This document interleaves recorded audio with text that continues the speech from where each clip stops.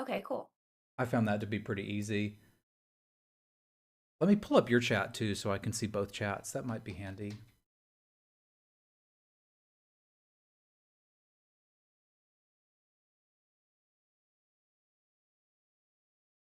Yeah, there's your chat as well. So the Mana Lake had suggested we use Scryfall. Are you okay with Scryfall? Yeah, that's what I have up right now. Yeah. And then it starts with the colorless ones. Yep. The lessons. Okay, cool. So environmental sciences and everything. Yeah. Thank you very much for the bits, Miklas. What I was thinking was we'll take a second and like explain the grading system, and then maybe I'll start off with the colorless ones and you can start with the white ones and we'll jam through. Okay, sounds good. I'm here. I feel like I need a little guidance because I've never done this before. Okay. Well, here, I'll walk you and our chats through kind of what we're doing. Okay. Sounds good. So what's going to happen, chats, is we'll start with the colorless cards. There's not a whole lot of them because I just have the colorless lessons pulled up on mine. Is that the same thing you're looking at? Yeah, so maybe there's more down the line, but just how it's organized, it starts with colorless lessons. Yeah. Okay. Yeah. So what we'll do is I'll read the colorless lessons and I'll read the entirety of the card. Jamie will give her reaction to it. If I agree, we'll kind of move on. If we disagree, we'll talk about the card kind of in depth. And then we'll be rating them with the idea, because like a lot of people like to use the limited resources grading system, which I think is an excellent one, but it can lead to us arguing for 5 minutes over cards that we're like, well, I think it's a C and she thinks it's a C minus. And it's like, what was the point of that? So Well, because it's not practical, right? In a draft, you would just probably end up taking it either way because they're good enough for your deck. Exactly. Like it doesn't matter which of these two rares is actually better. So the place I like to come down on it was, would I be happy? Where would I be happy picking this card? So like Doombolt from the last set was something I was pretty happy to first pick. Sarl's Packmate, I was pretty happy to first pick. Whereas you got to other cards like maybe Tormentor's Helm, I wanted to get that around 5th pick, was where I was happy to start taking cards like that. So that's kind of where we want to call these, is the idea, should I be picking this very highly? Should I be picking this relatively lowly? Does that make sense? Yeah, I like that. And that's practical. I think so too. All right, I'm going to fire off my chat's last Stream Raiders battle for them, and then we can get started. I don't think I'm going to run Stream Raiders while we're doing this, unless you are and we can sync up. I wasn't going to today, but I could. Nah, I think it's really probably want to. Yeah, let's let the Stream Raiders go. Just for a day. It's pretty sweet. I'm enjoying it. Excellent. Just a little bit more noise, and then I can calm down, and we'll start off with environmental sciences. It's worth mentioning, too, I looked up, it looks like we're going to have a Mystical Archive card in every pack and a Lesson card in every pack. Wow. So there's a lot of, like, already assigned spots as we start going through this set, which I think is kind of interesting. It kind of seems a little less random.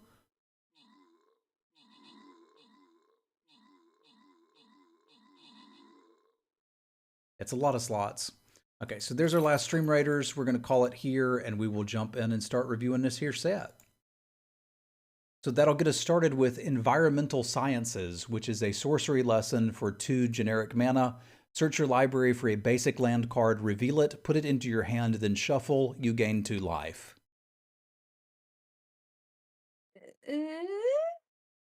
I'm not like super excited about this card. It seems fine.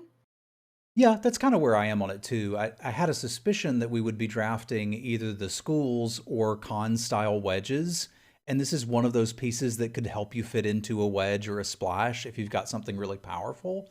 But I think other than that, I'm not super interested in it just because it's a lesson. Right. So I think I'd probably be initially looking to wheel this, and then my evaluation would go up if I'd picked an easily splashable bomb and then saw that that color wasn't open. I like that. That's a good evaluation. Yeah. It's pretty meh, but it could go in any deck. I mean, you're getting a card for it, right? Yeah, you're getting your card, you're getting your life. I think when you want it, you'll know, but presumably you would only want it if you were looking to splash or play a 3-color deck. Yeah. All right, well, let's look at Expanded Anatomy, which is 3 generic for a sorcery lesson. Put 2 +1/+1 counters on target creature. It gains vigilance until end of turn. Okay, so once again, I don't think this is like super duper exciting. I think it's okay. Getting counters on a creature is nice, but having to pay for that at sorcery speed is kind of, I'm not a fan. And vigilance is, I mean, an okay keyword, but not like the most exciting one. And you If don't this even get to said keep like, it forever. right, if this said Death Touch, I'd be more interested. Because then it's at least evasive. You could like attack and probably not have it be blocked. But yeah, I'm not super high on this. This would be a card I guess I would play if I'm looking for lessons. Yeah, and it's not a bad thing to have in your sideboard in case you have some learn cards, because I could see some places where it would be okay. It looks like this one, and I think this is going to be the case for many of these colorless lessons, is that you're really not looking to main deck them, but you're kind of okay putting them in your sideboard, and maybe you fetch them with a learn card. Because this just looks like bad pants to me. Yeah. So I don't think I'd be looking to main deck this one. How about Introduction to Annihilation? 5 for a sorcery lesson. Exile target non-land permanent. Its controller draws a card. Okay. So I am interested in this one. 5 mana colorless removal Mm-hmm. seems fine. I mean, yes, they get to draw a card if you use it on your opponent, but if you're using it, you could use it on your weakest creature to draw, maybe, if you're Yeah. desperate. This certainly looks like it has more applications than the other one, but lately, as I've been playing more and more limited, I've kind of stopped valuing expensive removal as highly. Like, it's something I can Mm, play, but not really something I want to play. sure. So, like, Well, right. like Turn to Slag, for example, like a colorless Turn to Slag doesn't have me that excited.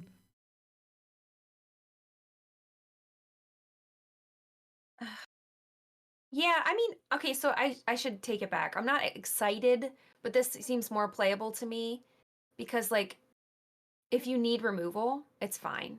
Yeah, but I still don't think I want to take this early. So I think with all of these Yeah, currently, I'm like, let's wheel them. Maybe I've got a really good learn card, and I'm like, let's have access to this. But I feel like I don't want to pick any of these early. right. All right, how about Introduction to Prophecy? 3 colorless for a sorcery lesson. Scry 2, then draw a card. Okay, so once again, it's like it's just under the threshold of where I would want to play it. Yeah, I think Scry it's 2 just, draw a card is fine, but for 3 mana at sorcery speed, ugh. yeah, 2 we might could talk, right? What? At 2 mana, we might could talk about this, right? Oh yeah, yeah, right. Well, yeah, maybe. It's Yeah, still kind of like not that exciting. yeah, I don't think that this is one I'm super interested in either. And I think the application we're going to find of most of these colorless lessons is that we're pretty happy to like take them late, put them in our sideboard. If the moment comes up where this is an effect we'd like, we can go get it. And if not, we'd let it go. So I think I'm looking to wheel this one too. Yeah, and you Um, would grab it on the wheel, especially if you had some learn creatures in your deck, just to have it around. yeah, that seems good to me. Yeah. And I think we're going to have some as I looked through here. It looked like there were enough that we're going to have a couple in every deck, even without prioritizing it. We've got a mythic one now, Mascot Exhibition. 7 generic for a sorcery. Create a 2/1 white and black flyer, a 3/2 red and white spirit, and a 4/4 blue and red elemental.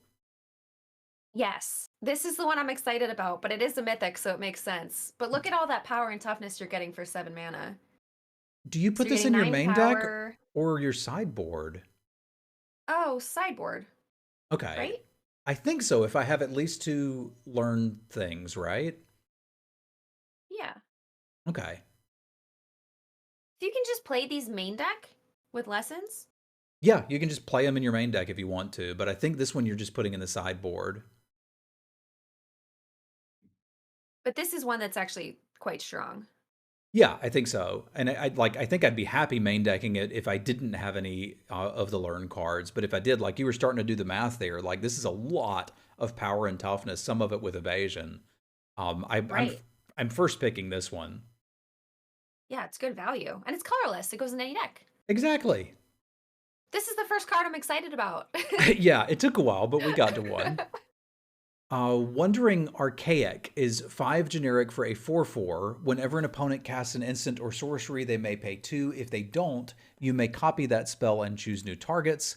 And it's also got a backside of Explore the Vast Lands, 3 for a sorcery. Each player looks at the top 5 cards of their library, reveals a land and or an instant or sorcery from among them, puts the cards they revealed into their hand, the rest on the bottom in a random order. Each player gains 3 life. Okay. I think I'm into it. The back part actually probably is going to be really relevant because this set has so many spells, right? I think we're going to be playing more instants and sorceries than normal. I think so too. That makes me a little concerned about it because it's each player, so like a symmetrical effect. I feel like my opponent's likely to find as much value off of it as I am. Oh, that's true. And the front side's not that exciting, right? It's not incredibly exciting, but it's colorless. Like, how much do you value that? um, I'm not sure. So that I don't know yet. Yeah, It's that's so hard to tell before drafting because like uh, okay, so with Kaldheim, I feel like a lot of people were drafting 3 and 4 and 5 color decks. So mhm. signals ended up being super wonky, and like I would have liked to have some colorless stuff just to fall back on in case my colors weren't open Mhm. because the drafts got weird. So, but I don't know how it's going to be in this set yet. Nobody does, right? Like we're not there. Yeah, we're not there yet. I'm going to guess that I think I'm relatively happy to first pick this card. So I'll go out on a limb here. The body looks relevant to me. The mana cost doesn't look absurd. The spell tax seems like a big deal. So if they want to use a removal spell to get one of my creatures, they've got to pay 2 extra for it. Or I get to remove one of their creatures. And the fact that I know if I first pick this, I can play it in any deck, I'm going to be happy. So I'll take a stand on this one and say I think it's something I will happily first pick. Okay. Uh, I think I'm gonna go with that because yeah, like the tax is super annoying, and if there are tons and tons of instants and sorceries, which there are, it's gonna be uh, a nuisance to play against. Yeah, and the fact that it has some like application on the backside if I don't get to 5 mana, even though it's not necessarily something I'm excited about, I could use it to find land number 4 if I'm just desperate. So like flexibility maybe dinks this up a notch too. Cool. All right, you All want to right. start us off with the white ones? Yeah. So academic probation is 1 colorless and 1 white. Sorcery lesson. Choose one. Choose a non-land card's name. Opponents can't cast spells with the chosen name until your next turn. Or choose target non-land permanent. Until your next turn, it can't attack or block, and its activated abilities can't be activated. Man, if that said draw a card at the bottom, I would be all about it, but it doesn't, and this has me a bit concerned. So this doesn't look like something I'm going to be particularly interested in for limited. Although if I already have a learn card in my deck, like this kind of baby falter could be useful. So I wouldn't hate having this in the sideboard, but that's probably putting this into wheel category for me. Yeah, it seems too niche for limited. Yeah. It's one of those cards that'll go late on Arena and you'll take it for the gems. Yeah, and be pretty happy about that. And like I said, it could come up where all you need is just to get one thing out of the way for a turn to win, and you've got a learn card. So like Yeah, keep that in mind, but I don't think I want it. right. All right, the next one is Ageless Guardian, and it's 1 colorless and 1 white for a 1/4. I mean, this is a front runner for my favorite card in the set. I notoriously like 1/3s for 2 mana and like a 1/4 for 2 mana, like how far we've come from Horn Turtle. Obviously, you're probably still looking to wheel this, but if you need something to hold the ground, this looks excellent to me. Definitely. Like, I'm used to seeing a lot of O4s for 2, Hmm. right? So the fact that it has any power is pretty cool. Yeah. I mean, I wouldn't say it's my favorite, but I would definitely say it's a good 2-drop. Yeah, we'll take it. All right, the next one is Beaming Defiance, and it's 1 colorless, 1 white, and it's an instant. Target creature you control gets +2/+2 and gains hexproof until end of turn. That's pretty spiffy. I prefer my combat tricks to be 1 mana if I can get them, but that's kind of not the world we live in. I think we may be more interested in combat tricks in this set than I typically am, and that I'll usually have 2 or less in my limited decks, and I might want a few more because there's Magecraft shenanigans and Spells Matter shenanigans. So this doesn't seem like a bad one. I still think I'm probably looking to pick it around 7th, like right before the wheel. I like that I can use it defensively and protect a creature. I like that I can use it to win a combat. I think it's probably a little worse than the one that usually gave +2/+2 in flying that we often got. But that doesn't make it bad. So this seems okay. Yeah, I'm into it. I definitely think it's playable. I'm with you. Like, you want to get it like 7th, maybe 8th pick. Even if you get it on the wheel, you're happy. Yeah, because I don't want like 5. It's just like I might play 1 or 2. Right. Well, in this set, I mean, I haven't seen the whole thing yet, but it seems like a lot of the creatures are fairly underwhelming, so you might need to beef them up, and so combat tricks are going to be a little more desirable. Yeah, I'm down. Yeah. Okay, cool. So the next one is Clever Luminant. Wait. I can't say this for some reason. Lumimancer. Lu Lumimancer? Lumimancer. I like Lumimancer. What? Why is it so hard for me to say? Because I want it. My brain wants it to be something else. Is this a real word? Well, it seems like Lumi. Luminancer or the. Yeah. Why is that not an N? Yeah, it should be that. Okay, thank you. So this is 1 white, and it's a creature, human wizard, and it has Magecraft. Whenever you cast or copy an instant or sorcery spell, Clever Lumimancer gets +2/+2 until end of turn, and it's an 0/1. So this is I hate this card. I think it sucks, and I'm gonna lose to it, and I'm okay with that. Right? Like, You think it sucks? I Oh think no. I do. Okay. I think this is terrible.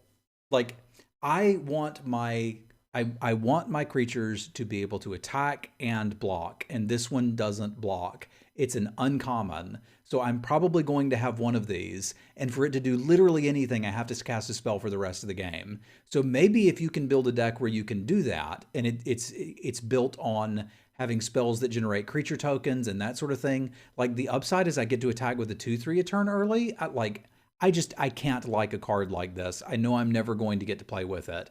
And if we argue on this one, I'm happy about it because I know there's a lot of people that get excited about cards like this.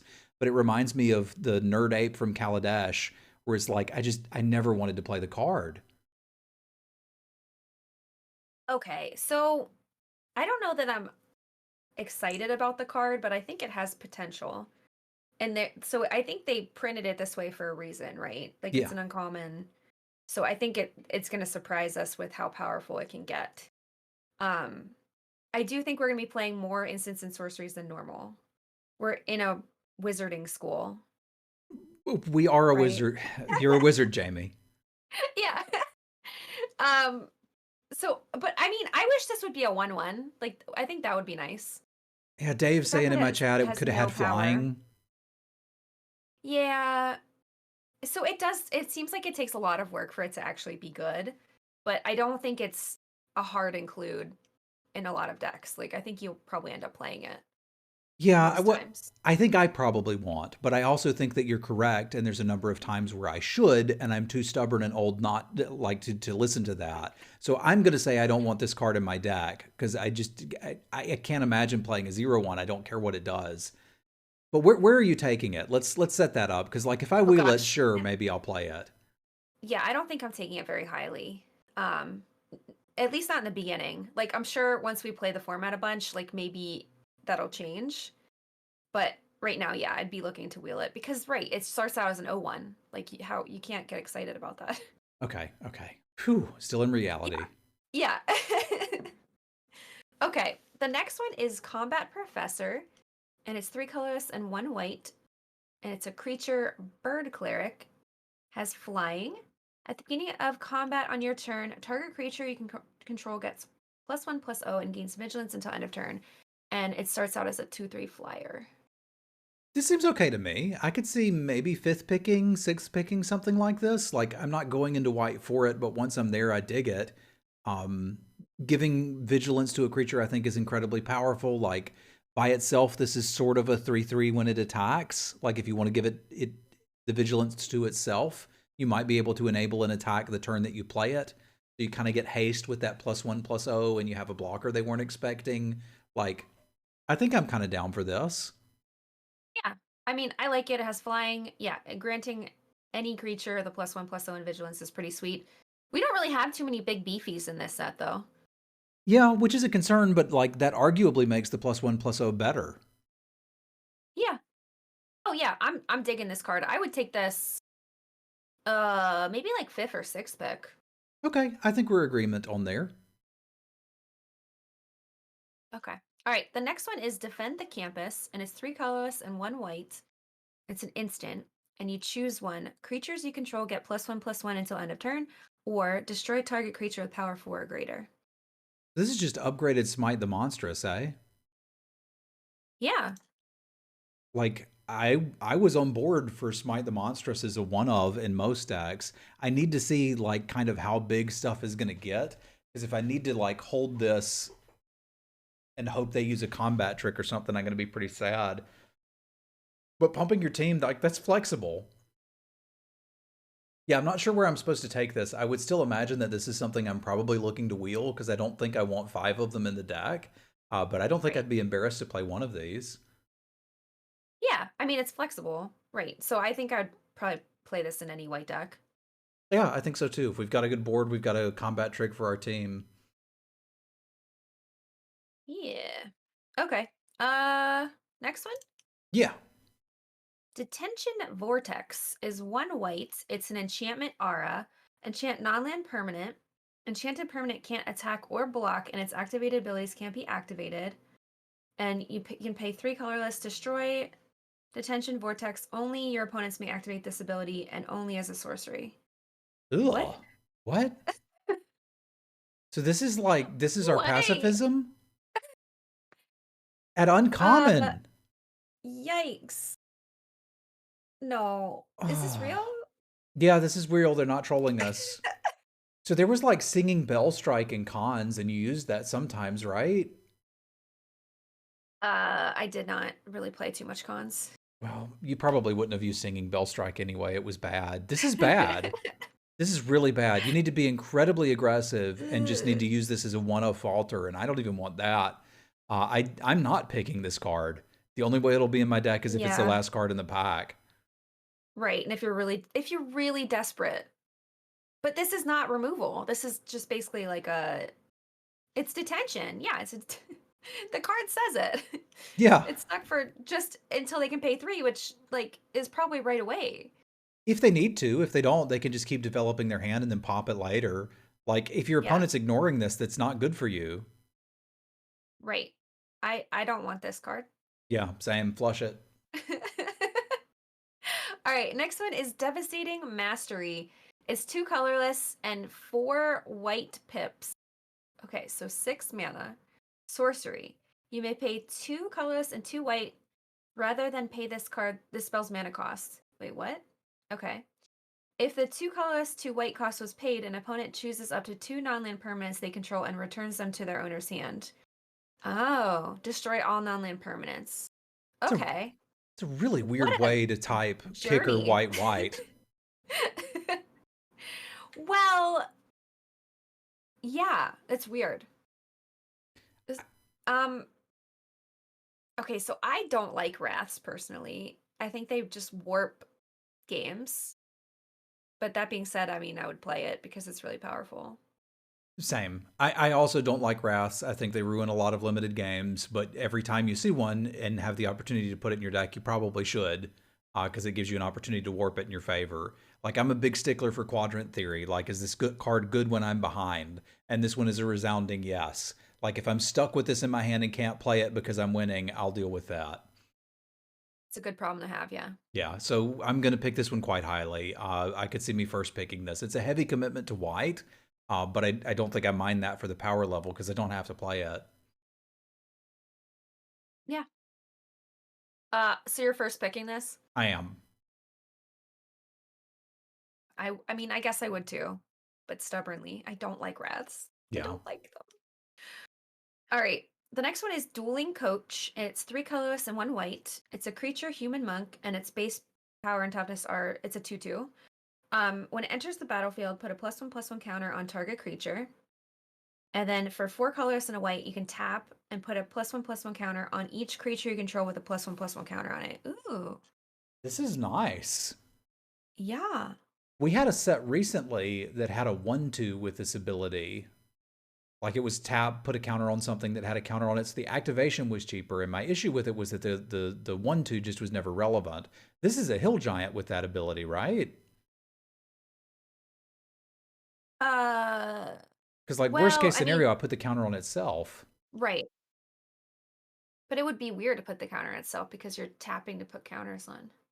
Yeah, but I could also do that at instant speed. Like I'm trying to think of like how bad is it if this is the only thing I have, and I don't think it's that bad. Yeah. Because I get a 3/3 that I could grow at the end of my opponent's turn or something.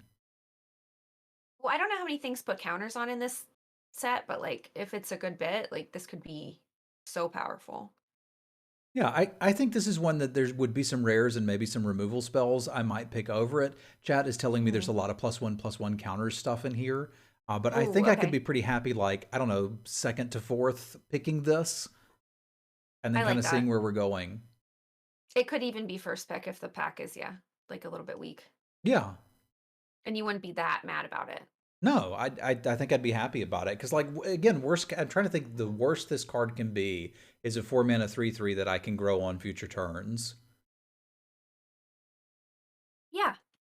That's not a bad spot. All right. The next one is Eager First Year, and it's 1 colorless, 1 white for a 2/2 human wizard that has Magecraft. Whenever you cast or copy an instant or sorcery spell, Eager First Year gets +1/+0 until end of turn. This just seems better to me than the Lumimancer. Yeah. Like, I'm not jumping up and down about this, but I'm going to need some 2-drops in my deck, and if this is one of them, I'm pretty happy. So I'm probably looking to grab this on the wheel, but, like, here's a grizzly bear that attacks and blocks, and if I happen to have some spells, maybe I can trade it up. That seems fine. Right. It's like a bear plus. Yeah, bear plus seems great. I'll play those. Yeah. Definitely. But yeah, so you're looking to get this on the wheel. You're not going to take it super early. Yeah, I don't think I'm like trying to build around this and build a Magecraft deck. I'm just like, hey, here's a 2-drop I can play. That's fine. Like, yeah. Kaldheim kind of ended up, I didn't really care whether I got Shieldmate or Story Seeker, just that I had about 4-ish white 2-drops in my decks, and this looks like it's filling that role. Yeah. All right, we have a rare coming up, so I hope it's impressive. This is Elite Spellbinder, 2 colorless, 1 white, for a 3/1 flying human cleric. And when Elite Spellbinder enters the battlefield, look at target opponent's hand. You may exile a non-land card from it. For as long as that card remains exiled, its owner may play it.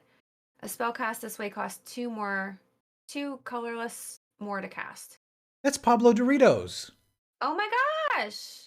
Yeah. That art looks great. And it just says his name as the flavor text? Yeah, sure does. He's a champion.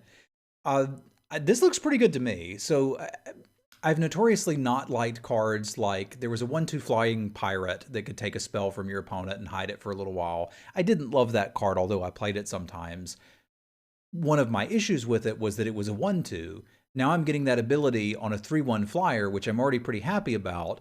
Although they can still cast it, they've got to pay a tax. So, like, this feels to me like I'm getting a lot of information, I'm getting a threat, and I'm taxing their best spell. All of that looks like a first pickable card to me. Yeah, that's a lot of value you're getting for 1 card. Absolutely. I'm on the same page. All right, let's pick it. Okay. So the next one is Expel. 2 colorless, 1 white, instant, exile target tap creature.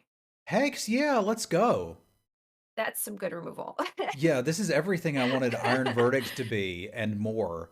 And having Assassinated instant speed is great. Like, I think we functionally had this at 2 mana in one of the recent sets, and it was good. It's worth noting that, like, you need to be in a scenario where your opponent is racing or you're trying to go in the air or something to get them to, like, tap their creatures, because you can't get a blocker out of the way with this. But that said, I'm pretty happy with a card like this. I think I would play up to 3 of them in most decks, which is probably putting me at like relatively happily 4th to 5th picking this. Yeah, I think I agree. And I mean, so it does have to be tapped, right? So if you end up in a board stall, this card's kind of just sitting around doing nothing in your hand. Yeah. But it's powerful and it's cheap. So yeah, I'd probably play like, yeah, 2 to 3. I see somebody saying it's good on defense, not so much on offense. It's good on offense if you can get somebody to race you, right? So like Yeah. you're swinging at them, they're swinging at you, or if you're going in the air. So like if you can fulfill those tick boxes, you can use this as an offensive deck. But generally speaking, yeah, it's more of a defensive card. All right. Next one is Guiding Voice, and it's 1 white mana first, and it's a sorcery. Put a +1/+1 counter on target creature and learn. I think I'm okay with this. I don't think I'm going to go nuts and pick it very early, but like this is a little bit of value. I'm probably drawing a card, like put a +1/+1 counter on target creature, draw a card. Would you be into that? Yeah. I think I'd be into that. And this is like worst case scenario, I can rummage. So if I top deck it later and I need to rummage around, we can rummage. But if I've got any of the lessons that I could actually go get that have some value, that seems pretty good to me. It also plays nicely with the uncommon we've already seen. It activates Magecraft. Like it looks like this is doing enough that I will play these, although I'm not going to go crazy over them. So maybe just before the wheel, like 7th pick. I know I'm in white. I've already got a okayish lesson, or I think I'm going to wheel an okayish lesson. I think this is adding some flexibility for me. Yeah. I'm looking to get this on the wheel. But I mean, but you said with Magecraft and stuff, maybe it will go highly because it's so cheap. Yeah, I can't imagine it going. If this is going incredibly highly, I'm going to hate this format. So I hope it doesn't. I mean, I guess what I'm saying is like people will take it before the wheel. Yeah, could happen. Yeah. All right. So next we have Leonan Lightscribe. It's 1 colorless and 1 white for a cat cleric. It's a 2/2, and it has Magecraft. Whenever you cast or copy an instant or sorcery spell, creatures you control get +1/+1 until end of turn. This one seems pretty great to me too, especially with it being an instant. Like, imagine you attack with some creatures, blocks are just going to be miserable for your opponent. So I think this is in most packs a first pick. Absolutely. Right. Well, and I love 2-drops that do stuff besides just like be good early game. Yes, Like if they're like this is great late game. yes, So hallelujah. I'm a sucker for these. I preach that all day long on the stream. This is better than a Bear Plus. This is like a 2-drop that's good on turn 2 and does something on turn 6. Like those are my favorite cards. This is like Bear Force 1. There you go. There you go. All right, so we're both first picking that. So we'll move on to the Absolutely. next one. Mavinda Student's Advocate is 2 colorless, 1 white. It's a legendary creature, Bird Advisor. It's a 2/3. It has flying and a lot of text. Okay. For a 0 colorless, you may cast target instant or sorcery card from your graveyard this turn. If that spell doesn't target a creature you control, it costs 8 colorless more to cast this way. If that spell would be put into a graveyard, exile it instead. Activate only once each turn. Oh my gosh. Okay. So I can play That's a lot. combat tricks and that lesson we saw out of my graveyard for free. And if I happen to have a bazillion mana, I can play removal spells out of my graveyard for a bazillion mana. But all of this is on a 2/3 flyer for 3. Yeah. Okay, I'm gonna take that. So if you have this, do you take that one spell we were just talking about, the +1/+1 and learn? Do you take that more Heck yeah. highly? So what I'm going to do is I'm going to cast Mavinda, and then I'm going to cast Guiding Voice on Mavinda, and I'm going to use that to go get my Expanded Anatomy, and then I'm going to cast that on Mavinda, and then I'm going to cast both of them again, and then I'm going to kill my opponent. This is kind of like Feather. It kind of seems like that, yeah. But like it's not going over and over and over. We just get to do it once, Right. but Which is reasonable. it's free to activate. Fair, okay. I don't get to cast them for free, but I still feel like I'm getting some value off of this, and without a big ask. Like, imagine this was 6 mana for a 2/3 flyer with this text. No thanks. Yeah. Yeah. All right. I'm first picking this one. Me too. Happily. All right, next we have Pilgrim of the Ages, 2 colorless and 1 white. It's a spirit and it's a 2/1. When Pilgrim of the Ages enters the battlefield, you may search your library for a basic plains card, reveal it, put it into your hand, then shuffle. 6 colorless, return Pilgrim of the Ages from your graveyard to your hand. Doesn't it say flying on there somewhere? That'd be nice. Yeah, I think I'd be way more interested in it if it did.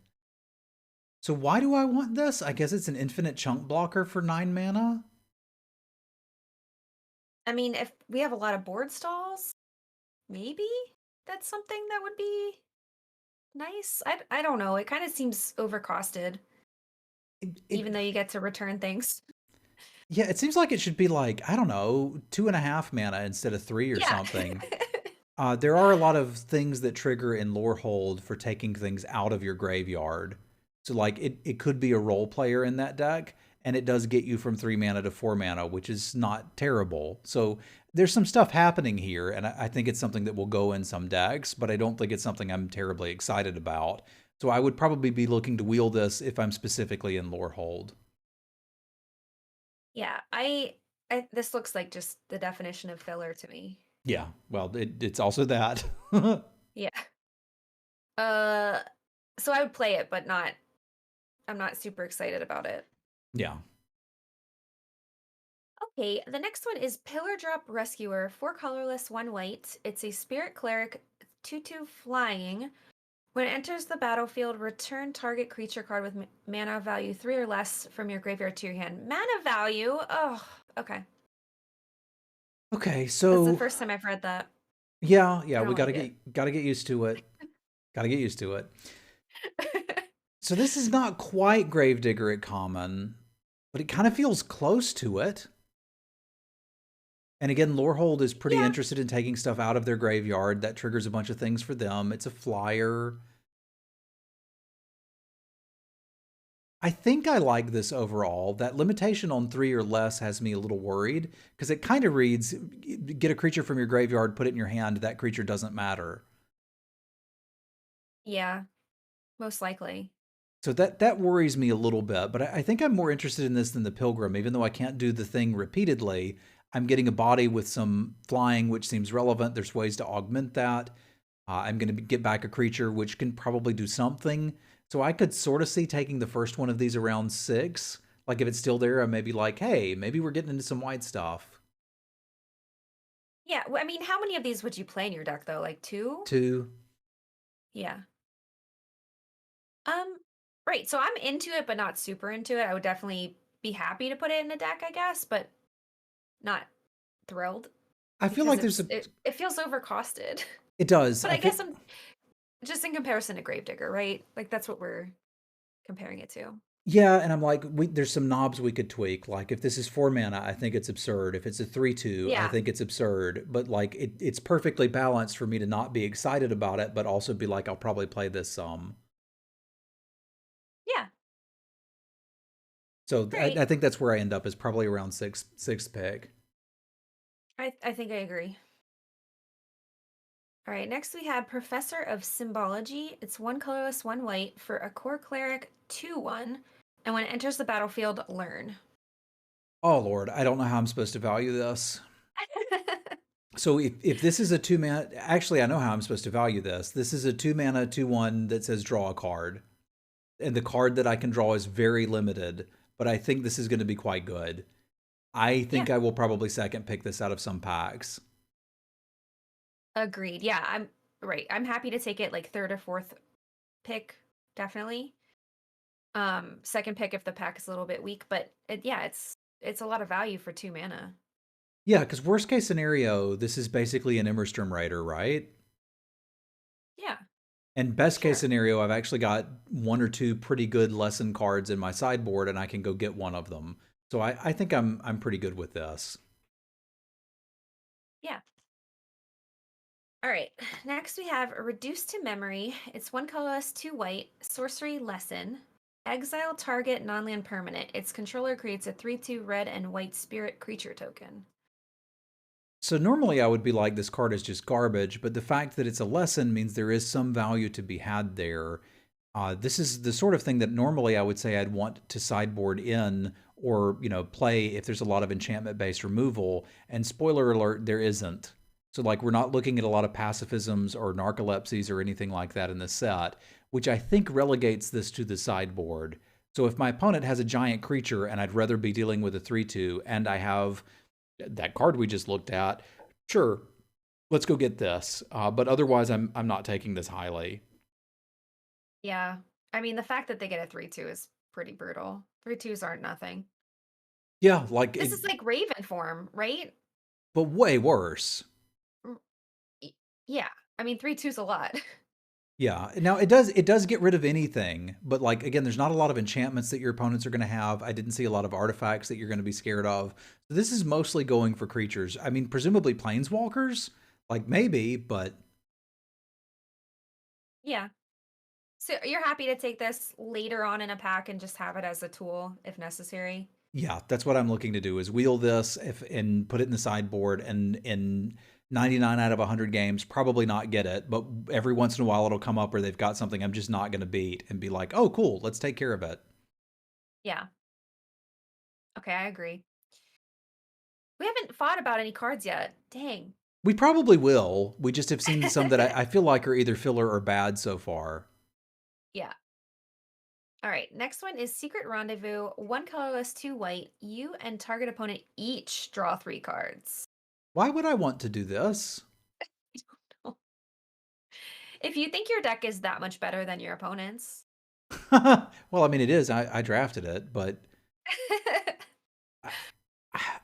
I guess if I've got a lot of Magecraft triggers, I think chat has it. They said because you're playing Commander. Okay, okay.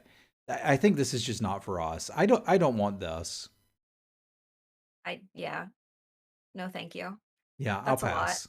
I'm not gonna play it. Right. Okay, next one is Semester's End. 3 colorless, 1 white. It's an instant. Exile any number of target creatures and or planeswalkers you control. At the beginning of the next end step, return each of them to the battlefield under its owner's control. Each of them enters the battlefield with an additional +1/+1 counter on it if it's a creature, and an additional loyalty counter on it if it's a planeswalker. This is What? doing enough that I'm probably interested in it.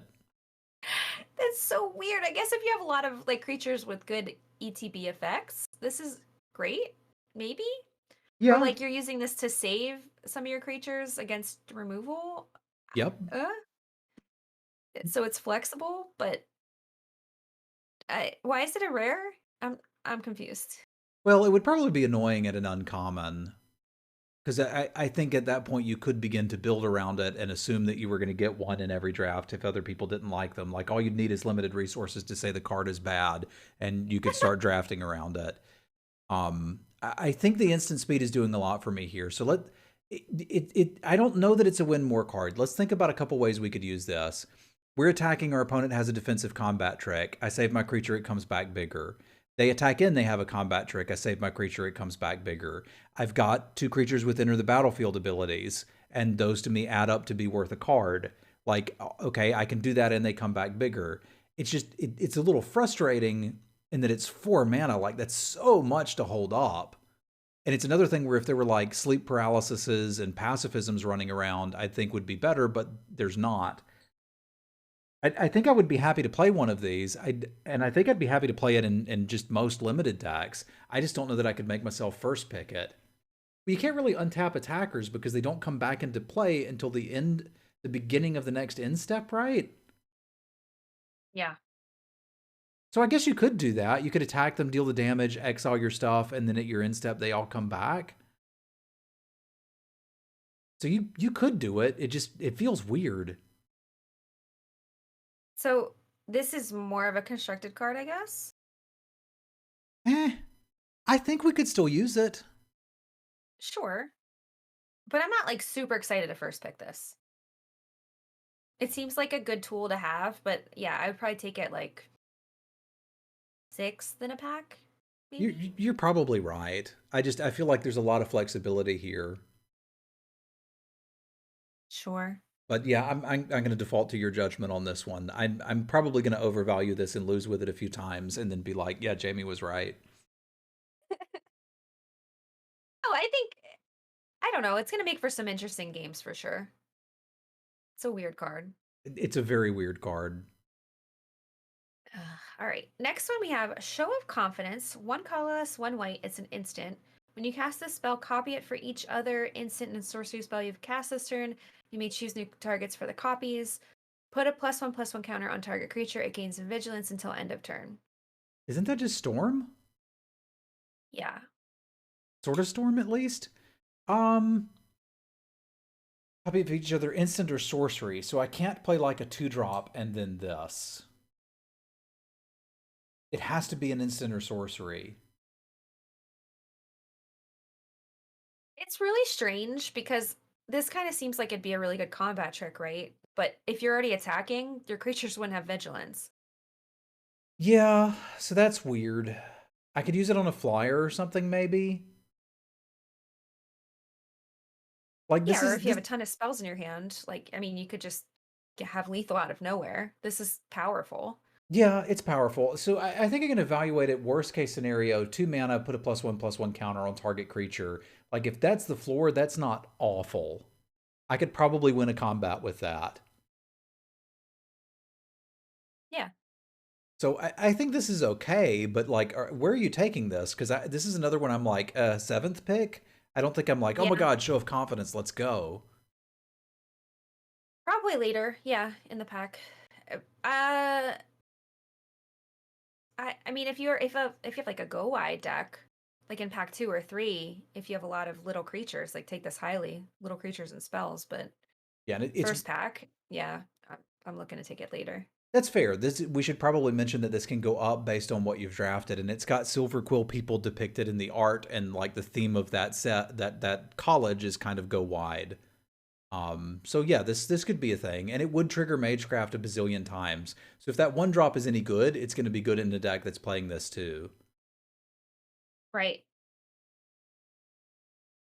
Okay, next one we have Sparring Regimen. 2 colorless, 1 white. It's an enchantment. When Sparring Regimen enters the battlefield, learn. Whenever you attack, put a +1/+1 counter on target attacking creature and untap it. Sold! Yeah. 3 mana, draw a card, pump something every turn, and give it vigilance? This is insane. Yeah.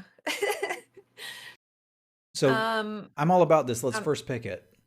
Yeah, absolutely. That's a lot for one card to do. And you said there's not very much enchantment removal? Well, I didn't get to the enchantment removal. I was looking at the enchantments. There's not many enchantments. Oh, okay. Yeah. So, sold. Let's pick it. We're picking it. Okay, next one is Star Pupil for 1 white. Star Pupil enters the battlefield with +1/+1 counter on it. When Star Pupil dies, put its counters on target creature you control. It starts out as a 0/0. It's a human wizard. I'm not sure how to evaluate a card like this without being incredibly familiar with the set. It feels like this is going to be at least okay in most wide aggressive decks. And the Silver Quill theme is kind of like, again, let's go wide, let's have some counters. So I think I like it better than the other 1-drop because I'm envisioning it blocking a 2/1 and then pumping something. But it's worth noting that these cards that can move their counters around can sometimes get you into trouble because your opponent's aware of where they're going to go. So I don't think I'm excited about this. I think I'm going to wheel it. Pirate in my chat says aggro fodder. That sounds good to me. Yeah, I mean, I'm definitely happy to play this right in a Silver Quill deck. Yeah. I don't know about if it probably doesn't want to be in Lorehold. I mean, that's actually not super aggressive this time, right? That's all about graveyard stuff. Yeah, seems like it to me. Yeah, it's basically Arcbound Ravager. There you go. Yeah, so I'm looking to wheel this. I wouldn't take this very highly, but I think it's definitely fine. Yeah, on board. Next one is Stonebinder's Familiar, 1 white. It's a spirit dog. It's a 1/1. Whenever 1 or more cards are put into exile during your turn, play a +1/+1 counter on Stonebinder's Familiar. This ability triggers only once each turn. So how are we putting stuff into exile? I guess we're going to do it with this Stonerise Spirit we see right next to it. Yeah. Oh god, I don't want to play that deck. I mean, if we can activate this once, it's okay. If we can activate it twice, it's pretty good. The white removal spell, if we just use it on our own turn, would trigger this. I'm not going nuts over this. I mean, I'd have to know like how many things. How can we activate it, right? How many things put things in exile? Yeah, so I feel like this is specifically a lore hold card because that's what lore hold is doing.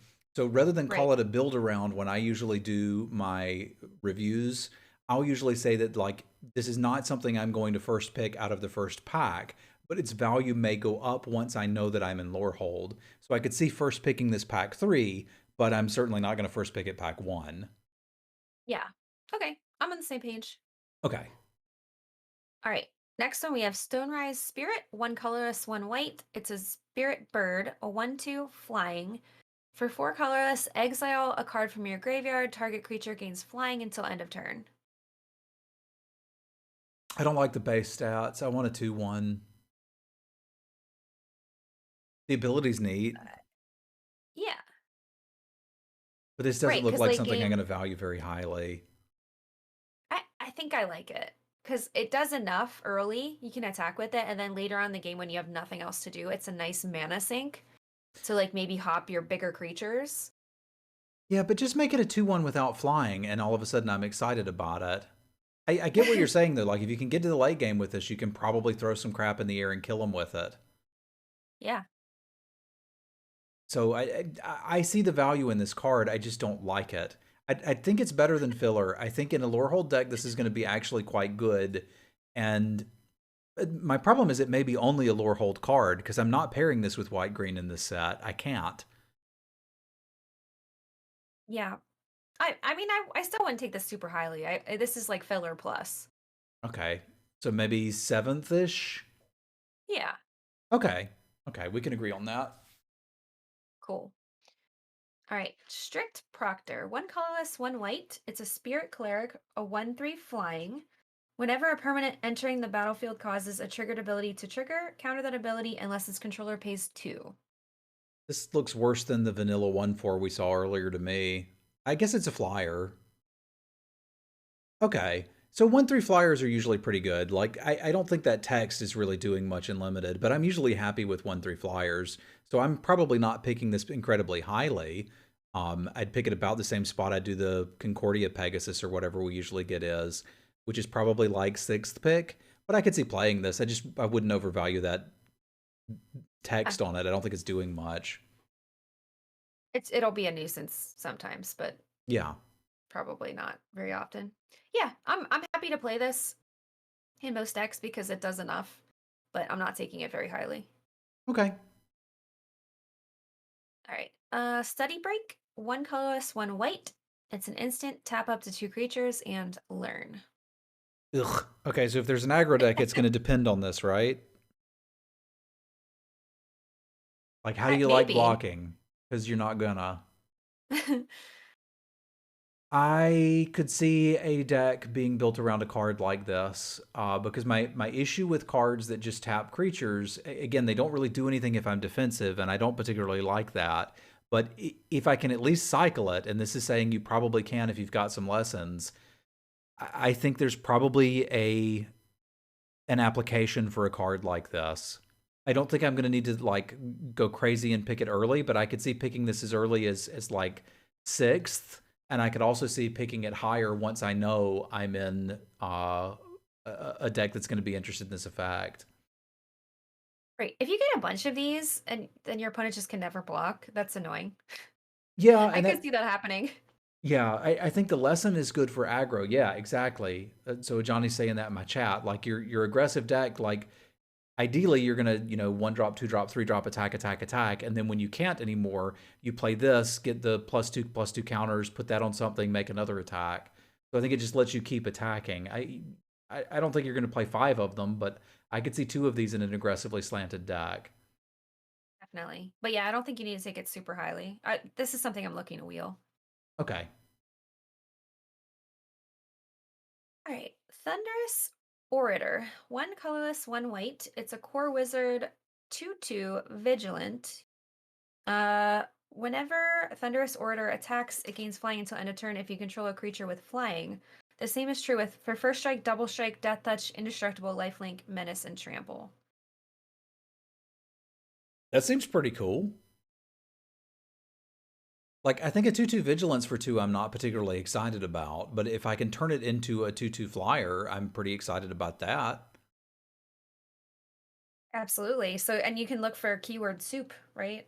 You So what if can. you just give it everything? We can really, again, only play this with red or black, though. So, like, normally I'd think, oh, okay, we'll play blue-white and give it flying, but we really can't do that in this set. Do you think that's going to be a thing, though? Like, I mean, I know it's the houses and stuff, but I wonder if it will support other color pairings. I mean, I did it every once in a while in Ravnica sets, but I didn't do it very often. Did you? No, because I mean, yeah, the guidance is for the houses here, but Well, yeah, there's going to be some powerful gold cards when we get into those, and I think those are going to be the things that kind of push you to play those color pairs. So, I don't know. This doesn't look like something I'm going to pick early, but it's another one of those cards where, like, I could see first or second picking it if I've already got 3 death touch creatures and a haste creature, and I'm like, okay, let's do it.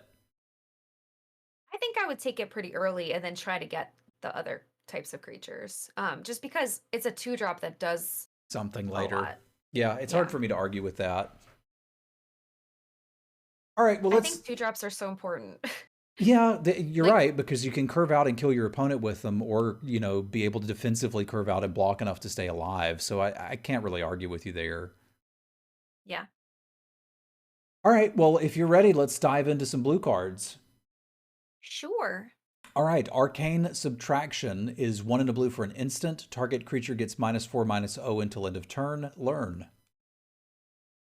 So I kind of dig it. I think the price is right for this effect, especially since you get to learn. Yeah, it reminds me of Jace's Herpaderp from Shadows over Innistrad or Yeah. whatever. Like, that was a fine card. Win a combat, draw a card. Sold. Jace's scrutiny. Thank you. I couldn't remember it. My chat said it, so Okay. I wouldn't have known.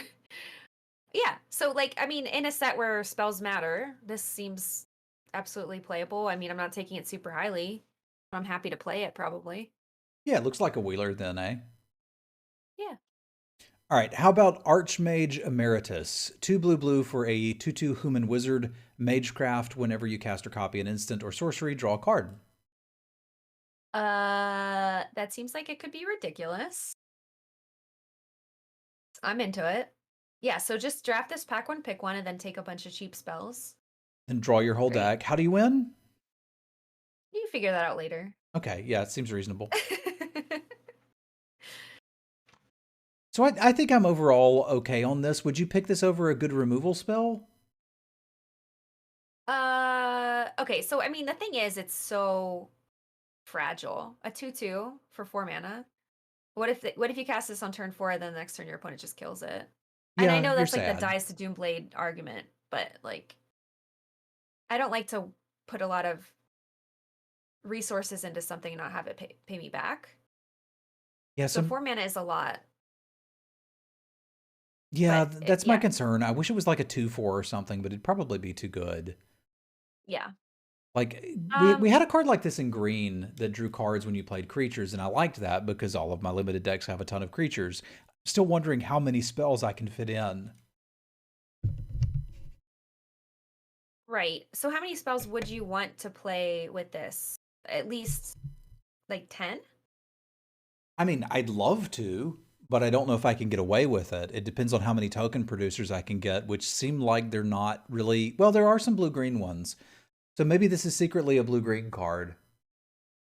Because I think it would do way better in blue-green or blue-red. Okay, never mind. This is just good. We should just take it. Yeah. Because, like, I think I'm taking over good removal. It just seems like too powerful. If yeah. you get a card off of it, great. If you get 2 cards off of it, I mean, you're doing incredibly well. Yeah, you're And doing after the that, thing. it's just amazing. Yeah. Okay, I'm with you. All right, Burog Befuddler, 1 and a blue for a 2/1 frog wizard with flash. ETB, target creature and opponent controls get -1/-0 until end of turn. Okay, I'm distracted because I think this card is so freaking cute. It's quite cute. It's like Kermit hopping around. Hi Okay, ho. yeah. So I'm kind of into it. A 2/1 that will maybe help you win combat, sure. Or you can just trade this with like a 3/2. I Sure. think I'm not excited, but I'm happy to play this in my decks. Yeah, every once in a while, my chat is comparing it to the 1/2 that gave -2/-0 in the last set. And every once in a while, I played that, although I didn't like it. But this is like filler 2-drop to me, and it sort of does something late game, because you don't have to block with this. You know, I attack a 3/3 into a 3/3, they block. I can play this later and kind of have a mini combat trick sort of thing going. So this guy seems fine. I could see picking this mid-pack. Yeah. All right. Bury in Books is 4 and a blue for an instant, costs 2 less to cast if it targets an attacking creature. Put target creature into its owner's library second from the top. Okay. I never want to pay full price for this. Same. But being able to target an attacking creature for 2 less, so that's 3 mana, that wouldn't be terrible. Yeah, I think I'd be It's a happy nice with tempo. that. Yeah. It's tempo. It's also getting rid of, again, there's not a lot of auras here, but there are +1/+1 counters going around. So as long as the creature doesn't have a good ETB itself, this seems pretty good. Yeah. So I think I'm happy with this. Where are we taking it? Oh gosh. 7th, 8th pick? 9th? I was thinking 6th. This may be our blue removal spell. Yeah, okay. I can see that. It is quite annoying to play against. So sure, I could see it taking earlier. All right. Let's curate for 1 and a blue instant. Look at the top 2 cards of your library. Put any number of them into your graveyard, the rest back on top in any order. Draw a card. It's fine. If you're looking for stuff to trigger your Magecraft, this is some fodder for that, but definitely not exciting. No, and there's going to be some Lorehold mechanics that may cross over that you could actually play in a Prismari deck, and this would be an okay way to get stuff into your graveyard if you need that. But I think this is like filler minus, and if you want one, you can probably pick one up. Yeah. All right, divide by 0 bothers me a little bit, but we're going to move on. 2 and a blue for an instant. Return target spell or permanent with mana value 1 or greater to its owner's hand. Learn. That seems great. Bounce spell, and you get to draw a card. Yeah, I'm what's not into to it. like? I'm on board with this. Let's do it. Yeah. 4th pick? 5th pick? Yeah, sounds good. Maybe even a little Okay. earlier out of a week pack, but I think I'd be happy to Yeah. get this 4th.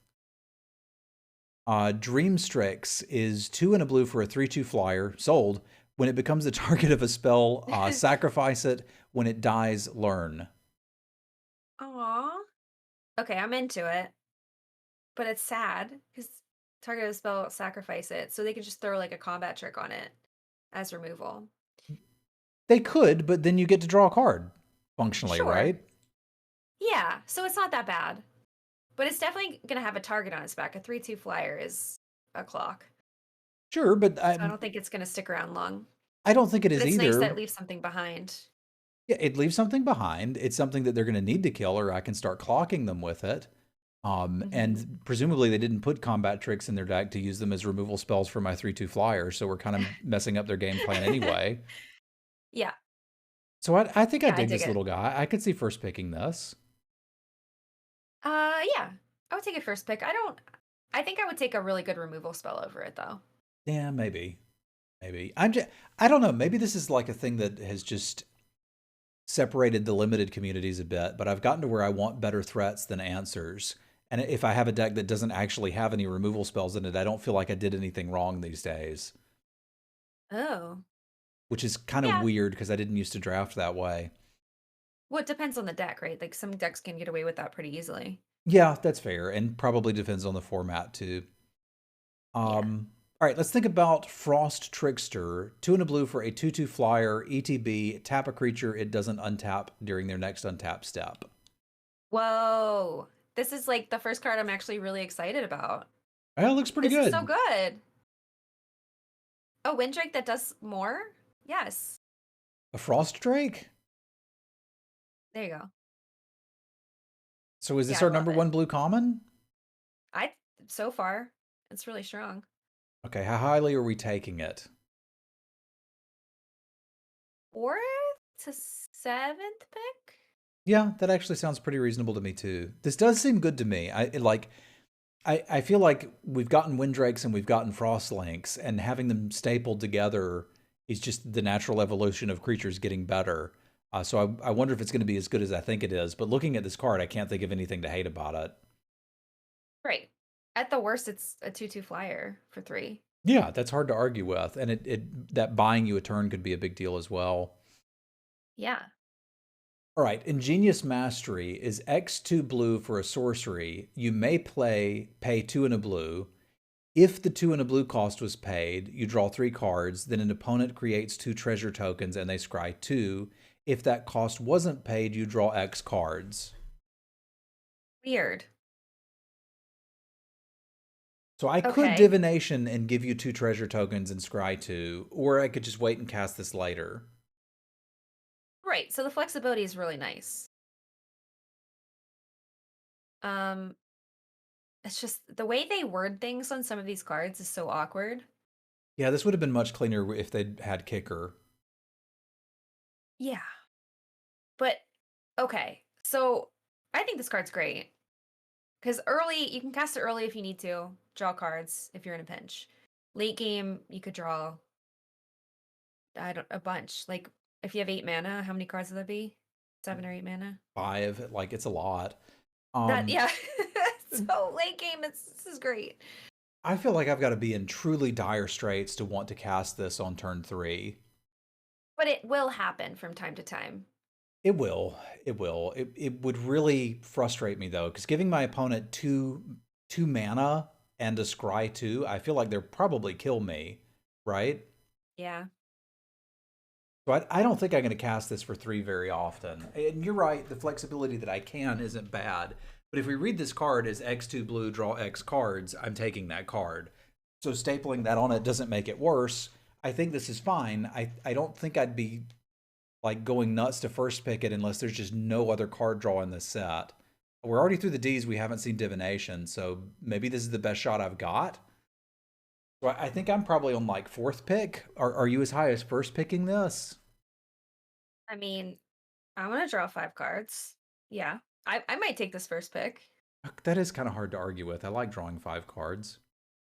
Like, can you imagine? Yeah, just late game, this is your top deck, and you're like, well, refill my hand. Like, that's great. Okay, fair. I'll probably take it highly too. All right. Yeah. Kelpie Guide is 2 and a blue for a 2/2 beast. Tap, untap, target another target permanent you control. Tap, tap target opponent. Activate this ability only if you control 8 or more lands. Okay. I'm into it. Like, so you could use this for ramp, right? You can untap a land. Yeah, you could give something vigilance. Yeah. It turns into an icy manipulator if you just wait long enough. Right. That's a lot for one card to do. So I'm super into it. Yeah, I'm on board with this. I think I could see, I don't know, 2nd or 3rd picking this. Yeah. Me too. All right, let's party. Mentor's Guidance is 2 and a blue for a sorcery. When you cast this spell, copy it if you control a Planeswalker, Cleric, Druid, Shaman, Warlock, or Wizard. Scry 1, then draw a card. Okay, so it's most likely going to be scry 2, draw 2 for 3. Okay, that's pretty good. Yeah. I would say that's not too hard to do in blue, right? A lot of their creature types are these: Cleric, Druid, Shaman, Warlock, Wizard. Yeah, they were mostly wizards. Like it's wizard school and everything. Like it doesn't work with our Yeah. bird, but it works with the Befuddler. It feels like it's a little more punishing because it's an uncommon divination. Like divination, I often want to turn 3 and make sure I hit my land drops. It's a little harder to do here, but I still do at least get the scry. Yeah, so this is hard to evaluate, but I think you're going to want this, and you'd probably play multiple. Yeah, as long as you can get the creature types. Well, I like that I can turn 3 this fearlessly, whereas with the Ingenious one, I kind of can't. But obviously, it's not quite as good late game. This probably turns into something I would be pretty happy 4th or 5th picking. Okay, I can see that. All right, Mercurial Transformation is 1 in a blue for a sorcery lesson. Until end of turn, target non-land permanent loses all abilities and becomes your choice of a 1/1 blue frog or a 4/4 blue octopus. Okay, I kind of dig it. Yeah, I'm looking at this as a combat trick I can have in the sideboard and draw off of some of my learned stuff. This seems fine. But it's a sorcery. Oh. Then tell me why we dig this. You can make something a 4/4 and attack with it. Oh. Isn't that not exciting? No, that sucks. I don't want to do this. Oh no. Yeah, it's really awkward that it's a sorcery. I was into it until I read that. I was thinking it was an instant first at first too, yeah. Because it should be, right? Yeah. I mean, you probably take it late. It's fine to have in your sideboard. And yeah, I think being able to attack with a 4/4 at some point is not terrible. Yeah, I agree. It's not the worst. Or make their best blocker a 1/1 and swing in. Like, it's fine. Yeah. But I'm looking to wheel this and then maybe put it in there. I can't pick this one early. I agree. All right, multiple choice is X in a blue for a sorcery. If X is 1, scry 1 and draw a card. If X is 2, you may choose a player. They return a creature they control to its owner's hand. If X is 3, create a 4/4 blue and red elemental creature token. If X is 4 or more, do all of the above. Whoa. Okay, so that's a lot of value for 5 mana. Yeah, I want to cast it for 5. Right. Yeah, I'm first picking this though. That's a lot of stuff. Yeah, they get to choose what they bounce. Yeah, for sure. I'm first picking multiple choice. I'm still stuck on this Mercurial Transformation. It's not until end of turn. It's going to be that forever, right? No. No, it's not. Okay, this card is just bad. Okay, let me move along. Multiple choice seems great. We're first picking this. Cuz like if I'm stuck on lands, I can just cast this for 2. I can scry and draw a card. If I need to bounce something and win, I can just do this on 3. And if I happen to have 5 mana, this is just absurd. I still can't get over Mercurial Transformation. That card sucks. All right, Jamie, pop quiz. Yeah, I don't know why it's an uncommon. It's weird. Okay. Yes. Yeah, I don't like it. It's not actually a pop quiz. That's the name of the card. Oh. 2 in a blue, instant, draw a card, learn. If you have good lessons, great. I mean, I guess it's basically, it's draw 2 for 3. Yeah, this is my divination, eh? But it's a bad divination, right? Because like, of the lessons I've seen so far, I'm not impressed.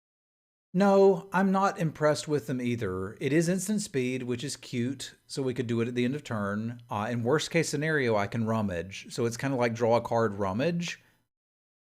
So it's almost sort of like a bigger tormenting voice, a weird tormenting voice, a more expensive tormenting voice. Yeah. So not taking it super highly, I would say. I think I want 1 or 2 in my blue decks. Sure. It is the card draw. Yeah, so if this is what card draw looks like here and I want to draw some cards, I think I could get on board with this. Yeah, I don't want it until like 9th or 10th pick though. Maybe a little higher than that, right before the wheel. I'm going to call it 7th. Okay. All right. I can understand, but I wouldn't do that. Okay, we'll see where it shakes out. Reject is 1 in a blue for an instant, counter target creature or planeswalker spell unless its controller plays 3. If a spell is countered this way, exile it instead of putting it in the graveyard. I don't like cards like this. I don't like this because it's a terrible top deck.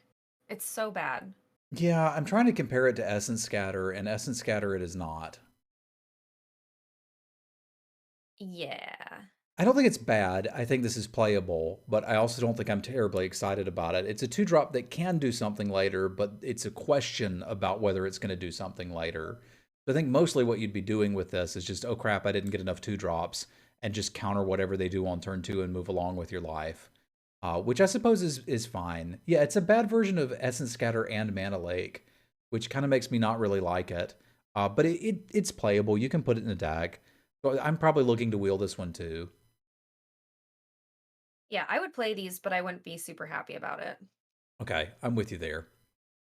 How about Resculpt? 1 and a blue for an instant. Exile target artifact or creature. Its controller creates a 4/4 blue and red elemental creature token.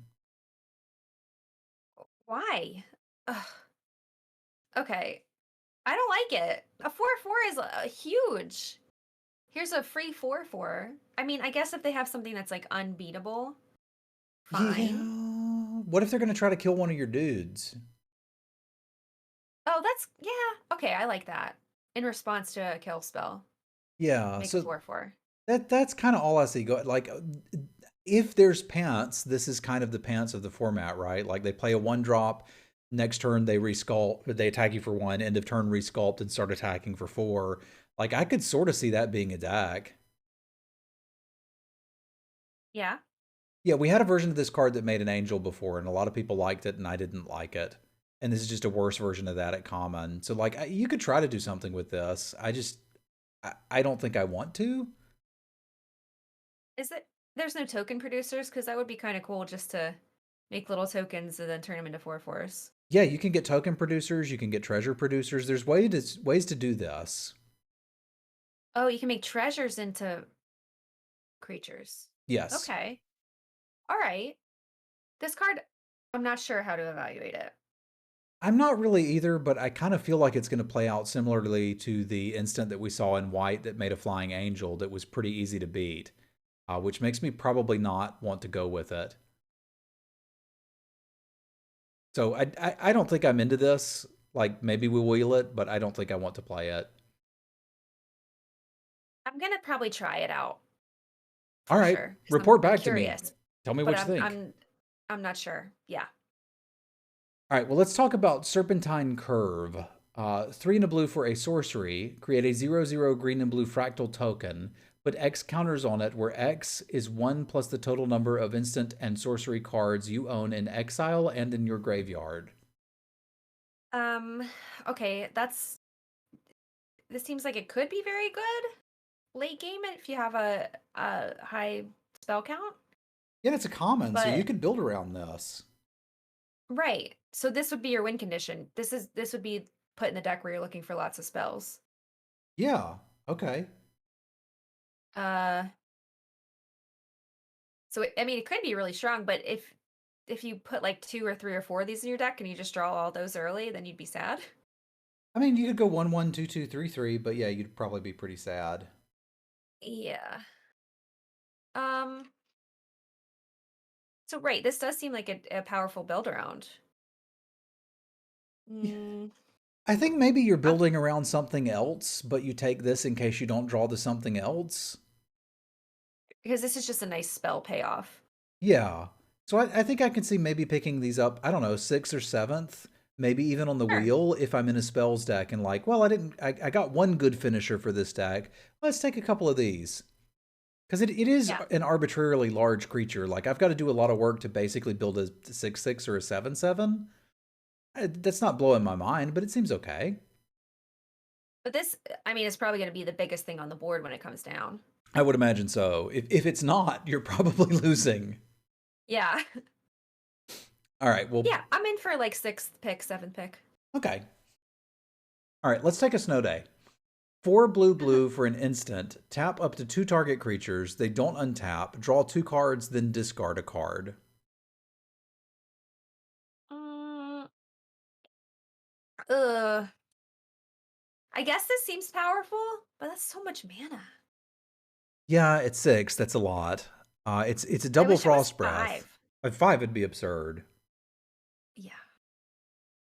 So, I mean, it's powerful. That's a big effect. They don't untap. So you can do this on your opponent's end Instead. step and have 2 free attacks, right?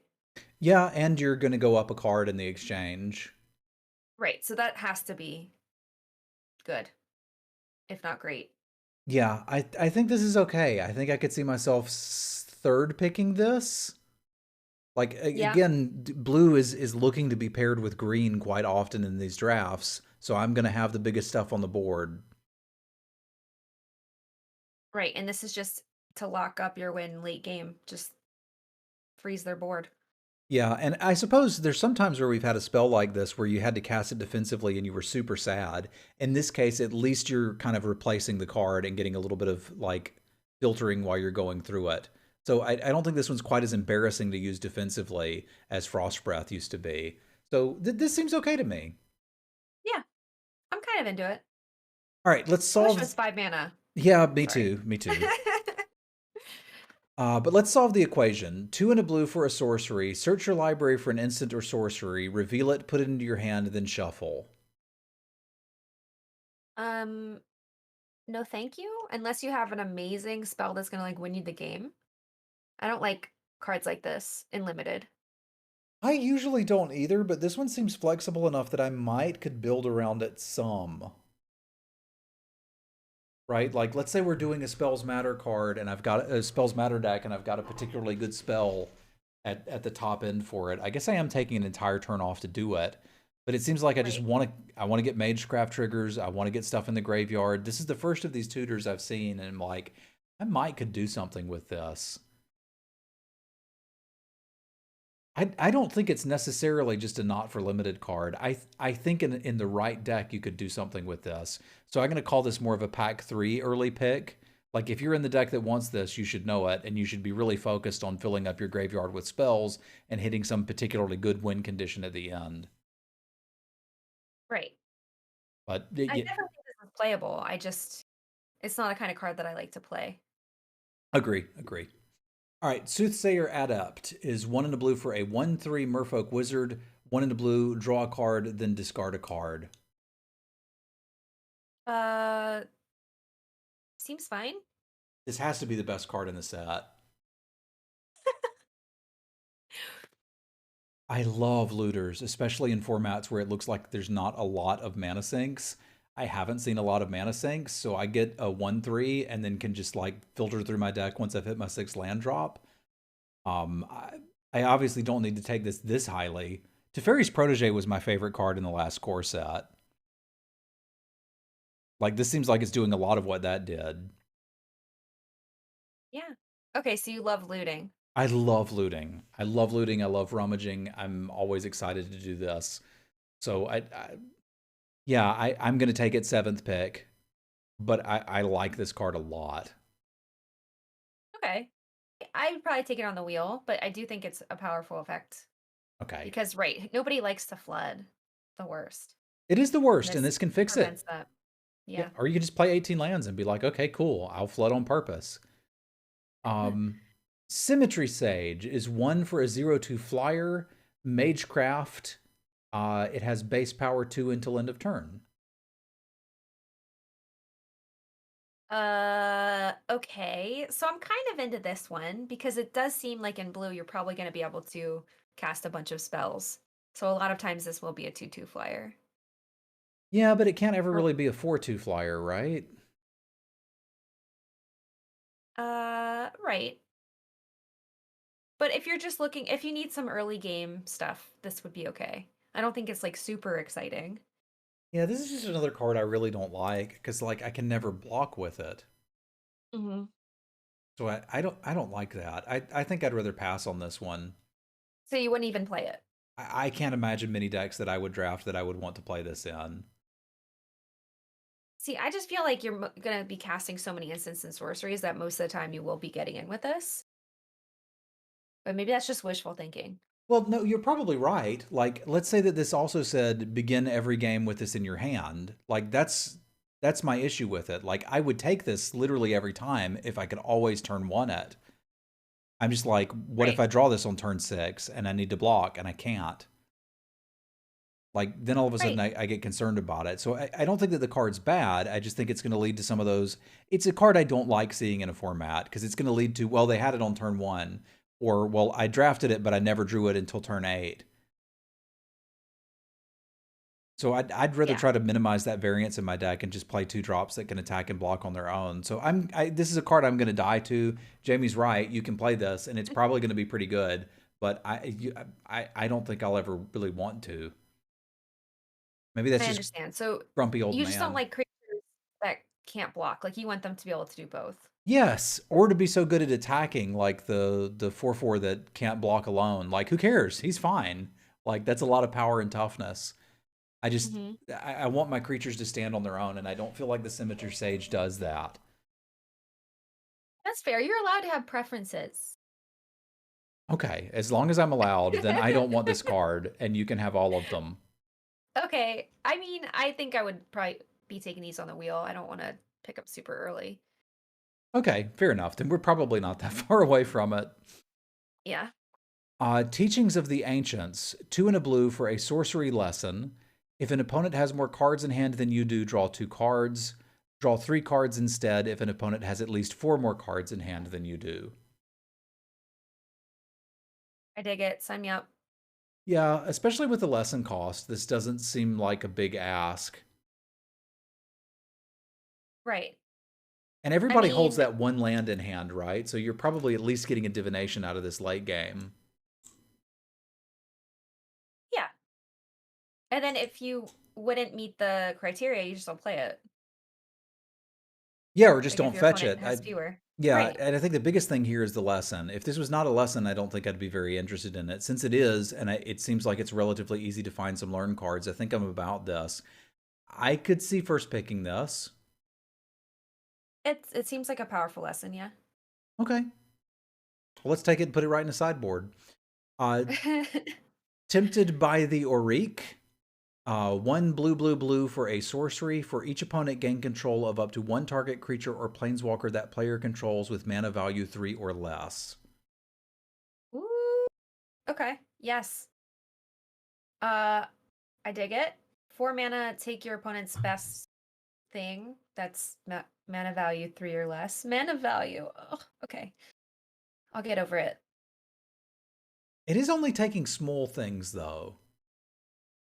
Yeah, but I feel like there's a lot of small things in this format. I feel like a lot of stuff isn't super expensive.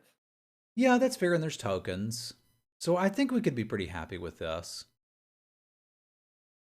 You're first picking it, Yeah. yeah? Yeah, I mean, you're taking your opponent's thing and you're like, this is mine. That's great. Yeah, and my chat's beginning to point out that there's a lot of fractals that have mana value 0. So I could be on that. Chat is giving me grief for teaching the archaics being divination and that not being good enough. If it was just that, I think I would agree with them. It's the lesson that's pushing me over the edge. Because this is a divination that I can draw for free over the course of a game. Like, that's pretty good to me. Yeah. All right, moving along. Test of Talents is 1 and a blue for an instant. Counter target instant or sorcery spell. Search its controller's graveyard, hand, and library for any number of cards with the same name and exile them. They shuffle, and then draw a card for each card exiled from their hand this way. Okay, so hear me out. I actually think this is pretty good because there's a lot of instants and sorceries. I think everybody's going to be playing more than usual. And you get to see their library. You get to see a lot of information for 2 mana. Okay, because I was ready to flush this, but I just thought of like, okay, would I play Negate in this format? And I was coming around to I probably would. So I think you may actually have a point. Yeah. So how high are you going? mm, Sixth pick?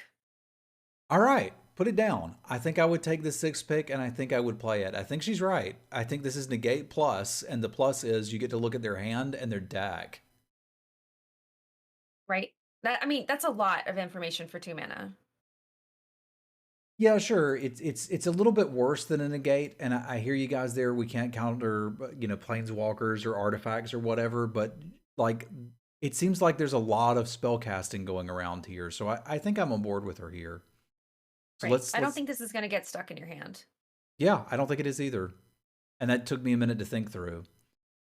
All right, so Vortex Runner is 2 and a blue for a 2/3. As long as you control 8 or more lands, it gets +1/+0 and can't be blocked. I like that.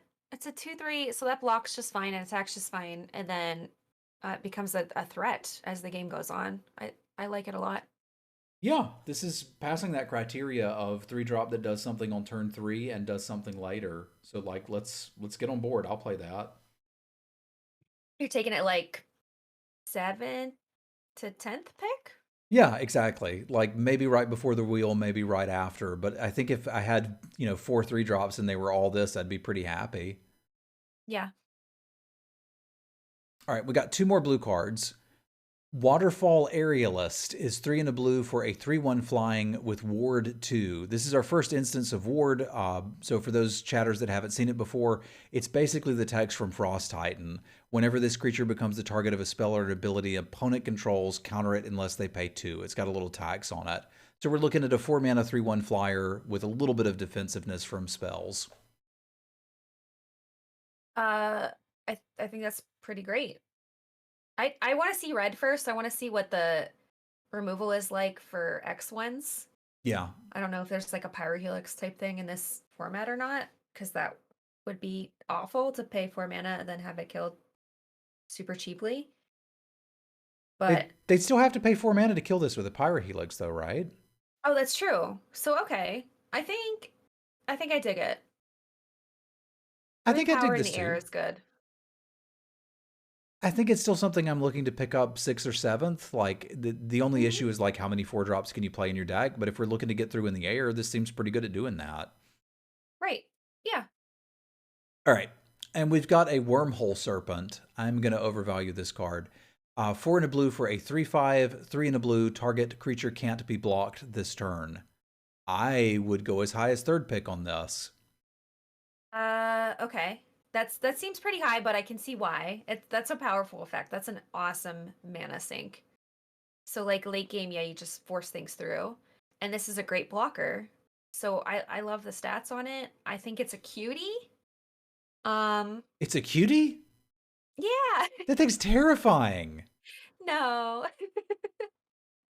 Um, yeah, I don't know if I would go third pick. I'd probably think like fifth or sixth for me, but Okay, if I ever see one of these 5th or 6th, I'm gonna just jam into blue because this looks absurd to me, especially when you consider that you could be pairing it with green, and like we haven't yeah, got to green, but there's going to be some big stuff.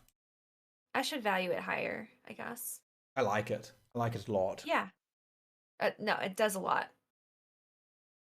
Okay. So moving on to black. Do you need to take a break or anything? Yeah, maybe 2 minutes would be nice. I'm old. Okay. I'm gonna go grab a Dr. Pepper. Okay, it's a good idea. I'll get one too. So we'll see you back in just a Okay. second, chat. Okay.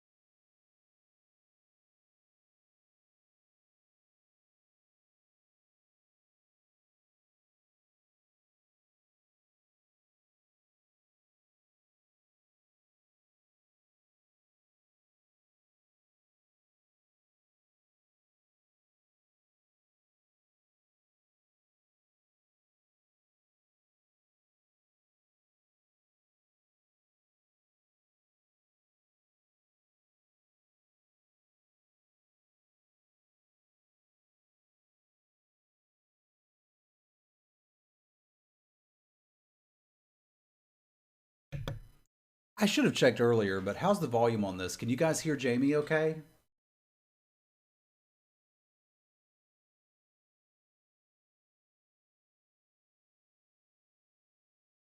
Is good? Okay.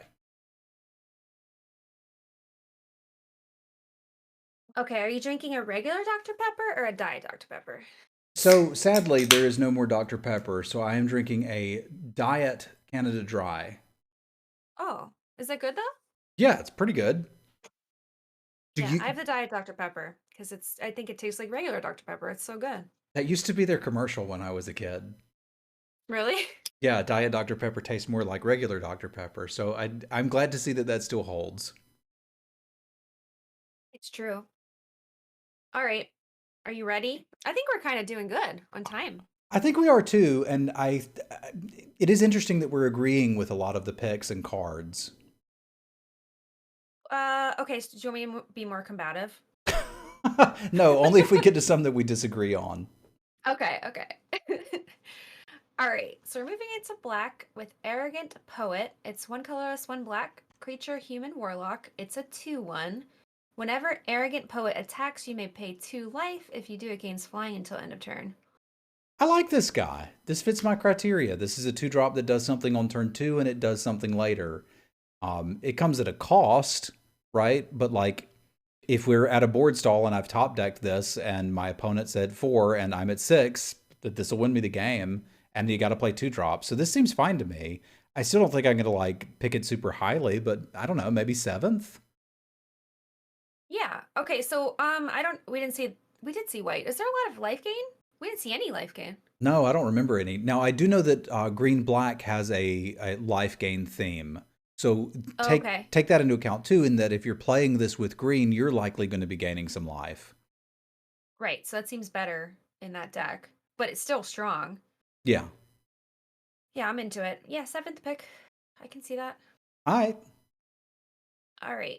Baleful Mastery. 3 colorless, 1 black. It's an instant. You may pay 1 colorless and 1 black rather than pay the spell's mana cost. If the 1 colorless, 1 black cost was paid, an opponent draws a card. Exile target creature or planeswalker. Okay, cool. Sometimes you got to feed the serpent. That's kind of what's happening in the art too, right? They kind of look like trees to me. Trees. Okay, feed the tree then. But like, I'm first picking this. Oh yeah, absolutely. Well, it's flexible. If you need to pay 2 mana and give your opponent a card, you can. But Yeah, I can't imagine you would instant, though. yeah, 4 mana, get rid of something forever. Great. Yeah, sold. We're That taking sounds this great. one. Right, first pick easy. Okay. Brackish Trudge, 2 colorless and 1 black. It's a creature, fungus beast. It's a 4/2. It enters the battlefield tapped, and you can pay 1 colorless and 1 black. Return Brackish Trudge from your graveyard to your hand. Activate only if you gain life this turn. Yeah, so I think here's our signpost card for kind of what the Witherbloom school is looking to do, which is have a little bit of incremental life gain going around. And once I'm in that deck, something like this could be quite interesting to me. It coming into play tapped like bothers me a little bit, obviously, because I can't really use it to block, which is a big thing for me. But I could see picking this highly in packs 2 or 3 once I've solidified myself in Witherbloom.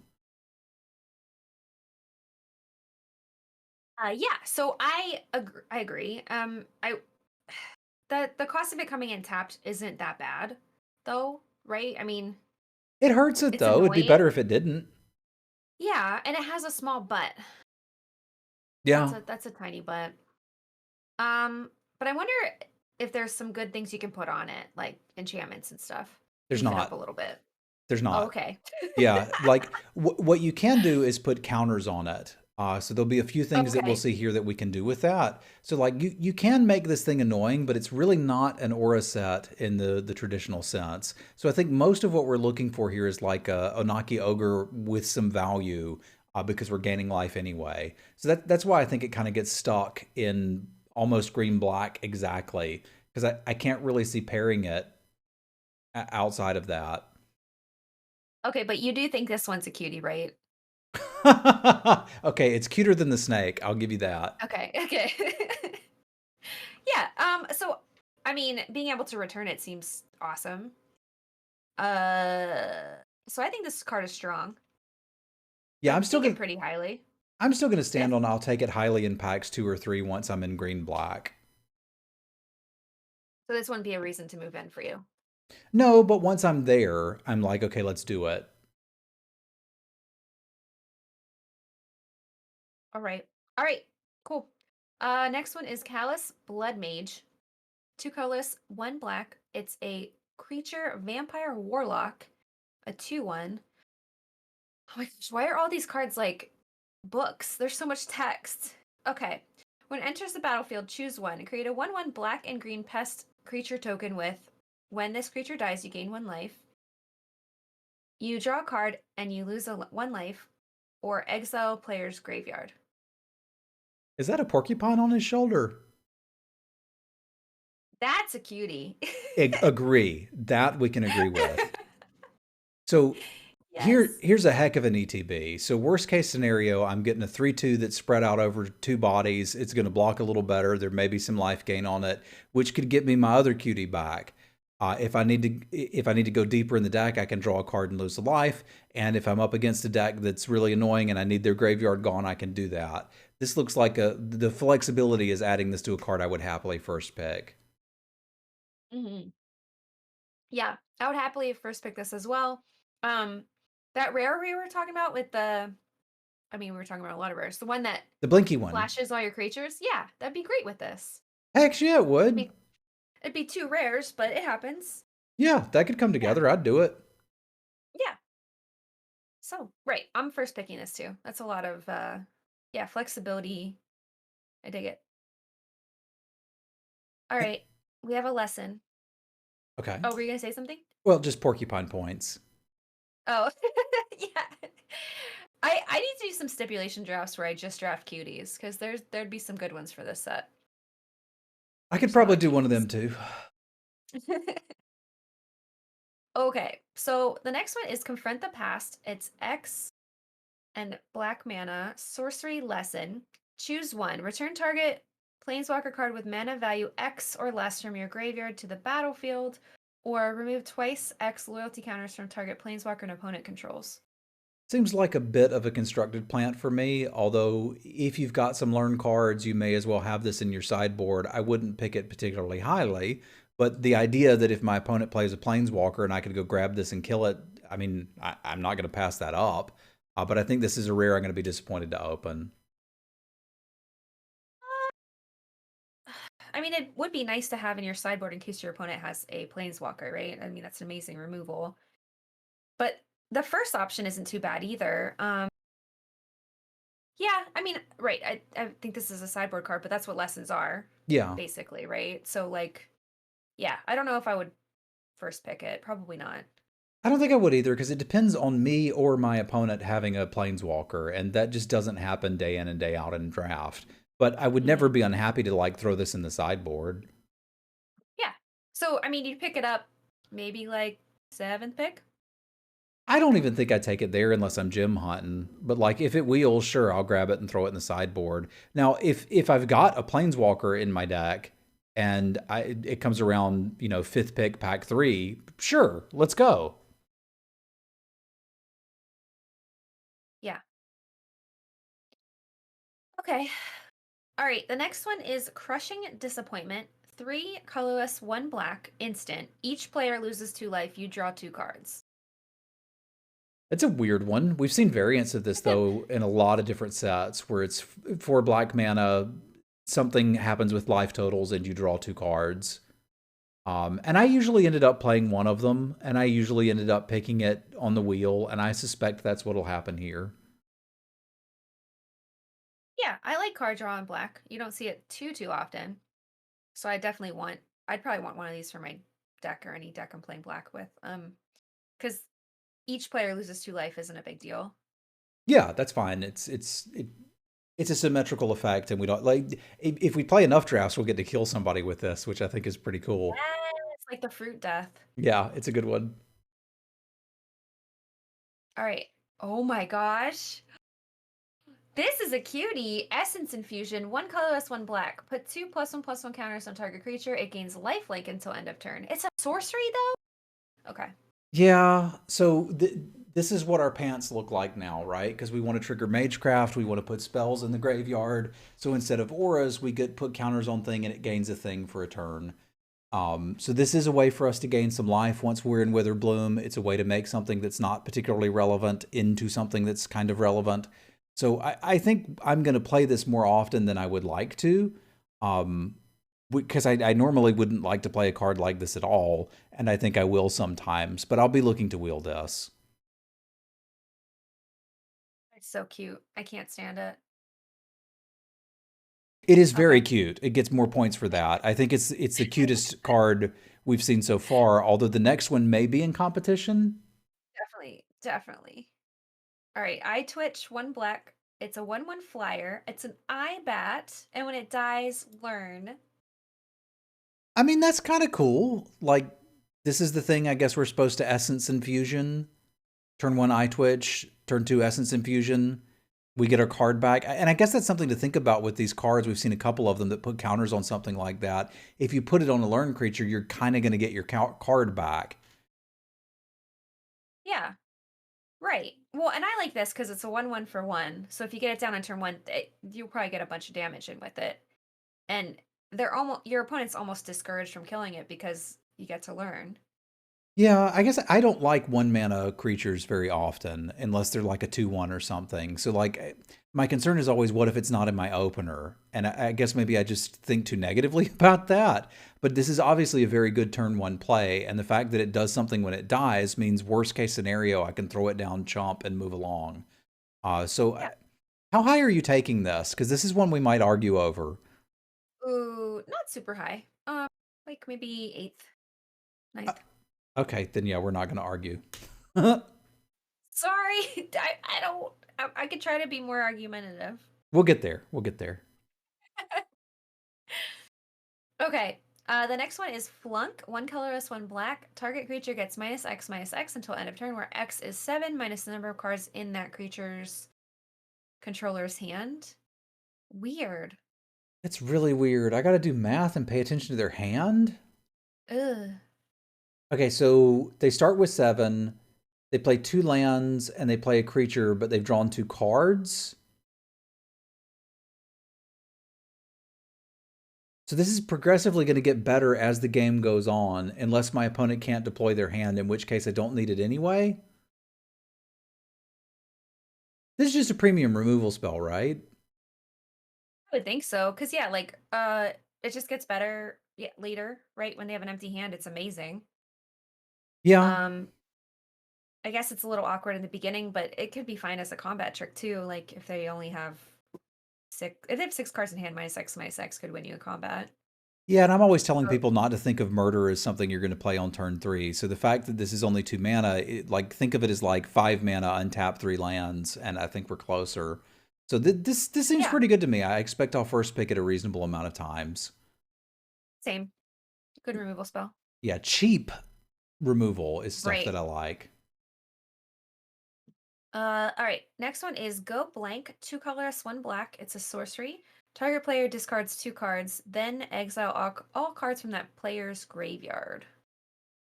So we get Mind Rotted Uncommon with Trinket text of Exile the Graveyard, which should tell us that like that's kind of a big deal, right?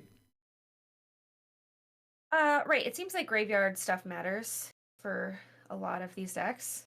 I think For like you want to count cards like spells in graveyards, and yeah, okay, this you're could be right very because disruptive. you've got that in blue red, and then you've also got red white is super interested in like moving stuff around between zones. You might be triggering a bunch of stuff against a lore hold opponent if you cast this.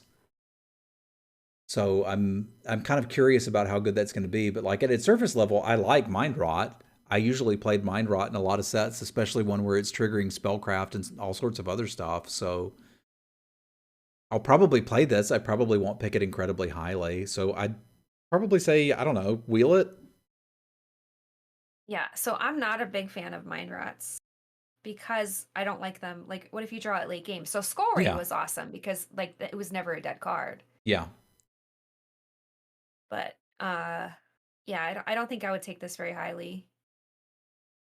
Yeah, I I'm don't with even know you. if I would play it. I'd play it. I like mind rots more than most people, but That's okay. I'm still with you. I'm not going to take it very highly. Okay. All right. Next, we have Hunt for Specimens. One colorless, one black sorcery.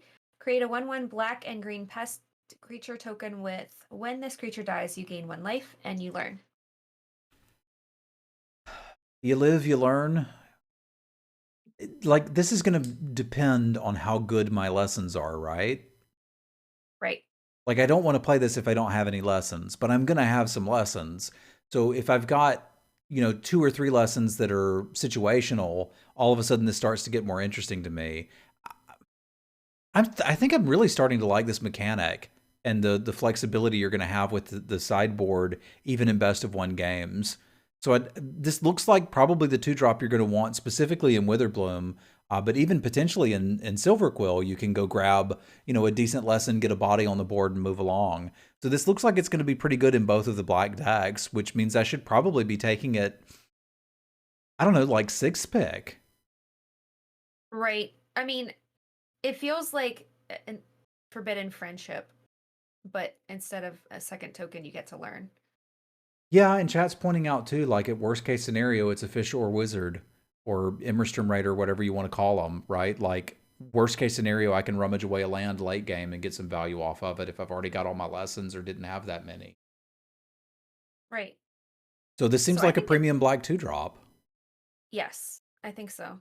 But I don't think a lot of people will value it highly right away. So Agree. these should go late for a while. And then yeah, like I think it's like Forbidden Friendship. You remember how good that card was, but people didn't get it right away? Yep, I remember. Yep. Yeah. Okay. So this one's one to look out for. Okay, I'm on It's board. important. All right. Next is Lash of Malice. 1 black mana, instant. Target creature gets +2, -2 until end of turn. This is shock. Yeah. And also late game, it could help you. Well, it could help you. I don't know. You could force a little bit It's of a damage with a combat trick flyer. too. Yeah, it's a combat Yeah. trick. It's a shock. It does all the things you want. I think I'm interested in this.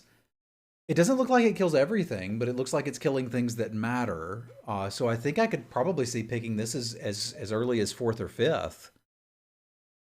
Because things look a little small. So yeah, disfigure, I suppose you could say. Like, I think it kills enough for 1 mana that I'm probably going to want this. Well, and you can also use it to finish things off after combat. Yeah, or force through a little extra damage potentially. Yeah. So I think this is strong. I'm probably looking to take it like 7th or 8th pick. I think I'm going to go a little higher, but I ain't going to fight you too hard. I'm going to say 5th pick on this one. Great. The next one we have a Leech Fanatic, 1 colorless, 1 black. It's a creature, human warlock. It's a 2/2. As long as it's your turn, Leech Fanatic has lifelink. We basically had this card in one of the core sets a while back, and it wasn't necessarily amazing, but it's a 2-drop. I think it's probably worse than Hunt for Specimens, just because of the value proposition you have here. Like, this is, if I top deck this, it's still going to be a 2-drop on turn 7, and that's not very impressive. Whereas Hunt for Specimens could go get me a lesson or at least let me rummage through a card.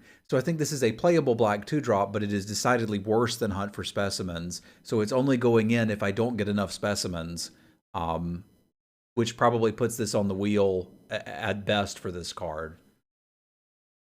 Right. I mean, it depends on your curve and stuff. It's a fine 2-drop. So if you need 2 drops, it's great.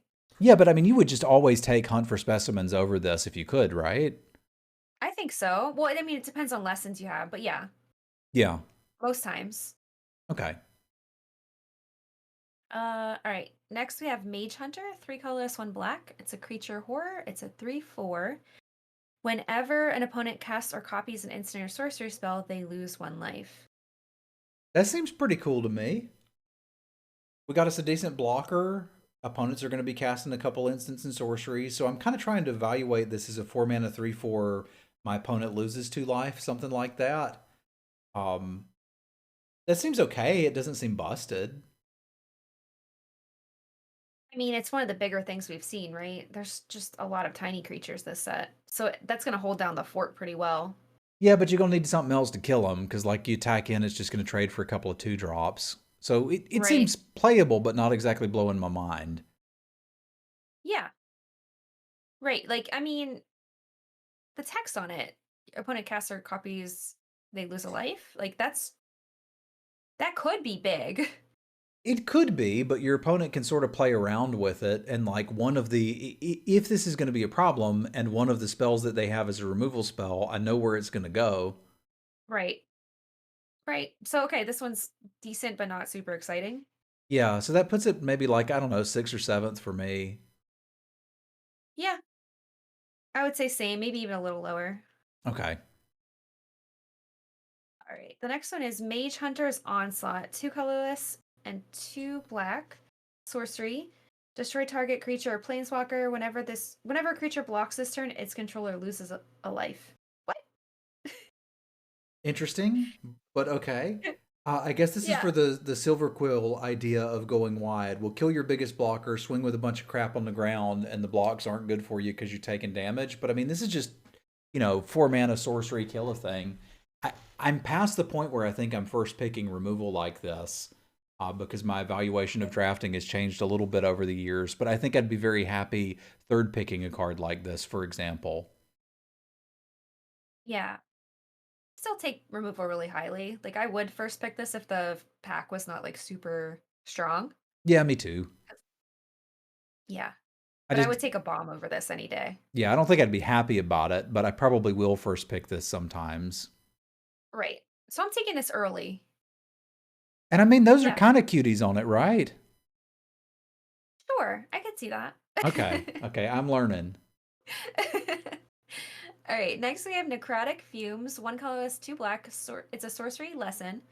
As an additional cost to cast this spell, exile a creature you control. Exile target creature or planeswalker. This is another one that I don't think I'd be all about except for the lesson. So this is a functionally 3 mana Bone Splinters that could get a Planeswalker, and that's neat, but the fact that I can go get this and then use it if necessary is cool. So it starts to build up that bank of the good lessons that I have to go fetch.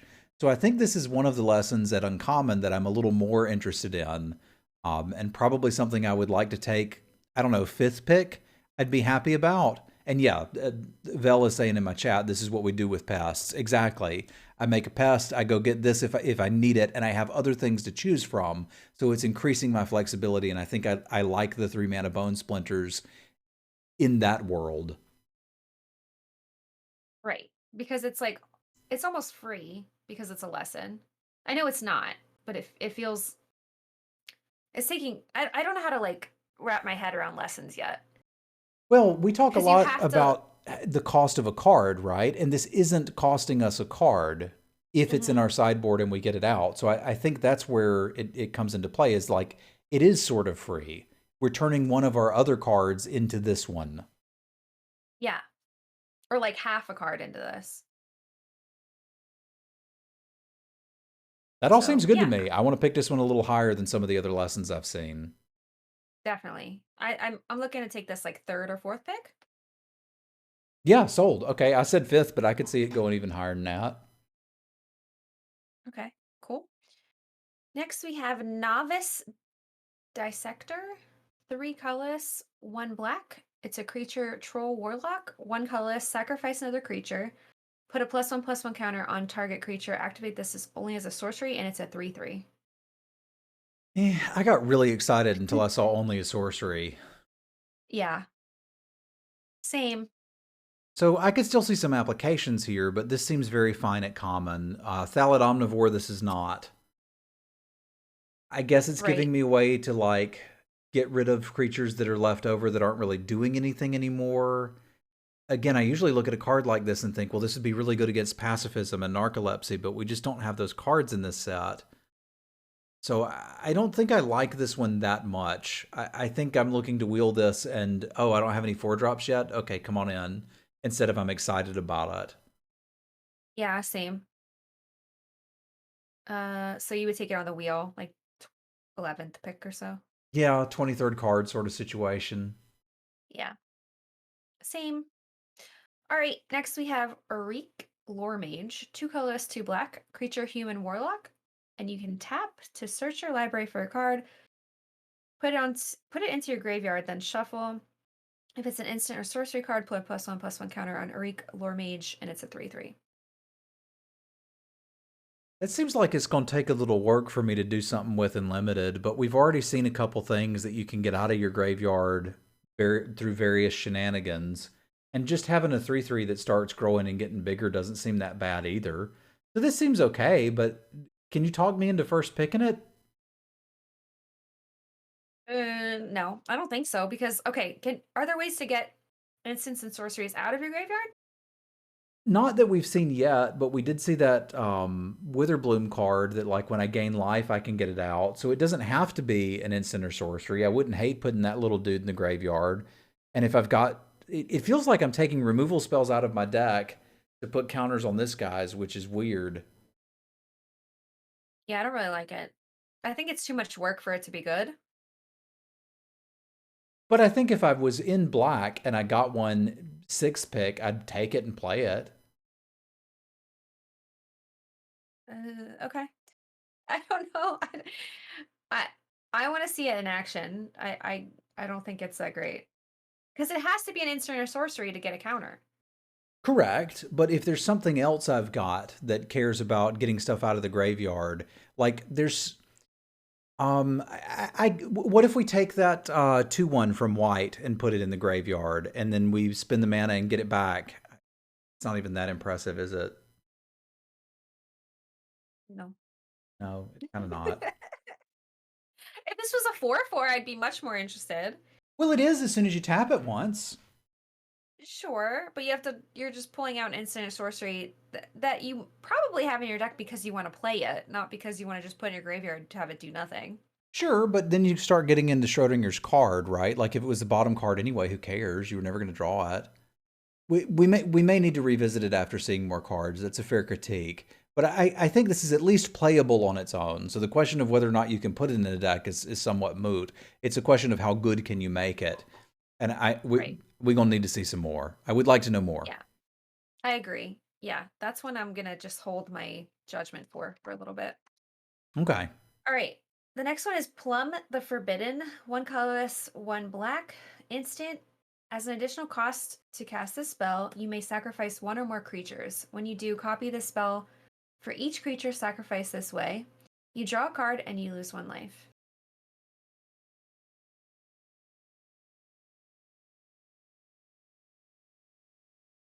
I don't think I like this. Oh, so I kind of do like this because, like, you might have a bunch of pests hanging around. You can just turn them into cards. Yeah, but like then I can't attack or block with them, Yeah. which I imagine I wanted to. I guess I can do that. Well, this is not asking that much. I don't know what I'm supposed to do with it. I guess caching creatures that don't matter for cards. You can block with them and then do it, sure. But then we're like In response building, to removal, sure. But like, it's a draw too. how excited were you about Village Rites? I didn't really play it ever. Yeah, I didn't either. And this seems like a Village Rites with upside in that I can just cycle it if I want to. But I don't think I'm even that interested in this. This looks like a sideboard card to me. I'd play it if I had a lot of tokens. If you have a lot of tokens, if you have a lot of Magecraft, if you've got a pest you really need to kill, but it seems like those are easy to kill. I think I'm mostly out on this one. Like, sure, maybe it'll wheel and I'll play it, but I don't think I want this. Yeah, I'm not taking it highly. I'd put it in some decks, not so much others. Yeah. Okay, we're on the same page. Poet's Quill. 1 colorless, 1 black. Artifact equipment. When Poet's Quill enters the battlefield, learn. Equip creature gets +1/+1 and has lifelink, and equip is 1 colorless and 1 black. That looks like a first pick to me. Oh, yeah. Lifelink's incredibly hard to race. I'm already drawing a card when I play it, and it's not that expensive to equip. Pumps power and toughness. What's not to like? Right. And there's not very much lifelink. We haven't seen a ton of it, no. We did get the 2/2 in black that has lifelink on your turn. But lifelink's always good. Like, I think lifelink is almost the new flying. I love lifelink. It's my favorite keyword. I think it's a really good one. Mm. All right, we're both slamming this first pick. Yarp. Okay, this is also a first pick, I'm sure.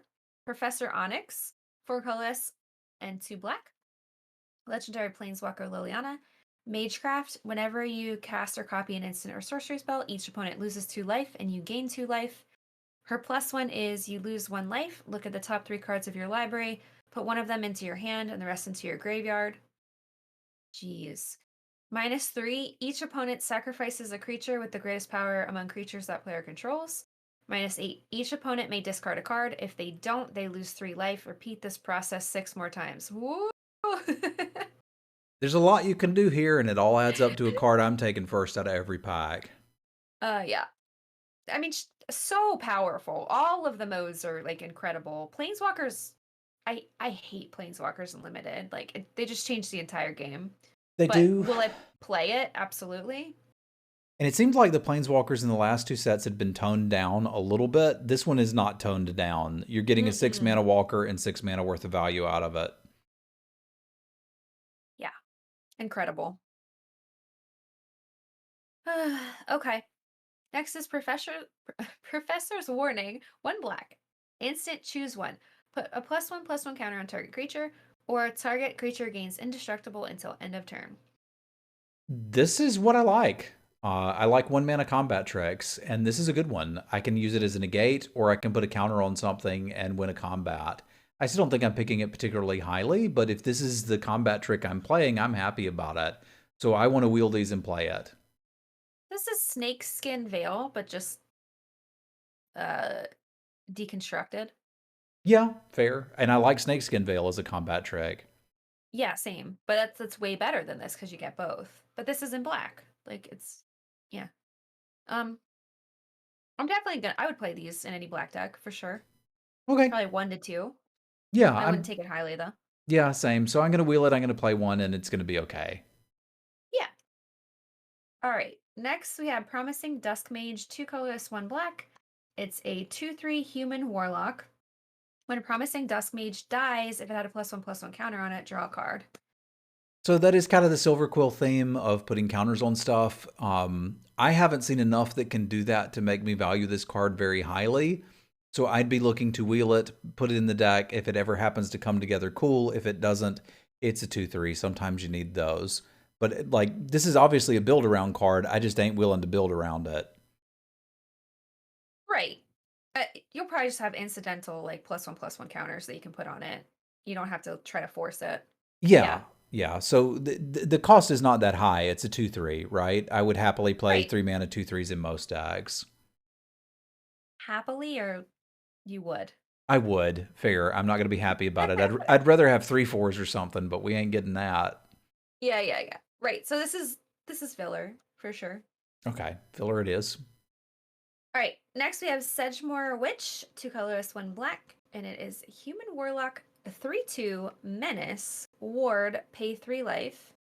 Magecraft, whenever you cast or copy an instant or sorcery spell, create a 1/1 black and green pest creature token with when this creature dies, you gain 1 life. Actually, yeah. We were just going through the core drafts last week on my stream, and I was picking Boggart Brutes real highly and killing people with them, and this is just that with incredible upside. Yeah. So I'm a first pick this probably over most of the removal spells I've seen so far, because the card's already good on its own. If they want to kill it, they're going to have to take some life. And if I happen to use a combat trick or a removal spell or two, I start making some pests. Seems good, man. Yeah, I agree. And then you don't even have to push the instants and sorceries. Like you can to try to get more pests out of this, but it's just so solid on its own. Yeah, you ain't got to do much and it's already good. Let's go. Great. Pack 1. Yep.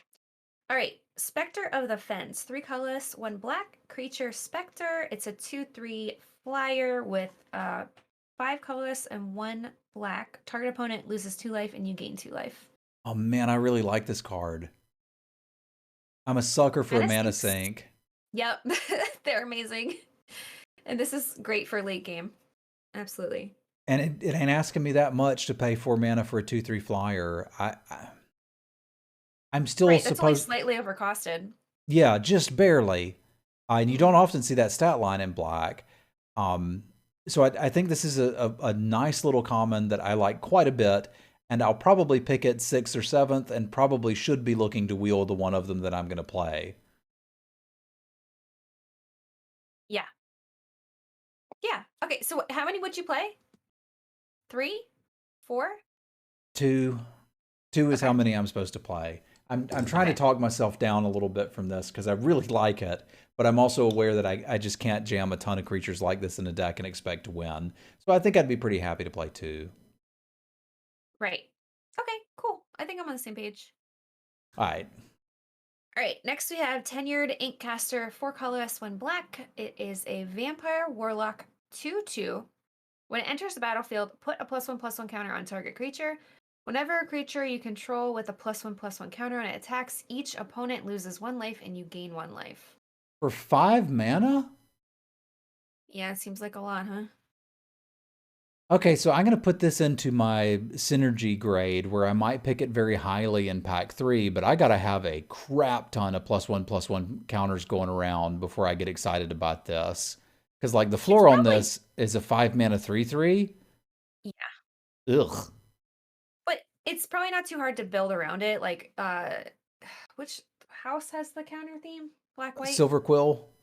I still want to say Orzhov. Me too. We're going to get used to it, though. Um, so this is probably better than it looks, right? Like Yeah. maybe this is like a nice top end because if you curve out and you somehow get counters on all of your creatures, like it's pretty devastating to push a few times, with this at the as your curve topper. Um, but right, I'm not that excited about it. I can't see myself taking it super highly either. Yeah, I'm not on board with this. So I think I could see taking it higher later, and we'll need to see the gold Yeah. cards too. Once we've seen the Hmm. gold cards, we could start to talk a little more in depth about it. But I could see picking it highly in pack 2 or 3 once I know I'm in this college and that I've got the tools to do it. Yeah. Okay. Cool. Um, Next we have Umbral Juke, 2 colorless, 1 black. Instant, choose 1. Target player sacrifices a creature or planeswalker, or create a 2/1 white and black Inkling creature token with flying. That seems pretty good. Sorry, I'm just looking at the pest. It's so funny. Okay. They're pretty cute. I'll I'll give you contain that. myself. But like, Like, it looks like it's having a nice time. yeah, I would think that edict effects would be worse in this set than they typically are because you've already seen a ton of cards that are making pests, and you don't want your opponent to sacrifice a pest. However, if you tack onto that the ability to have an instant speed 2/1 flyer, I'm pretty happy about that. So if Right. your opponent, just on turn 3 plays out something pretty good, I can just kill it. And if I top deck this later where the board's clogged, I'll be like, okay, I guess we got a 2/1 flyer. So that flexibility seems pretty good to me, and I can see picking this around the 2 to 4 range. Ooh, I don't know if I would take it that highly. I just like the Like, flexibility on it, right? Like edicts yeah. are only bad if the board is flooded. Uh, I mean, but either of these specs alone are like not that great, right? Well, I've played 3 mana 2/1 flyers in more decks than I'd care to admit, and they were fine. They were never exciting. It's the idea that how you're thinking about the 1 drops if you have them in your opener. I'm thinking if I Uh-huh. have this on turn 3 and they play something decent, I'll just kill it immediately and then untap and play something better. And if they don't, I've got that option of okay, I can flash in a 2/1 flyer and start getting some attacks. So I may be a little too high on this, but that flexibility of neither of these sides are amazing, but both of them are pretty good, and I get the choice. I like that. Yeah. No, definitely. I definitely think I would play this in a deck. I wouldn't take it super highly. I'd probably try to get it like 7th or 8th pick. Oh, okay. I'm a lot higher on this one than you then. Let's see how that one works out. Yeah. Okay, cool. Next we have Unwilling Ingredient, 1 black. It's a creature frog. It's a 1/1. It has menace. And you can pay 2 colorless and 1 black. Exile Unwilling Ingredient from your graveyard. You draw a card and you lose a life. That's interesting. This one's funny too. Oh. So a 1/1 with Menace. And then later I can sort of cycle it from the graveyard. I don't think I like this, but I could see how it could work its way into some decks. It's sack fodder. It's sack fodder. It's a good place to put some counters. It's got a couple things working for it. But I don't think they add up to something that I'm happy to play. So maybe it wheels and we can talk, but otherwise I'm not particularly interested. I'm not going to take it high enough to get to do anything amazing with it, but I don't think there's anything amazing you can do with it. It's a 1/1. Right. Yeah, I'd probably play it in certain decks, but I'm also not looking to waste a pick on it at any point. I just want it to wheel very late. I hear you, Shorty. It's a great target for counters, but like so is every creature, right? Like I don't know, that just doesn't sell me. All right, so let's move along to red and have an academic dispute. Red for an instant, target creature blocks this turn if able. You may have it gain reach until end of turn. Learn. Okay. So it's like a lure effect for pretty cheap. Yeah, but You it's make your opponent block with their best creature. yeah. And you get to learn. Other creatures can block too, and then your creatures can die. So it's not super exciting, I guess. Yeah. It's a cheap spell. Yeah.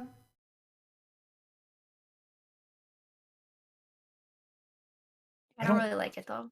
Yeah, I don't really either. It seems okay though. Like I can see board states where this would be quite good. I have a big thing, you have a bunch of little things. I cast this on my big thing to get rid of the annoying little things. Or at least the most annoying one. I can't picture a board state where this is going to be great. It's the learn that would save it if it gets saved, right? Right.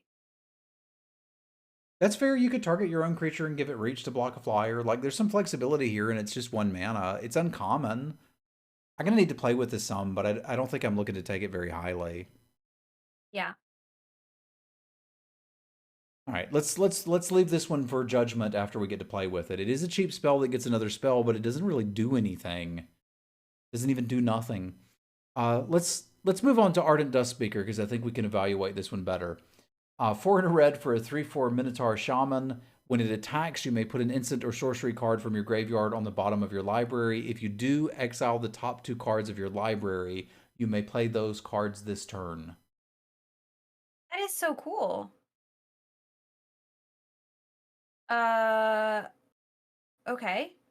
So a 3/4 for 5, I'm not super excited about, but that effect is neat. Yeah, it's kind of like when it attacks. If you've been able to cast some spells, you can sort of draw 2 cards. Right. Whoa. My mind is like being blown by this. Yeah, it's taken me a second to grok it too. So you have to like have a lot of instants and sorceries in your deck, probably, in order to reliably be able to activate this. Well, you say a lot. I would think like maybe 6.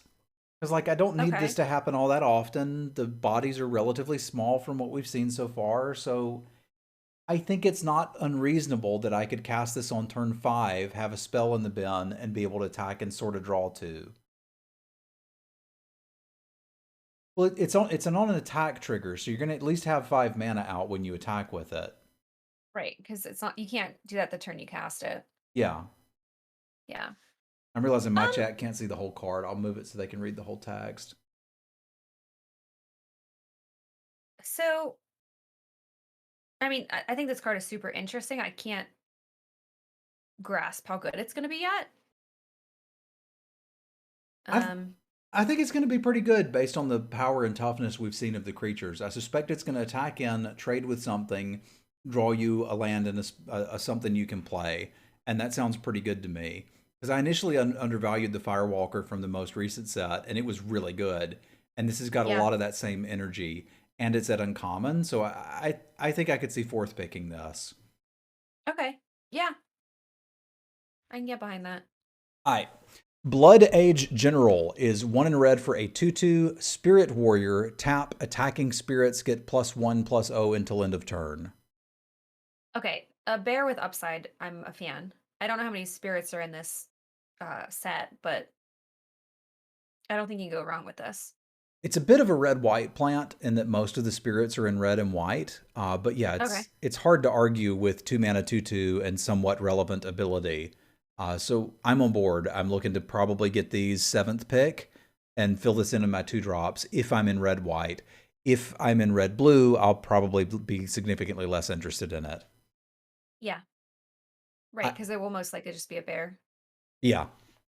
Which sometimes you need. Yeah. Conspiracy Theorist is 1 in a red for a 2/2 Human Shaman. When Theorist attacks, you may pay 1 and discard a card. If you do, draw a card. Alright. Whenever you discard 1 or more non-land cards, you may exile one of them from your graveyard. If you do, you may cast it this turn. Mm. Okay. This has to be great, right?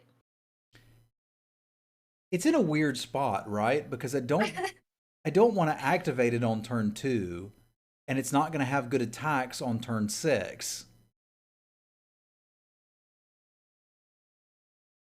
So Yeah, that makes it feel kind of awkward to me, but I like it. I'll play it. there's other discard effects though, right? Yeah, there are. So getting those going with this, I suppose if you have this and then you're casting some learn spells, but you discard the card instead to draw something, then you can cast it. So it's kind of, yeah, learn rummage. Sure, okay, I could see it doing some work. I was thinking of the card as self-contained, and outside of that, I can see it doing some work. Are you first picking this? Uh, uh, maybe? I don't this seems like it's going to be really good.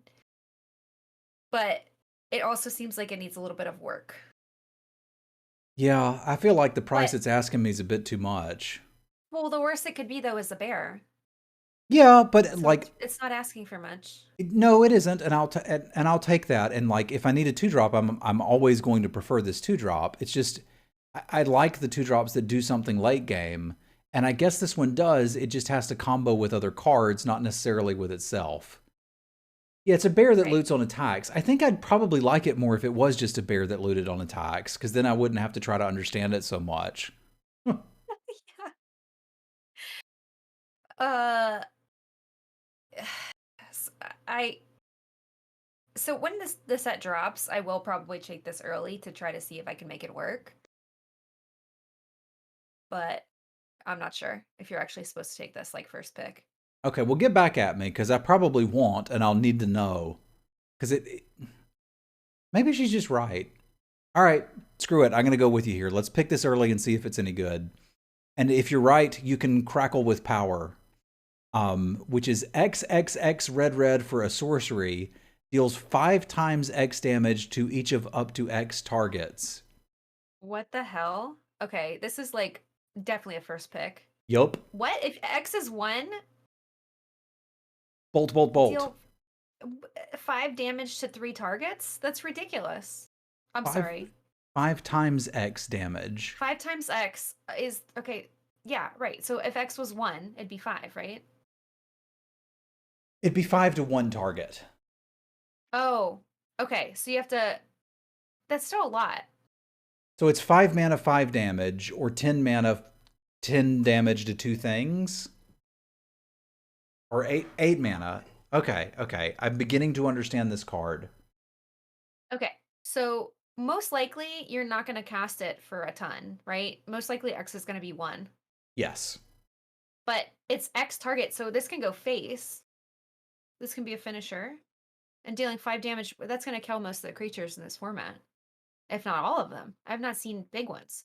Okay, so fail case, this is a lava axe or a reduced to ashes. That's the worst it can be. Mm-hmm. And then upside is if I happen to have 8 mana, I can deal 5 damage to 2 things. Right, and you will get that sometimes, right? Or a lot of times. You'll get to 8 mana, but you won't do it for 3. Okay. right? I don't think you're realistically going to get to do it for 3, because you'd need 9, 10, 11 mana for that. You're right, it would be 10 damage to 2 things. It basically says win the game at that point, right? Thank you for the raid, Michael. Right. Because you can go face. This, you have to take this card, pack one, pick one. Yes, this looks like a pack 1, pick 1 to me.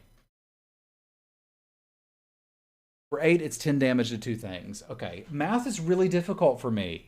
Chillax, guys. I'm not used to like doing multiplication. I am definitely not a Quandrix. What was your school? So in the Harry Potter universe, I was pretty quickly lined up as Slytherin. Every test I've taken has put me in that school. I like Lorehold, but I don't know where I fit in this world. There's a test. We got to get you the link to take the test. All right, give me the link. I'll take the test. Chat, you have a job now. Can you guess which one I'm in? I'm trying to figure out what's the cutie school. Which one has the most cute animals for you to like? I would guess that you're in Witherbloom? Yes. Okay. 100%. That's where I tested too, but that's where all the cuties are. Okay. I found the line there. All right, so Crackle with Power, we're just going to first pick. Absolutely. How about Draconic Intervention, which is 2 red for a sorcery. As an additional cost to cast this spell, exile an instant or sorcery from your graveyard. Deals X damage to each non-dragon creature, where X is the exiled card's mana value. If a creature dealt damage this way would die, exile it instead. Exile Intervention. So this is a Wrath. Yeah. This is a Wrath, but you have to have a spell in your graveyard big enough to kill everything in the board. Weird. Weird, but seems good. Yeah. I'm definitely first picking this, even though it's wrathy. I know I don't like wraths, but it's very powerful. Yeah, I'm just worried about, like, I've got a stupid opt in the graveyard or something and nobody cares. But then you just hold it until you get a better spell in your graveyard. Yeah, but what if I die? Oh, then you play another game. Okay. Okay. Yeah, the power level is here. So I think I'm with you. I'm probably going to first pick this too. It's a Wrath. I don't think it's asking for that much work. But it is going to make me kind of reevaluate some of the removal when I have this, because all of a sudden I am interested in expensive removal instead of just cheap removal. Yeah. All right, Dargon's Approach is 2 and a red for a sorcery, deals 3 damage to each opponent. You may exile Dargon's Approach and 4 cards named Dargon's Approach from your graveyard. If you do, search your library for a Dargon creature card, put it onto the battlefield, then shuffle. A deck can have any number of cards named Dargon's Approach. Are there dragons in this set? I haven't seen any yet. Yeah, there's some pretty spicy mythic ones. Okay. Oh, the elder ones. Yeah. Okay. So, I mean, if you have a dragon, this card's great. If you don't have a dragon, it's not very good. Well, I don't even know that that's the case. If you have a dragon and... So you may exile Dragon's Approach and 4 cards named Dragon's Approach from your graveyard. So does that mean I have to cast the 5th one to do that? Oh. You need 5 for 1 Dargon. But at that point, my opponent's probably dead. I've 10'd them. But I don't...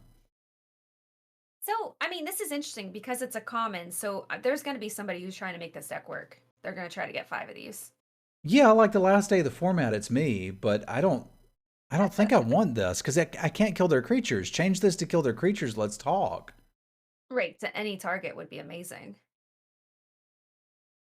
Yeah. I think I'm just out. I'm going to try it, but I know it's a bad idea. That's where I'm at with this card. Okay, I'm not playing it, and Jamie's going to have an awesome clip for us one day. Ifrit Flame Painter is 3 and a red for a 1/4 double strike. Whenever it deals combat damage to a player, you may cast target instant or sorcery card from your graveyard without paying its mana cost. Exile it.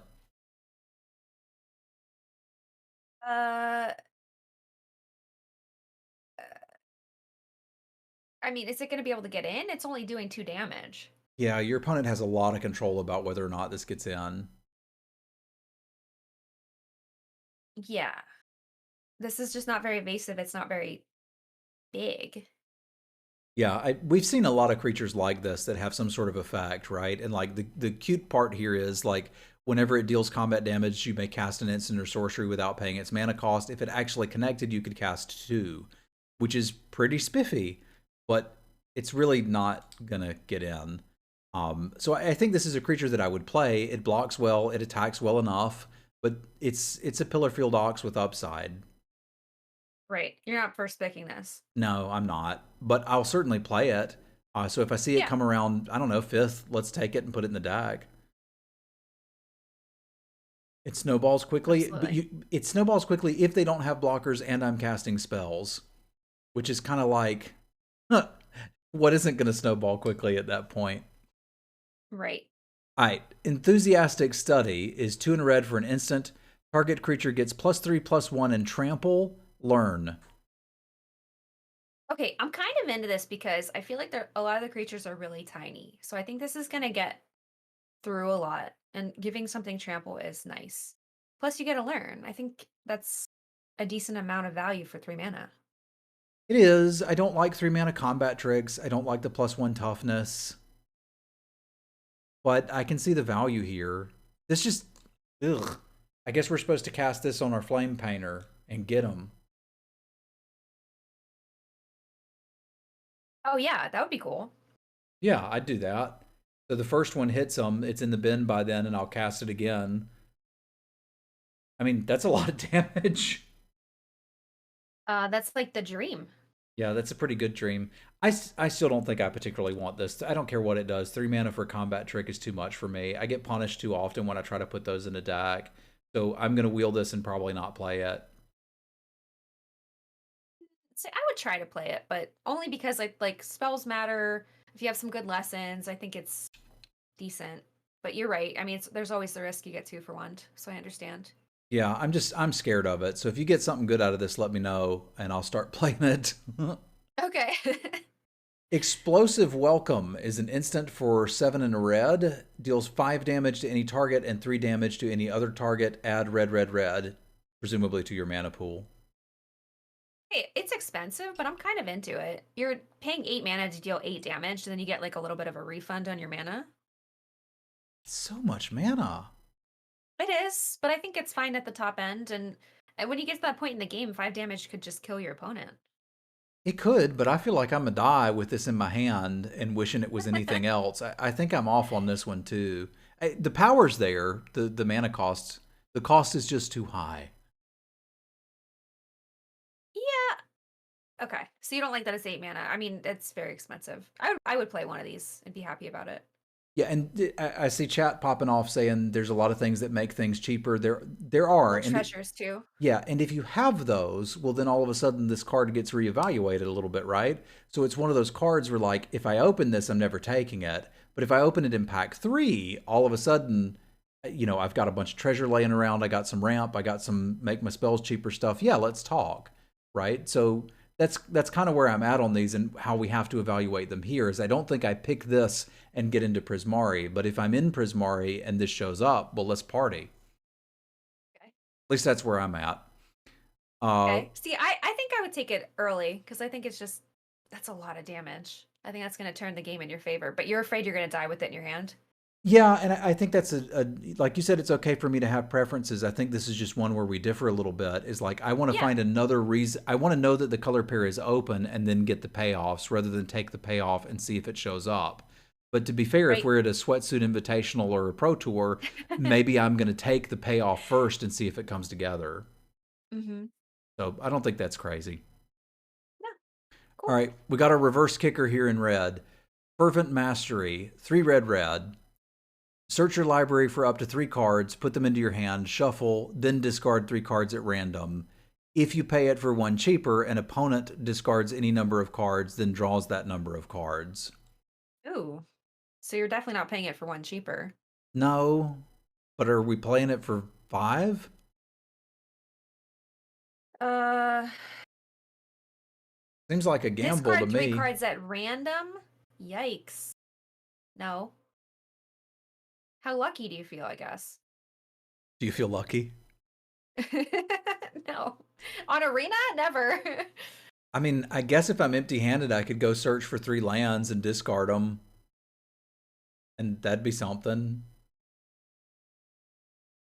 Yeah, I don't think I'm interested in Yeah, this. I'm gonna pass on no. this. No, that's pretty bad. Yep, nope.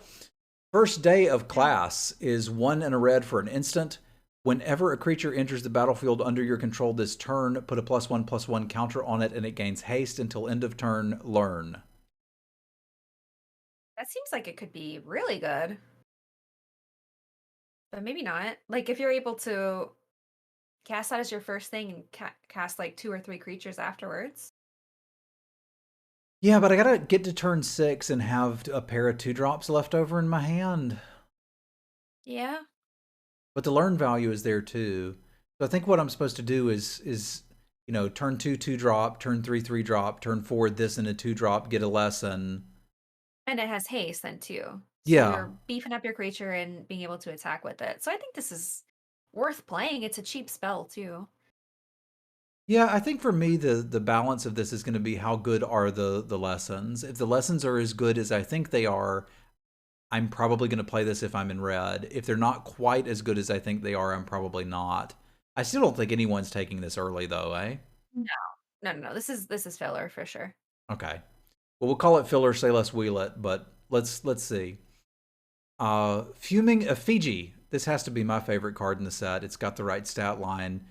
3 and a red for a 4/3 spirit. Whenever 1 or more cards leave your graveyard, it deals 1 damage to each opponent. I mean, I don't know how much you're going to get out of that effect.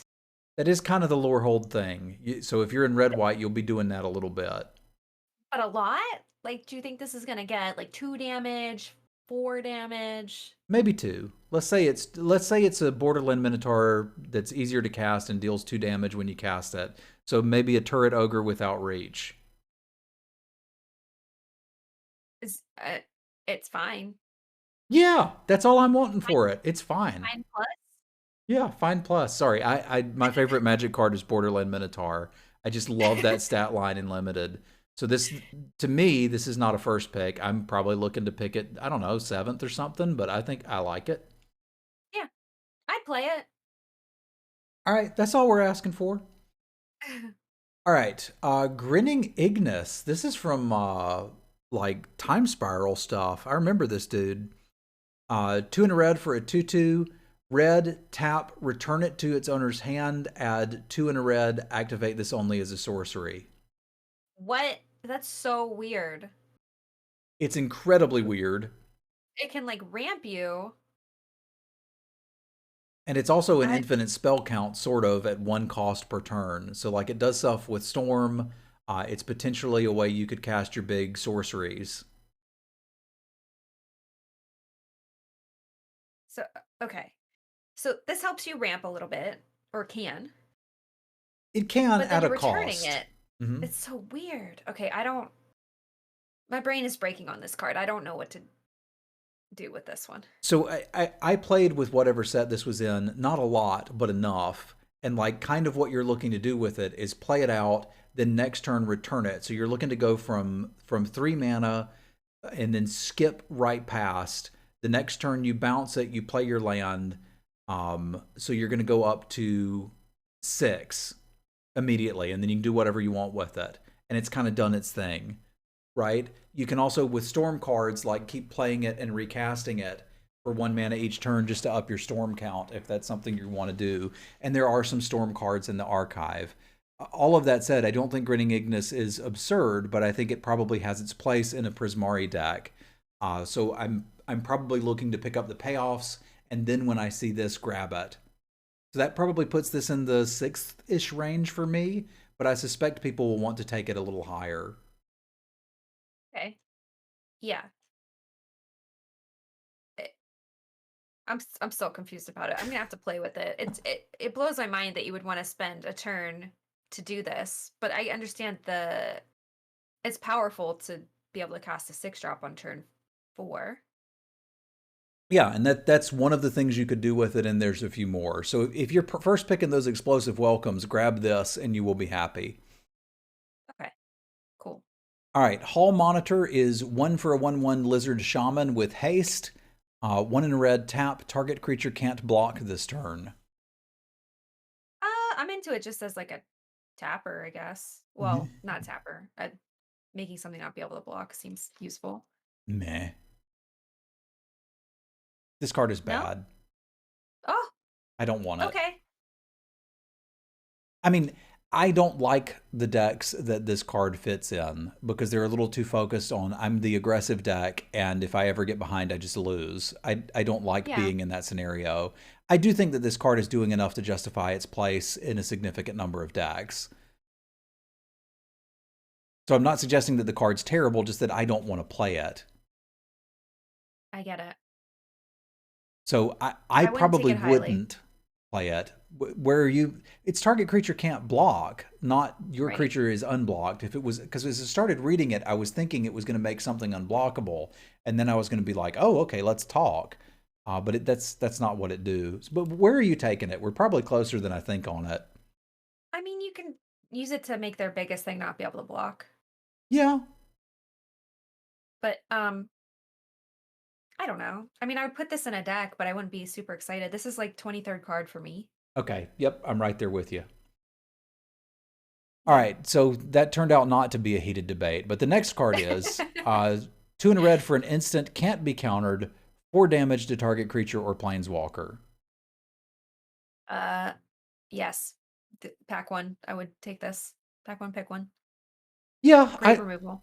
I suspect there's cards I'll take over it, but this is a card I will first pick at some point over the course of this set. It's just Doombolt without Suspend or whatever, or Foretell. So I kept calling that Suspend. But yeah, that card was fine. Sometimes you just cast it out anyway.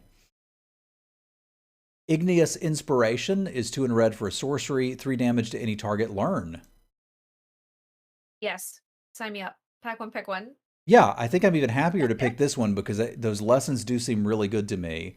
So these are our burn spells. They're both at 3 mana. One's instant, 4 damage, one's sorcery, 3 damage, and I get to draw a card.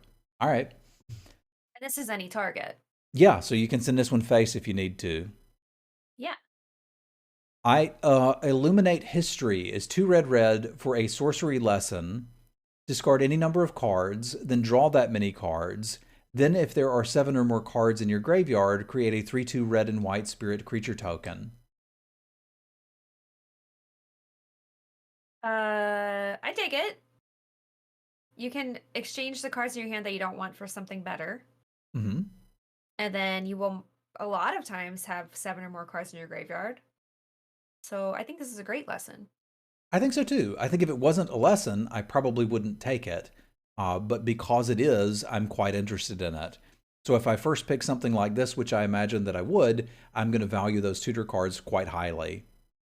Mm-hmm. Yeah, I think this is first pickable for sure. We got the joke about Hall Monitor. It's pretty funny. Like, I got it. But other than that, like, that's the best part of the card is that it's funny. All right. Illustrious Historian. Sorry, chat was going crazy that I didn't get the pun.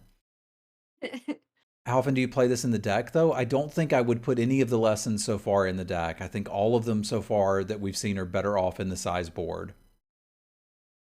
Illustrious Historian is 1 in a red for a 2/1 Human Shaman. 5, exile Illustrious Historian from your graveyard. Create a tapped 3/2 red and white spirit creature. Okay, I'm super into this because you play it early, it's a 2/1, great, and then later on you can turn it into another creature. I think Yeah, that's just nice value. that's just like Embalm, right? Yeah. Sold. This seems great. Yeah, I wouldn't take it super duper highly. Like I would, but I would take it like 7th pick. Yeah, and I like think it's a good 2-drop. it's relevant to note too that a lot of the cards, specifically in red white, care about things leaving your graveyard, and this is another way to do that.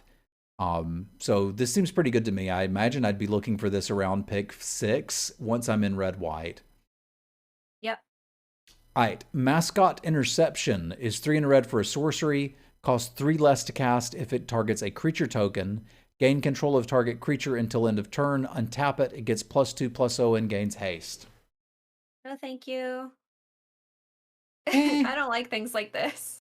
I usually don't either, although I have played them some if I'm very aggressive. The fact that black-red isn't a pair and we're probably not going to get to steal your stuff and sacrifice it makes me a little lower on it than normal. But if you're in a very aggressive deck and you're looking to just clear a blocker out of the way and kill somebody, this can do that, but I'm probably not taking this one very highly either. All right, Pigment Storm. I got excited and thought it was Piglet Storm for a minute, but it's not. 3 red for a sorcery, deals 5 damage to target creature. Excess damage is dealt to that creature's controller, so it has trample. Pretty cool. I mean, I'm not going to take this super highly. 5 damage for 5 mana at sorcery speed is not exciting. Yeah. But it's, you'll take it if you need removal. Yeah. But it's nice that excess damage goes face. Yeah, it's pretty cool. And if they've got an X1 and happen to be at 4, seems fine. So I think this is okay. This is the type of removal that I'm not overvaluing, though. So when I tell people they should be drafting removal, this is not the type of card I'm talking about. It was the 3 mana 4 damage one. So yeah, we'd be looking to wheel it. Pillar Drop Warden is 3 and a red for a 1/5 reach. 2 tap sack. Return target instant or sorcery card from your graveyard to your hand. Sorcery speed. Okay, I think this is all right. I mean, if you're more of a defensive deck, I guess. Having to sack it to get back an instant sorcery is like kind of rough. But if you have a very good spells, I mean, it's fine. I don't think I would take this very highly, though. I don't think I necessarily would either, but there was a 1/4 in blue that did this for 3 mana. It didn't have reach, but it was pretty good. And I was usually pretty happy with it. It's also a spirit. It's getting something out of your graveyard and putting it into your hand. So like this has Lorehold written all over it to me. And that will trigger a lot of other things in that color pair. So I think in a red-white deck, the pick order needs to go up a little bit here. So I think I'm probably looking at like 6th pick once I figured out I'm in red-white.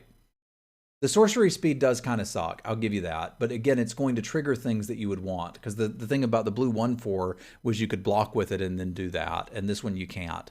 So like, that's fair. But I do think it triggering the Lorehold mechanic is interesting. You're putting 6 mana into getting back a instant or sorcery. That's a lot. I am, but I'm also getting a 1/5 blocker until I need that instant or sorcery. Yeah. So I feel there's some payoffs there. So are you looking to just not play it at all? No, I think I would play it. Okay. It just depends on the deck. If I'm super aggressive, no. Okay, I can respect that.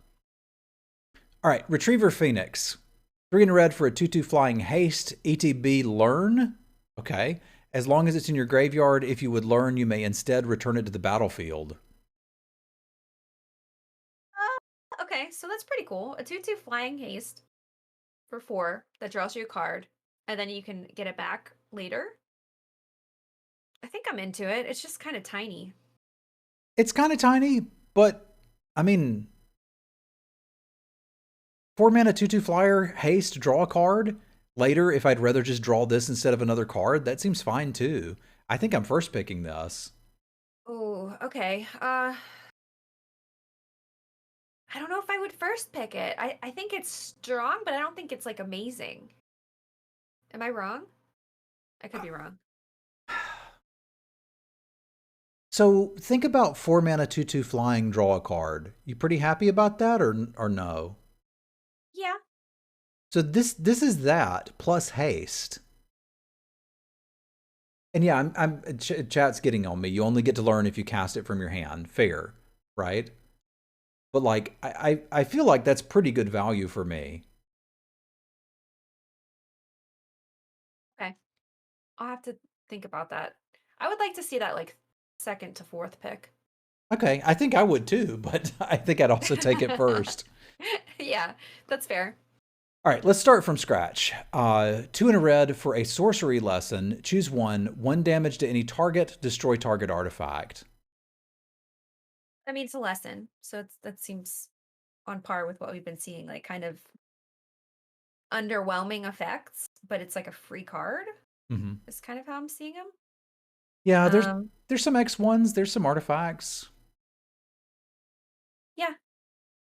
I wouldn't put this in my main deck, but I would happily play it as a lesson. Yeah, I think so too. And like, there's not really that many artifacts to go blow up and pop, but the ability to be able to fetch this from your sideboard isn't bad. I think I'm probably looking to wheel this one unless we go through the artifacts and there's something really terrifying. Yeah, no, same. All right, Stormkiln Artist is 3 and a red for a 2/2 Dwarf Shaman. It gets +1/+0 for each artifact you control and has Magecraft create a treasure token. Ooh. Okay, so I like the Magecraft create a treasure token. That helps me cast those expensive spells. Yeah. But it's little. Yeah, It's him so tiny. small. Are you gonna have a lot of artifacts? Or treasures are artifacts? Is that true? Yes. Okay. So yeah, he's just gonna have a tiny booty. Well, it's kind of asking you So those things. This card is similar to Reflections of Liara, which I really liked in the last set, and my chat gave me grief about. It's like, can you take one turn off to get this engine going? If yes, it's probably going to be good. If you're in danger of dying, the artist is not going to help you very much there. yeah.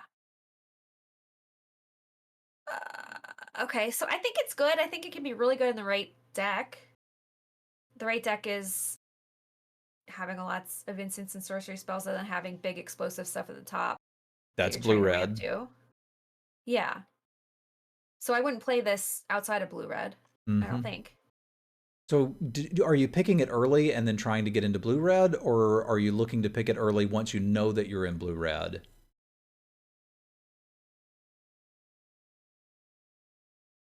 I don't know. This one's hard because it does seem like it can be a linchpin for the deck. Yeah, because you've got to have a way to get the mana for those expensive spells. I'm not sure where to Right. evaluate it either. I feel like if I feel like blue-red is open, this is a card that I'll take and play. And if I feel like it isn't, I'm going to get out. Because it just doesn't go in Lorehold. Right. Yep. Okay. So same page. All right. Sudden Breakthrough is 1 in a red for an instant. Target creature gets +2/+0 and gains first strike until end of turn. Create a treasure token. I kind of dig this. Like that's a great combat trick. Heck yeah, it is. Now, my only gripe is that I can't really use it defensively, right? Like, I can't save a creature from a removal spell like I could with the white one, but, like, whatever. I'm getting free mana and winning a combat. Yeah. This is a combat trick I'm excited about, which I normally don't get excited about them. We're still looking to wheel it, though, eh? Sure. Oh yeah, take it late. Okay. Tome Shredder is potentially a cutie. 2 in a red for a 2/2 haste. Tap, exile an instant or sorcery card from your graveyard. Put a +1/+1 counter on Tome Shredder. That seems great for Lorehold, right? Yeah, I think it seems good for Lorehold, and I think it also seems just okay in general. Like, it's sort of a 3-mana 3/3 blocker if you think about it, and it might get better over time. Okay. Like, assuming I've got something in the bin, which I won't always initially, but yes, dog ate my homework. You're not wrong. I think I'm still probably looking to get this relatively late, but again, it does Yeah. work with all of those Lorehold interactions, so that probably puts this at a, I don't know, 7 or 8 pick for me, just before the wheel, but once I'm in Lorehold, I'm interested in it. Yeah. Same. All right, how about Twin Scroll Shaman? 2 in a red for a 1/2 double strike Dwarf Shaman. I mean, you need to get it to have more power. Like, this is not great. Yeah, but if you put a couple counters on it, all of a sudden it does something, don't it? Yeah. You gotta invest, though. I don't like to invest in my cards. Yeah, I don't either. I want them to play on their own. So Yeah. this is a card that I expect I'm going to lose to, and I'm still not going to like it. And chat's going to make fun of me when somebody puts a million counters on it and just one-shots me, and I'm still going to shake my fist in the air. So I don't really think I'm going to play this card very much. Yeah. I mean, if you can find ways to pump it easily, that I don't know. If you had that equipment, it'd be kind of cool. Okay, wait, the equipment's black though. Yeah, like you can't Never even really mind. do it there. Well, yeah, I just think this takes too much work for it to be good. Yeah, same. So I'm going to pass on that one. All right, we're moving into green. Do you need another break? Yeah, I think I want a Good. snack. Okay, snack break. All right, I'll be back with snacks in a minute, chat.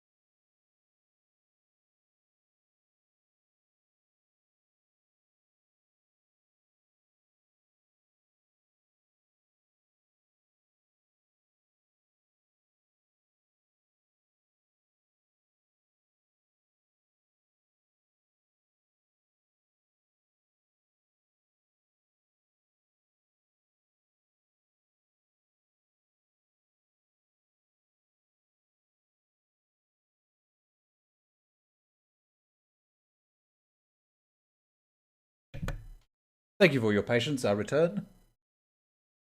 I have goldfish. I brought enough to share. They're not actually goldfish. They're cheddar bunnies. But here you go. Y'all have some too, and I'll eat the rest.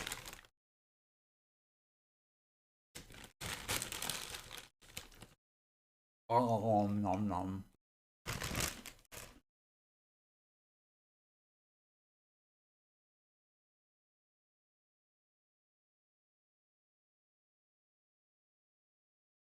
What's up, Blue Fire? Yeah, I got Channel Fireball affiliate in November. Pretty excited to boot that. Hi. Hello. What'd you Made get it for a back. I got snack? some grapefruit. Grapefruit. Okay, do they have cheddar bunnies up there? Cheddar bunnies? They're like No. goldfish, but they're bunnies. Are they delicious? They're delicious. I think they're more delicious than goldfish. Oh, from Annie's. Oh, okay. I've seen those before. I'll have to try them. They're All worth right. picking up. Cool. Good to know. I love snacks. Who doesn't? They're the best. Snacks are I the haven't. best. Well, I have an alarm set because I always forget to eat. I never have that problem. All right. So we're moving into green. This is the last color? Then we have to do artifacts and multicolored things, right? But we're doing good. We're doing good. There are a decent amount of multicolored cards here, and I don't know if you want to go Okay. through all the Mystic Archive stuff or not. Up to you. But I think it's I worth mean, doing. There's not that many, but sure. Yeah, we can. Okay. Accomplished Alchemist. 3 colorless and 1 green. It's an elf druid and it's a 2/5. Tap, add 1 mana of any color, or tap, add X mana of any color, where X is the amount of life you gain this turn. Weird. this seems pretty dang good to me. Like, we've got a 4-drop that'll ramp us straight to 6 and is a house on blocks. And we've already seen some life gain. Like, I think it's a somewhat of an obvious plant for the black-green deck, because we could potentially gain a bunch of life with a lifelink creature and have a bunch of mana. But, like, the body seems good. The ramp seems good. I like this. And it fixes? Why not? I'm wondering if there will be a deck available. This is a rare, so probably not. But if you could do like 3 colors, if that's going to be viable. I think it will. There's fixing lands at common, and an awesome streamer previewed an artifact that sort of helped fix as well. Mm-hmm. So I feel like you could probably do con style wedges if you wanted to, the way these line up. Yeah. Cool. Yeah, I'm into this. I would first pick it. Same, same. All right. Next we have basic conjuration. 1 colorless, 2 green. It's a sorcery lesson. Look at the top 6 cards of your library. You may reveal a creature card from among them and put it into your hand. Put the rest of them in the bottom of your library in a random order. You gain 3 life. I might actually first pick this one. Whoa. Just because of the lesson. So, like, I would never put this in a deck, but I think being able to fetch this and then go dig for a creature and gain some life seems amazing to me. Okay. I think it's very good, but I don't know that I would first pick it. Where are you at? Maybe like 3rd or 4th. Okay, then we're not that far off. Like, this card just, I feel like it's getting you enough that it's certainly going to be valuable. Mm-hmm. Amazing lesson. One of the better lessons we've seen for sure. Yeah, and chat is reminding me that there might be lots more cards left because there's so many that are in gold. And like, chat, we've planned to go until 7. If we're almost done by then, we'll probably finish up. If not, we can always come back and do a little bit tomorrow or something. Let's see how we feel. Yeah. Okay, cool. Bayou Gruff. 1 colorless, 1 green. Creature plant dog, and it's a 5/4. But as an additional cost to cast this spell, sacrifice a creature or pay 3. It's a plant dog? Yeah. I'm kind of about this. I don't really want to be sacrificing stuff, but I'm kind of thinking of it as sort of pants for a pest, if you will. Like, Yeah. I can't grok this one, Jamie. Help. Okay, I think it's versatile. So I think it's great. You can pay 5 mana for a 5/4, which is perfectly fine. Those are great stats. Okay.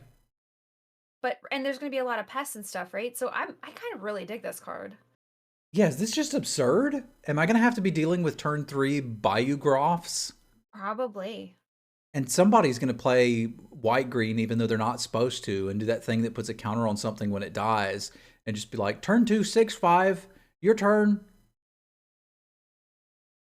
Yeah. Oh, God, did I just break the format?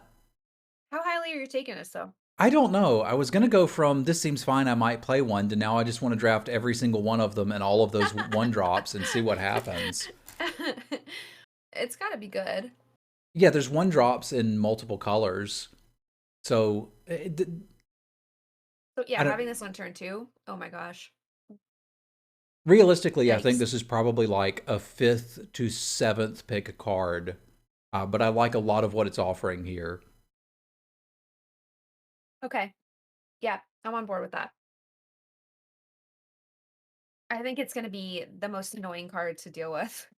Yeah, agree, especially if they're getting them out earlier. Like, the IBAT, we've seen a lot of 1-drops, and I didn't understand why I'd want to play any of them, and now I do. Yeah. So, okay, green's getting big, and it's going to be terrible. Yeah. All right, big play. 1 colorless, 1 green. Target creature gets +2/+2 and gains reach until end of turn. Put a +1/+1 counter on it, and it's an instant.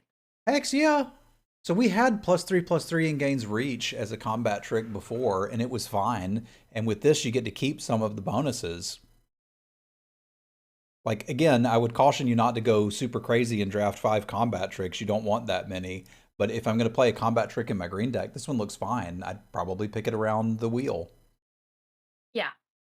Like 8th or 9th pick. Yeah, sounds good to me. Mm-hmm. I agree. Good combat trick. Okay. Bookworm. 7 colorless and 1 green. It's a creature worm. It's a 7/7. Has trample. When Bookworm enters the battlefield, you gain 3 life and draw a card. Jeez. And then you can pay two colors and a green. Put Bookworm from your graveyard into your library 3rd from the top. What? So my only question is, how are we getting to the 8 mana? There's probably some ramp. But even not, I mean, this helps you catch back up, even if you're kind of behind. Getting a 3 life and drawing a card on that turn and having a 7/7 trample is amazing. Yeah, so we'll dig through. I will first pick this if there is ramp to go with it. Green usually has ramp. I haven't looked through all of the cards. If green has ramp, this is something I'm interested in. If it doesn't, this looks like most games would be over too fast. Learn, discard this, tutor it up later. That, I mean, okay, you got me there, Eagle. So that seems fine. Oh I'm just yeah. like, how highly can I pick it? Probably I want it. realistically like third or fourth. Okay. I think I would second pick it. I can respect that too. It is huge. Yeah. All right. Charge Through is 1 green. It's an instant. Target creature gains trample until end of turn and draw a card. Meh. It cycles and gives trample. It's fine. Yeah, but I also feel like we've had Trash Through before, and I wasn't super interested in that in most of my decks. I guess if you're in a Spells Matter deck and you need some cheap instants, this is probably one you could play. You can cycle it Right. relatively for free on your opponent's creature and not have to worry too much, but I don't think I'm that interested in this. Yeah, I would play it if I really needed cards because it's fine, but I'm not excited to play it. Yeah, sure, it triggers Magecraft, it does all of those things, but so does every spell, right? So Right. Just play a good spell. yeah, you could play this with the Fractal card we saw in blue, so I could sort of see that starting to do something. Okay. Containment Breach, 2 colorless, 1 green, sorcery lesson. Destroy target artifact or enchantment. If its mana value is 2 or less, create a 1/1 black and green pest creature token with when this creature dies, you gain 1 life. I would normally value something like this pretty highly, but there's only like 4 enchantments in this set, and the artifacts kind of suck. So I think I'm looking to wheel this, put it into my sideboard, and sure, if it comes up, it comes up. But like, there's really not that much I want. There's not that much to blow up. They kind of made Right. space for the spellcraft and magecraft and all of that stuff by edging out creatures and edging out enchantments and artifacts. There's just not a whole lot for this to hit. Yeah, so you're happy to have it in your sideboard, but you're not going to take it highly. That is my thought. Yes. Okay. Same. All right. Devouring Tendrils, 1 colorless, 1 green. It's a sorcery. Target creature you control deals damage equal to its power to target creature or planeswalker you don't control. When the permanent you don't control dies this turn, you gain 2 life. Okay, so this is prey upon and I gain 2 life.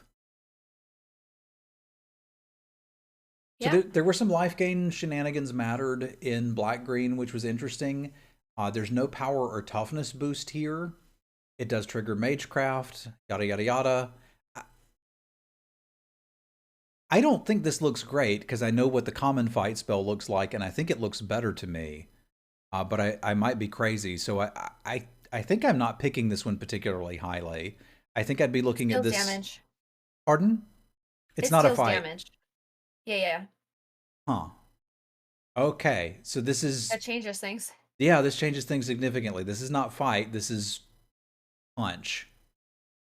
Rabid bite. Okay, then never mind. This looks great. Yeah. What a difference. Absolutely. So Rapid Bite can gain 2 life for 2 mana. You're Okay. taking this pretty highly, right? Yep. Yeah, everything I said was wrong, and this card's amazing. Just pick it.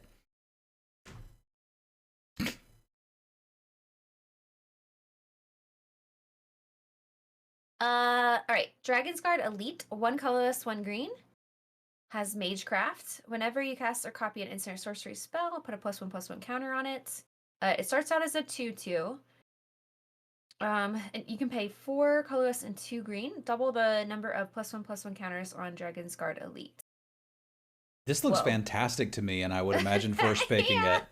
Like, we've talked some about 2-drops that are good late game. If I can play this, cast a spell, and get to 6 mana, I can turn it into a 4/4 and then into a 6/6, I guess. That seems great. Yep. First pick. Slam it. Yeah, It's let's a lot. go. Yeah. All right. Ecological Appreciation. X. 2 colorless, 1 green. For sorcery, search your library and graveyard for up to 4 creature cards with different names that each have mana value X or less and reveal them. An opponent chooses 2 of those cards. Shuffle the chosen cards into your library and put the rest on the battlefield. Exile Ecological Appreciation. Okay, so I need 6 mana to get 2 3-drops on the board and 2 shuffled in. Is that correct? Yeah, That seems fine because I'm getting 6 mana worth of power and toughness out of that. If I'm doing it for 4 drops at 7 mana, I don't feel like it just wins the game, but it feels like decent value.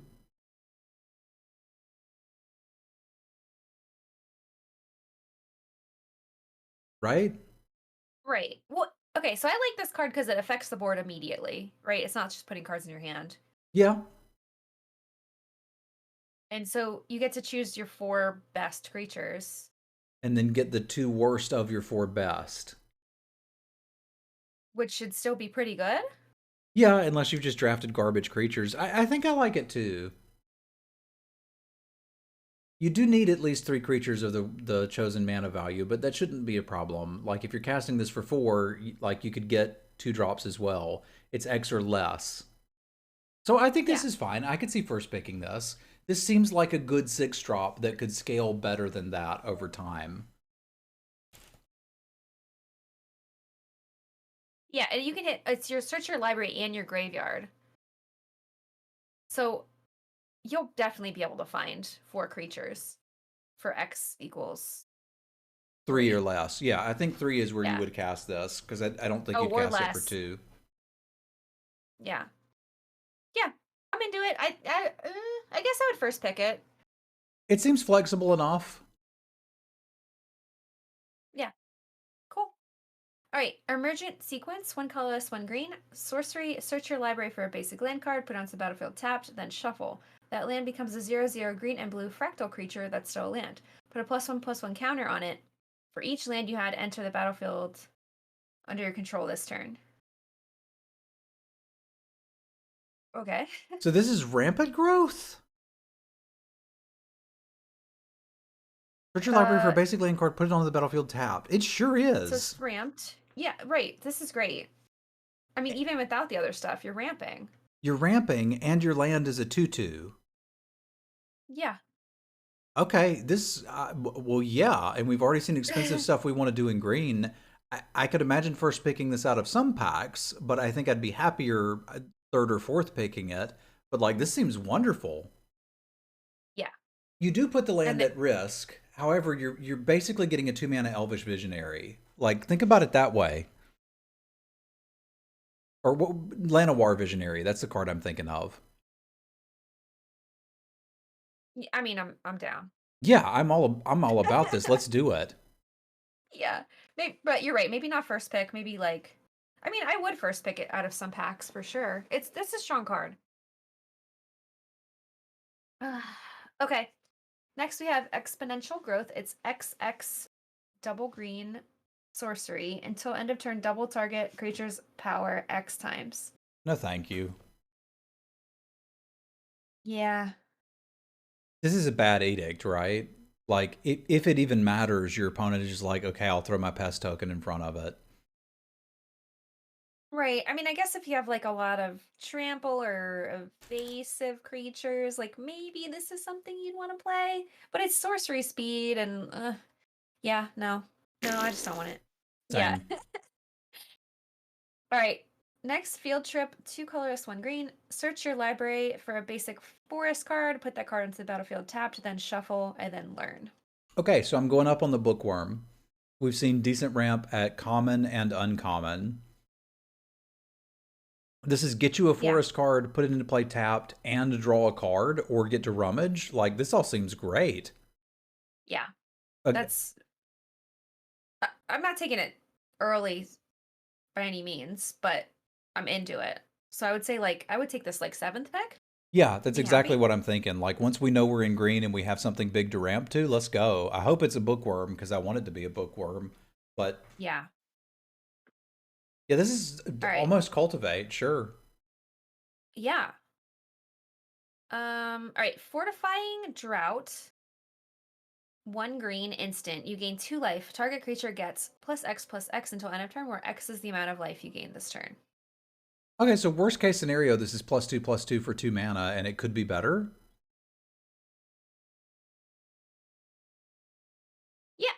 I mean, I think it's a fine combat trick. I don't know if I would run a ton of them, but I would probably run like one or two. Yeah, I really Oh, love 1 mana combat tricks. Those are the ones that get me yeah. excited. So I could see picking this one a little bit earlier than I normally do, which would still put it in the 5th or 6th range. Yeah, I think I want it a little bit after that, like 7th, 8th, ninth. Fair, fair, but I think this is a good one. Draft Okay. is often how it's pronounced in the UK. Americans don't actually have this word, so it gets confusing for us. I learned that when I was narrating an audiobook that was in British English. Oops. So it's draft? It can be. I think it can also be draught in the United States because we just kind of don't Okay. have that word. Yeah. Okay.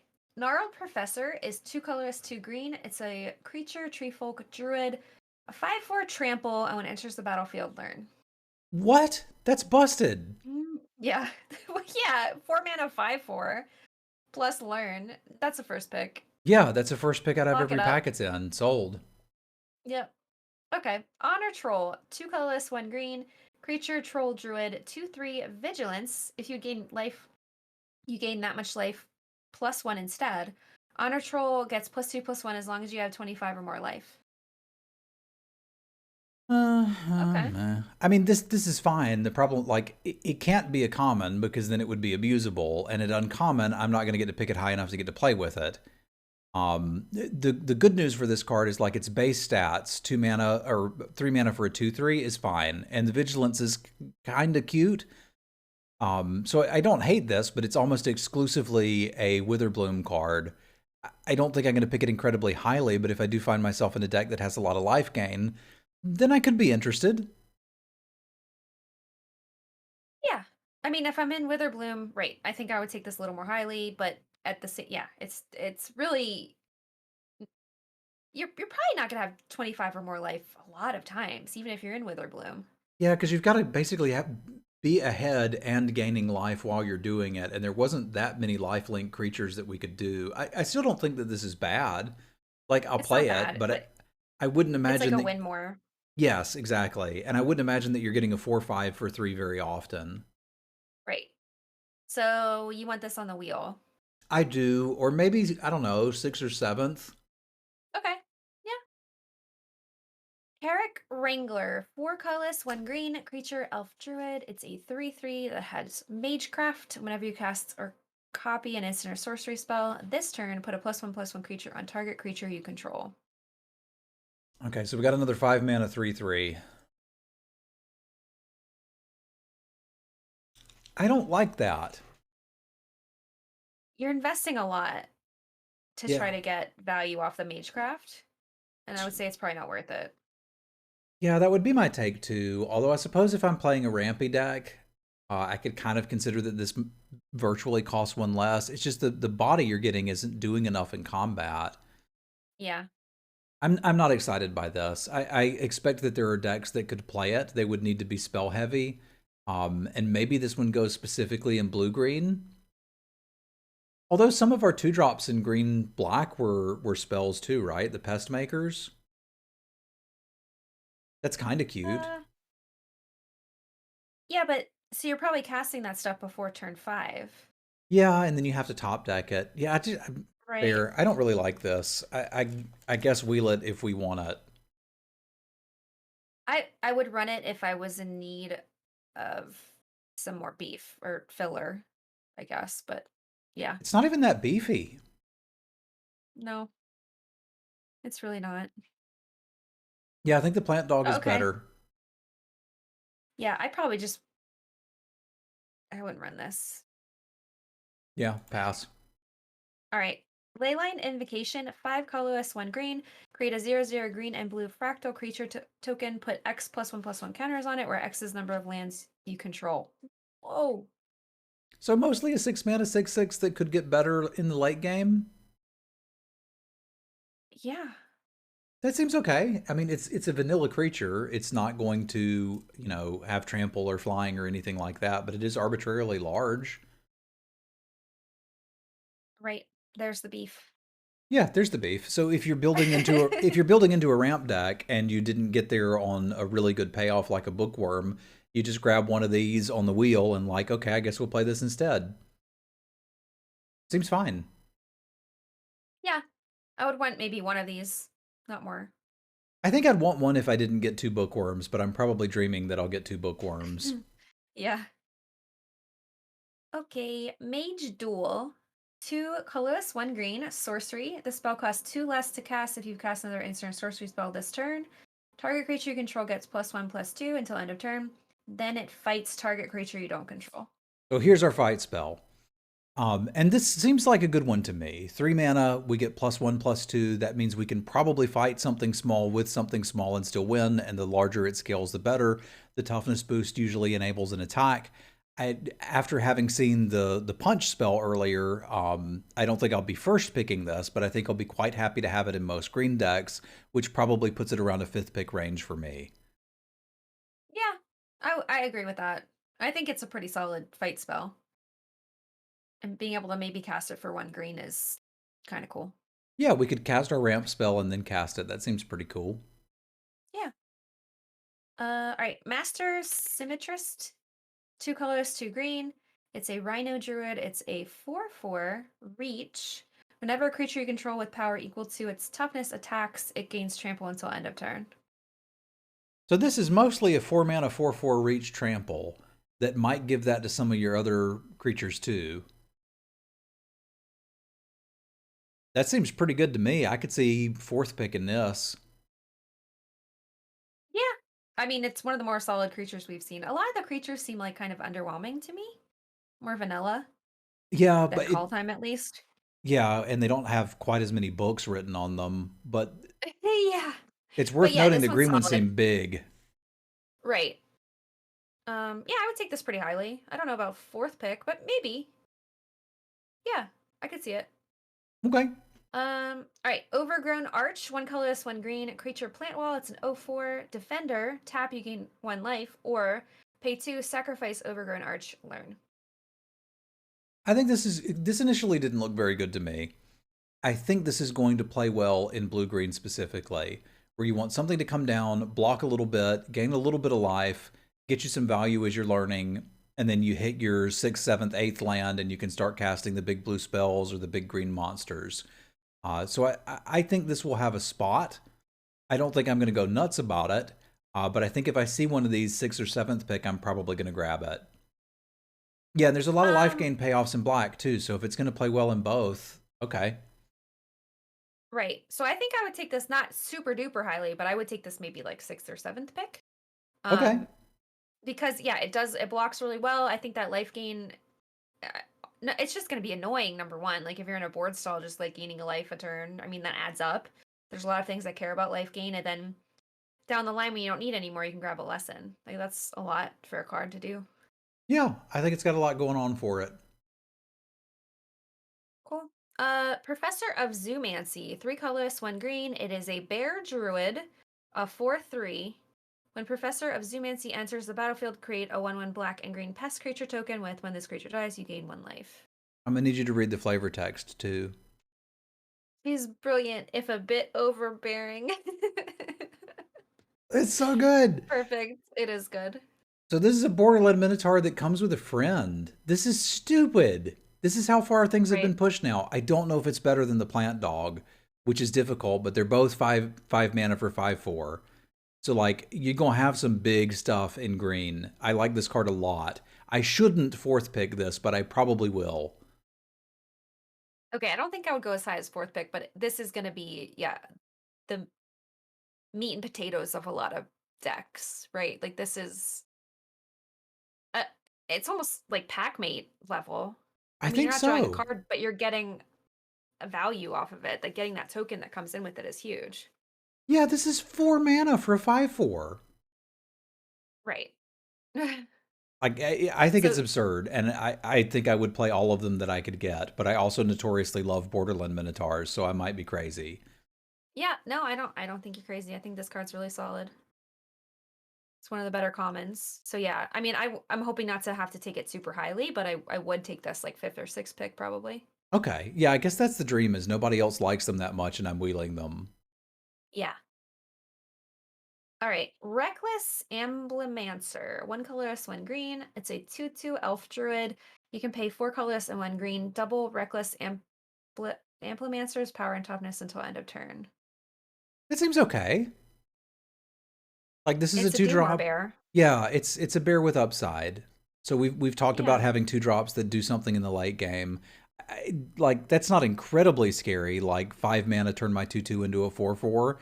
I guess once we're at 10 mana, it's interesting, and if it's augmented, it's interesting too. But I'd say overall the card seems fine. Like you're gonna need a couple 2-drops. I guess it could be this one. Right. A 2-drop that gets better late game is great. Yeah. So I would take this, but not super highly. Okay. Looking to get these on the like 9th pick, maybe. Yeah, or maybe a little higher if we're like, hey, we've got a lot of late game stuff and nothing to cast early. Like, okay, let's grab a couple of these. Yeah. Scurrid Colony. 1 colorless, 1 green. Creature squirrel. It's a 2/2. Has reach. Scurrid Colony gets +2/+2 as long as you control 8 or more lands. I think I like this one better than the Amplimancer. Yeah. Just because it's passive and it seems like green is looking to, specifically blue-green, I guess, get to that big mana payoff. But this seems like another fine filler 2-drop to me. Like, pretty happy to grab these 7th to wheel. Yes. Okay. Same page. Spined Carrick. 2 colorless, 1 green. It's a 2/4. So chat has already said that they suspect this will be my favorite card, and I do indeed like it. That's a lot of power and toughness for the cost. It looks like both of the green decks may be interested in blocking on the ground, and this does that, but again, still just seems fine. I expect I'm looking to wheel these. Right. These are like the meat and potatoes, though, right? Like you'll play them in any deck. You're happy to do so, but you don't want to take them super highly. Yeah. Yeah. Okay. Springmane Servan. 2 colorless, 1 green. Creature elk. It's a 3/2. When it enters the battlefield, you gain 2 life.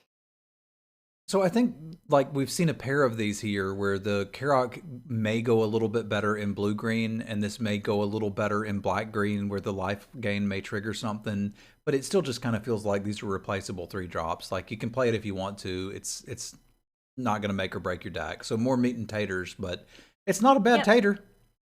Yep. I agree. Okay. Tangle Trap. 1 colorless, 1 green. Instant. Choose one. Deals 5 damage to target creature with flying or destroy target artifact. I don't think I'm actually interested in this one in this set. If you're sideboarding, sure, bring it in as a plummet. If you're playing best of one, I don't think I would be main decking this. And I don't think There's just not enough. there's not enough artifacts that matter, and we haven't gone through them yet, and we will. If your opponent has one, go for it. We've got a lessened version of this sort of click, and that would be better. But I don't think you're really going to need this. But sure, if you're playing best of 3, grab this, put it in your size board. Yeah. All right. Verdant Mastery. 5 colorless, 1 green. Sorcery. You may pay 3 colors and 1 green rather than pay this spell's mana cost. Search your library for up to 4 basic land cards and reveal them. Put one of them onto the battlefield tapped or under an opponent's control if you had paid 3 colorless and 1 green. Put 2 of them onto the battlefield tapped under your control, and then the rest into your hand, then shuffle. Okay, so this is getting us from Weird. 6 to 8. Yeah, which is big. Yeah, and it kind of does seem to be the thing that this color pair wants to do. I don't think I'm super happy to for this and just give my opponent a land. Like I could for it. Yeah. What happens? I get to draw 3 lands and ramp my opponent by 1. That seems like too high of a risk. It does, and I feel like once I'm at 6 mana, I'm probably going to get to 8 naturally given the fullness of time. Right. Yeah, you're ramping 2 while they're ramping 1. That's fair.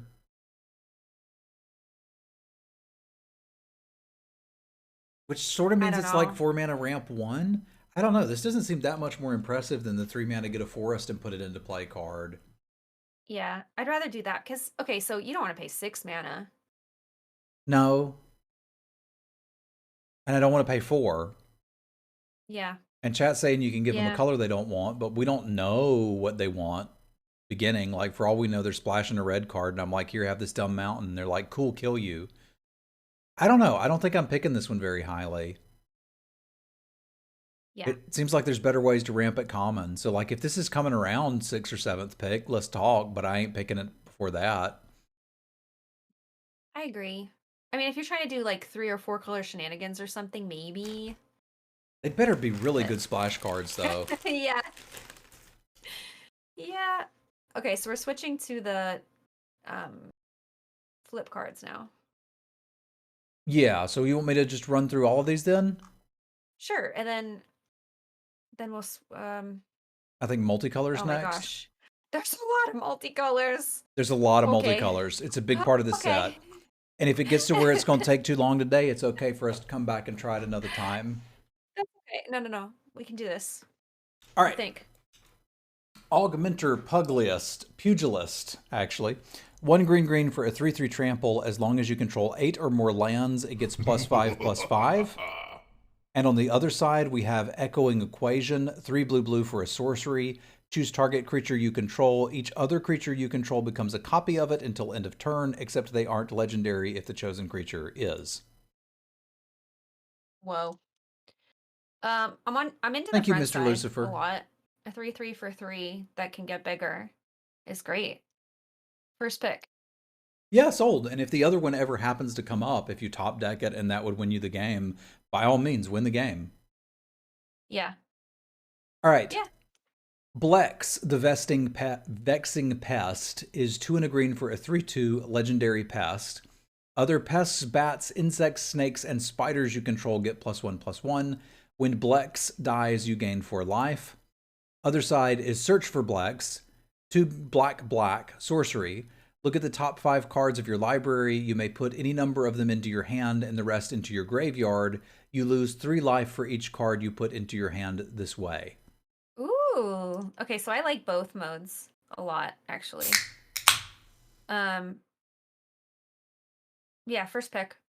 Yeah, it's another first picker, and I guess we don't have to go super deep on it, but the idea is you would have a lot of pests in this anyway. You could gain some life if you're casting the Search for Blacks, or just pump up those little pests and kill your opponent with them if you're casting the front side. Seems good. Yeah. And you definitely pay 3 life to put cards in your hand, right? Hex, yeah. Yeah. Especially when I'm in the color pair that has like life gain as a synergy. Right.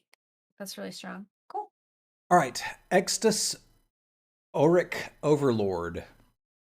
That's a mouthful. 1 white, black for a legendary human warlock with double strike. Magecraft, return a non-legendary creature card from your graveyard to your hand. It is a 2/4. On the other side, we have Awaken the Blood Avatar for 6 black-red. As an additional cost to cast this spell, you may sacrifice any number of creatures. Cost 2 less for each creature sacrificed this way. Each opponent sacrifices a creature. Create a 3/6 black and red avatar creature token with haste, and whenever it attacks, it deals 3 damage to each opponent. Okay, but that's Rakdos? That's not really supported. It's not. So the other Strange. side, like, it's kind of like a 4-mana 4/4 double strike. If you cast a spell, you draw a creature from your graveyard, and Which is maybe, sweet. which is sweet. And you could splash And this you're side taking of it. it pretty easy. Yeah. Okay. So I think this is just a first pick it. Slam it. Understand, yeah, slam it.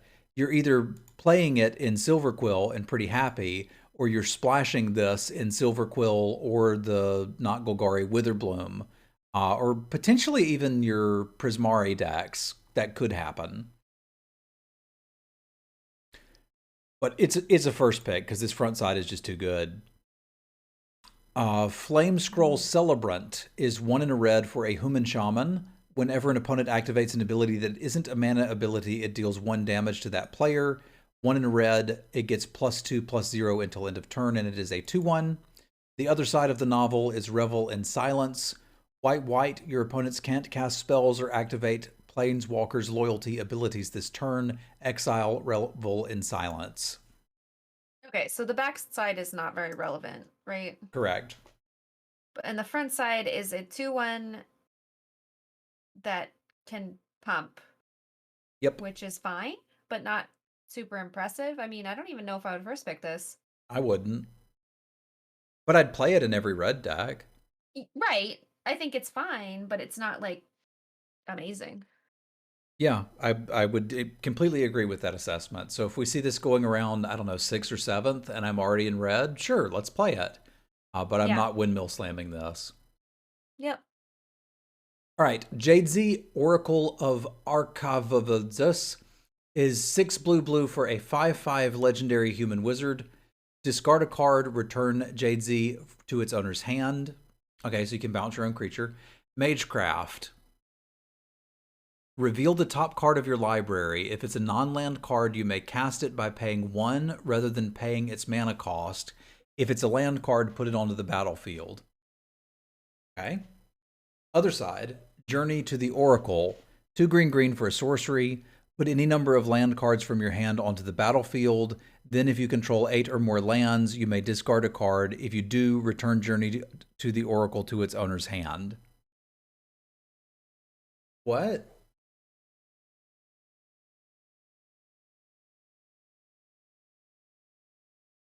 Okay. So that's ramp, right? Mhm. Cool-ish, maybe? I don't know. The first side is pretty cool, but it's 8 mana. And this side doesn't draw you the lands. It's just like you can play extra lands. Right, so I guess you're supposed to cast the backside first, and then if you control 8 or more lands, you could discard a card and then return this to your hand, and then you can cast Jadesy. Yeah, but where did we get all these cards from? I don't know. Yeah, I think I'm kind of out on this one. I think it's really good. Okay, so you're supposed to use the backside to ramp. Sure. And then all of a sudden, make sure you have 8 lands on the battlefield when you cast this. Right, so I need to have 4 lands in play and 4 lands in hand. Yeah, which is a lot. It's a lot. So maybe that's too much. It really feels like it is to me. Very good. Yeah, I'll agree with you there. If we can ever resolve the thing, it seems fine. But I feel like if I'm ramping to something, I'd almost rather just ramp to a bookworm.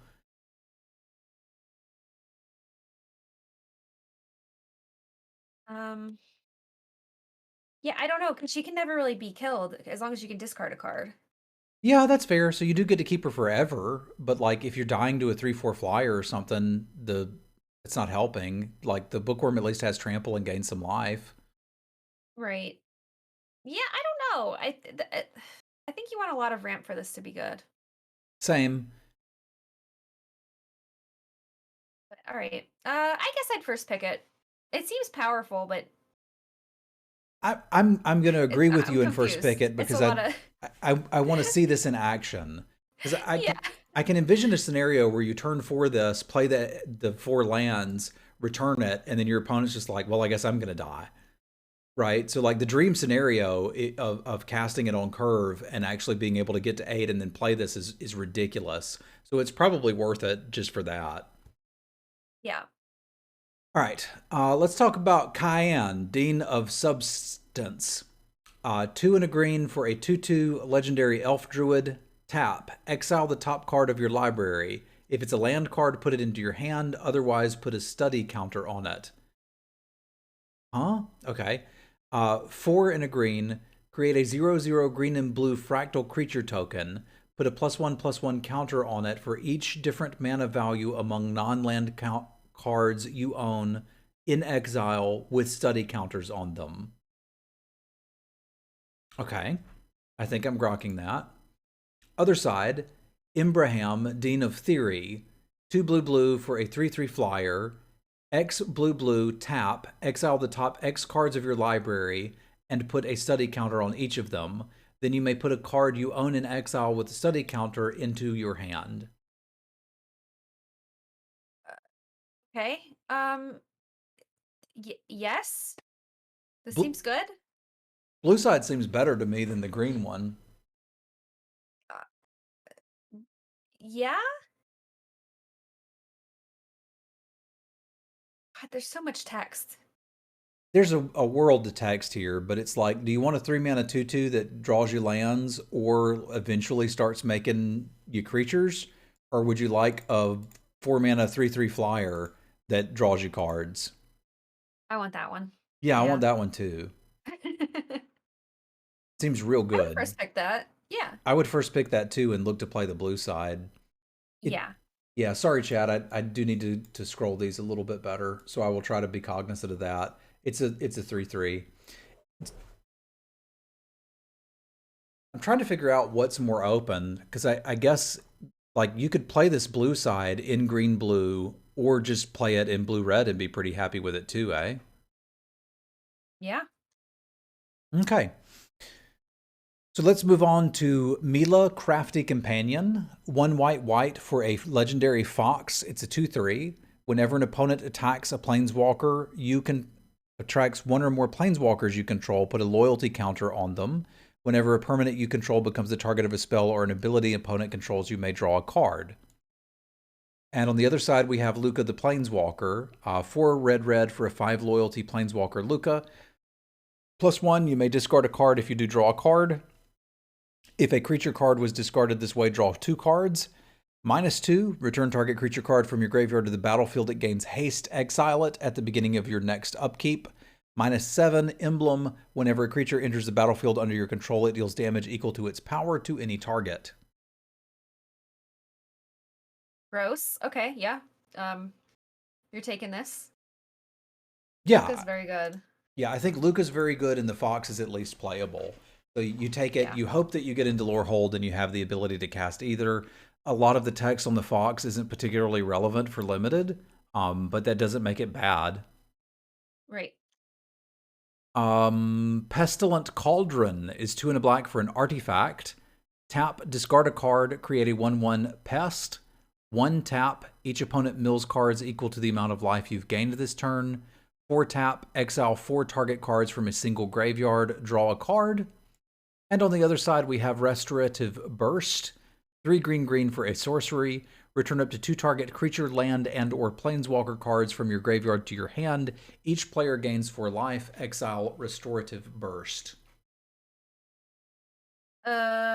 Okay, so I'm not really into either side. I mean, maybe the Cauldron a little bit, like being able to discard lands and make 1/1s seems fine.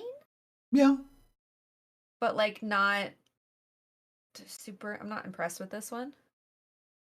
Yeah, this one probably isn't blowing my mind. I guess what you're supposed to do is have multiples of this and then, cast Restorative Burst, mill your opponent, get some of your stuff back, exile their stuff and draw cards.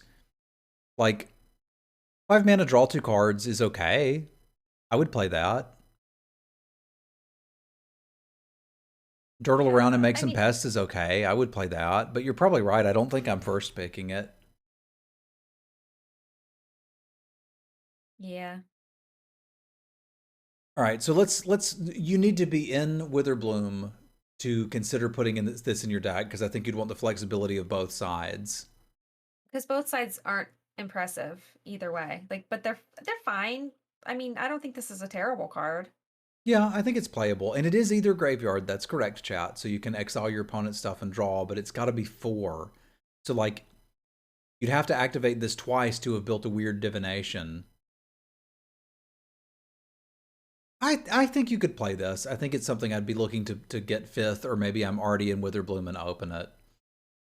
Yeah. All right, Plarg, Dean of Chaos. That's my favorite name so far. 1 in a red for a 2/2 legendary Orc Shaman. Tap, discard a card, draw a card, sold. 4 red, tap, reveal cards from the top of your library until you reveal a non-legendary, non-land card with mana value 3 or less. You may cast that card without paying its mana cost, put the rest on the bottom of your library in a random order. Okay. And on the other side, we have Augusta, Dean of Order. 2 and a white for a 1/3. Other tapped creatures you control get +1/+0. Other untapped creatures you control get +0/+1. Whenever you attack, untap each creature you control, then tap any number of creatures you control. Some of these are so weird. But okay, so I'm into the white side of the card more. I think it's interesting. But do I still want to take it back one, pick one? I guess. Because like you get to choose like if you want to pump your creatures or not when you're attacking. Yeah, it's a weird way to have to work and try to build your own anthem, but I think in the end it does get there in white, and I also wouldn't sell the red side short. It's a 2-drop that we can use to just rummage for free, which is fine. And if we get to the point where we've got 5 extra mana, we can just start casually, if we don't have anything better to do, throwing 3 drops on the board. So I think I dig this. Yeah, it's strong. All right, that takes us to, God, there are novels written on these cards. Rowan, Scholar of Sparks, is 2 and a red for a legendary Planeswalker Rowan with 2 loyalty. Instant and sorcery spells you cast cost 1 less. +1, deal 1 damage to each opponent. If you've drawn 3 or more cards this turn, 3 damage instead. -4, you get an emblem with whenever you cast an instant or sorcery spell, you may pay 2. If you do copy that spell, choose new targets. And on the other side, we have Will, Scholar of Frost, 4 and a blue for a 4 loyalty Planeswalker Will. Instant and sorcery spells you cast cost 1 less. +1, up to 1 target creature has base power and toughness 0-2 until your next turn. -3, draw 2 cards. -7, exile up to 5 target permanents. For each permanent exiled this way, its controller creates a 4/4 blue and red elemental creature token. I mean, you're slamming this, right? Mm-hmm. Pack one, pick one. Yeah. Yeah, I'm sorry. Both Planeswalkers are solid. Yeah, and I'm sorry. There's so many words in these rares and mythics just to say, yeah, pick it. Well, But I mean, that kind of is what's up. Like these are just really good cards. yeah. Like you don't really have to analyze it when it's so strong. Like you just see it and you're like, all right, I'm gonna take it. Yeah, and Being able to make your spells cost less is amazing, right? yeah, and drawing cards, dealing damage, getting emblems, like Yeah. all of this seems good. Yeah. And this is probably my favorite reason for why to use the idea of would I first pick this card instead of giving it a letter grade, because we're never going to have to decide between any of these cards, so who cares? Is it good enough to first pick is all we need to know. Yeah. All right. Selfless Glyph Weaver is 2 and a white for a 2/3 human cleric. Exile the Glyph Weaver. Creatures you control gain indestructible until end of turn. All right. Other side is Deadly Vanity. 5 triple black for a sorcery. Choose a creature or planeswalker, then destroy all other creatures and planeswalkers. Okay. Not super excited about either one of these because, okay, the front side, I mean, I guess could come in handy like later on in a game. Being able to make all your stuff indestructible during like a combat would be amazing, I guess. Maybe. Who knows? Sometimes. But the vanity is so expensive. An 8 mana, it's a wrath, and you get to keep your best creature, planeswalker. So it's good. You probably have to take this pack one, pick one. I think so, and I think ideally you want to be playing it in Silver Quill with the idea that you could top deck it and cast Deadly Vanity and win. But if it's kind of like a weird Tolarian Scholar version of the Good Pauper that you could sacrifice to save something, like that's fine too. 3 mana 2/3 that you can sacrifice and keep all your other creatures seems good. So I think we would take this. Yeah. Can you cast the Wrath side with the red looter we just saw? I'm going to have to let judges sort through that. I don't think so, because I think it's looking for mana value 3 or less, and this does not have that. It's also the back side, so it'll never see that. But never mind. All right, a couple more of these, and then we'll be on to some nice, easy-to-understand gold cards. Shaylee, Dean of Radiance, is 1 and a white for a bird cleric 1/1 legendary creature with flying and vigilance.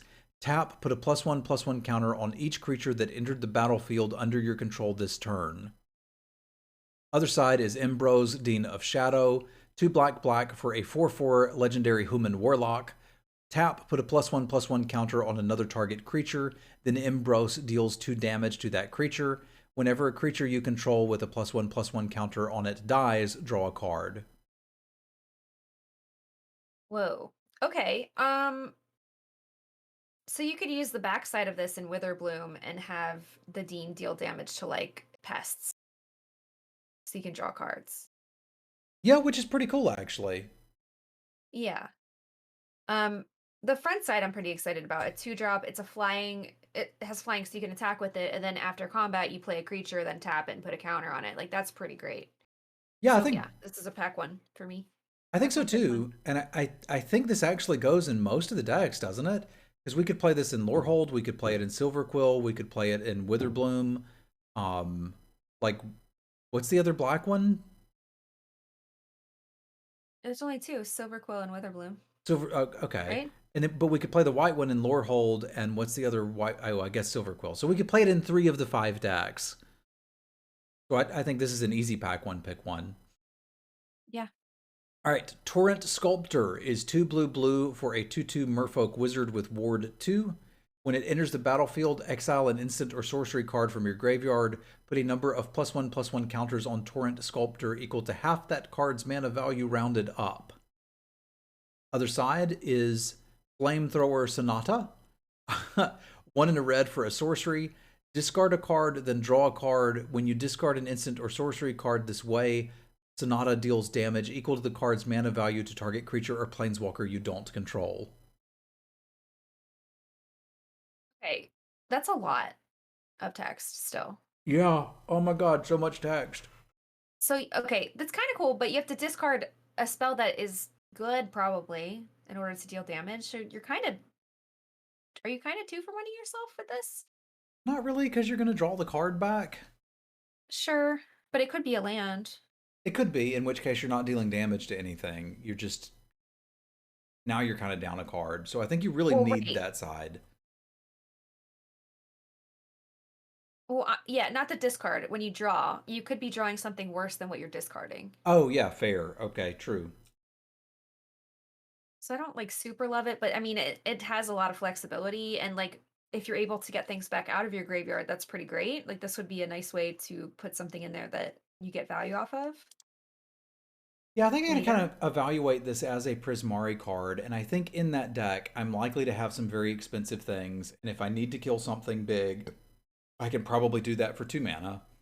And I'm probably going to have some spells in my graveyard, and if I'd like to have a large creature, I can do that too.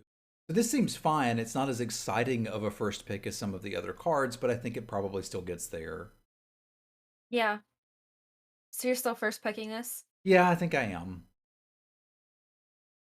I think it goes particularly in red blue, whereas like the Shaley card, I think we'd be happy to play either side of that, and not quite as stressed about, okay, I first picked this, we have to be Silverquill. I could still be open to more things, whereas I feel like this one specifically does want to be in Prismari, but it seems good enough.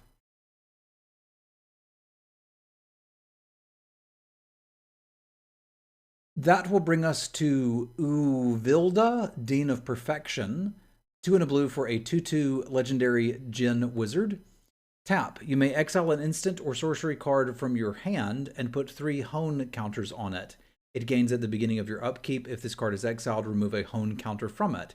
And when the last hone counter is removed from this card, if it's exiled, you may cast it. It costs 4 less to cast this way. And we have Nasari, Dean of Expression.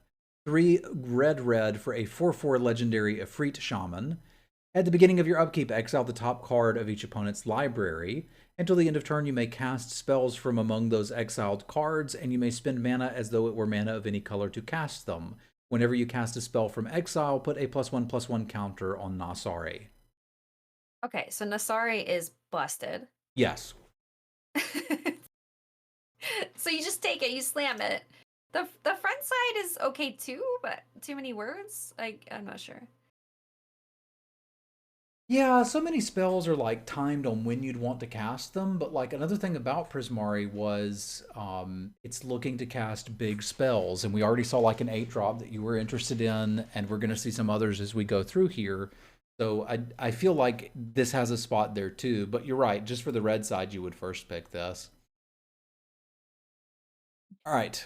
Valentin, Dean of the Vein, is black for a 1/1 with Menace and Lifelink, Vampire Warlock. If a non-token creature an opponent controls would die, exile it instead. When you do, you may pay 2. If you do, create a 1/1 black and green pest creature token. And on the other side, we have Lisette, Dean of the Root.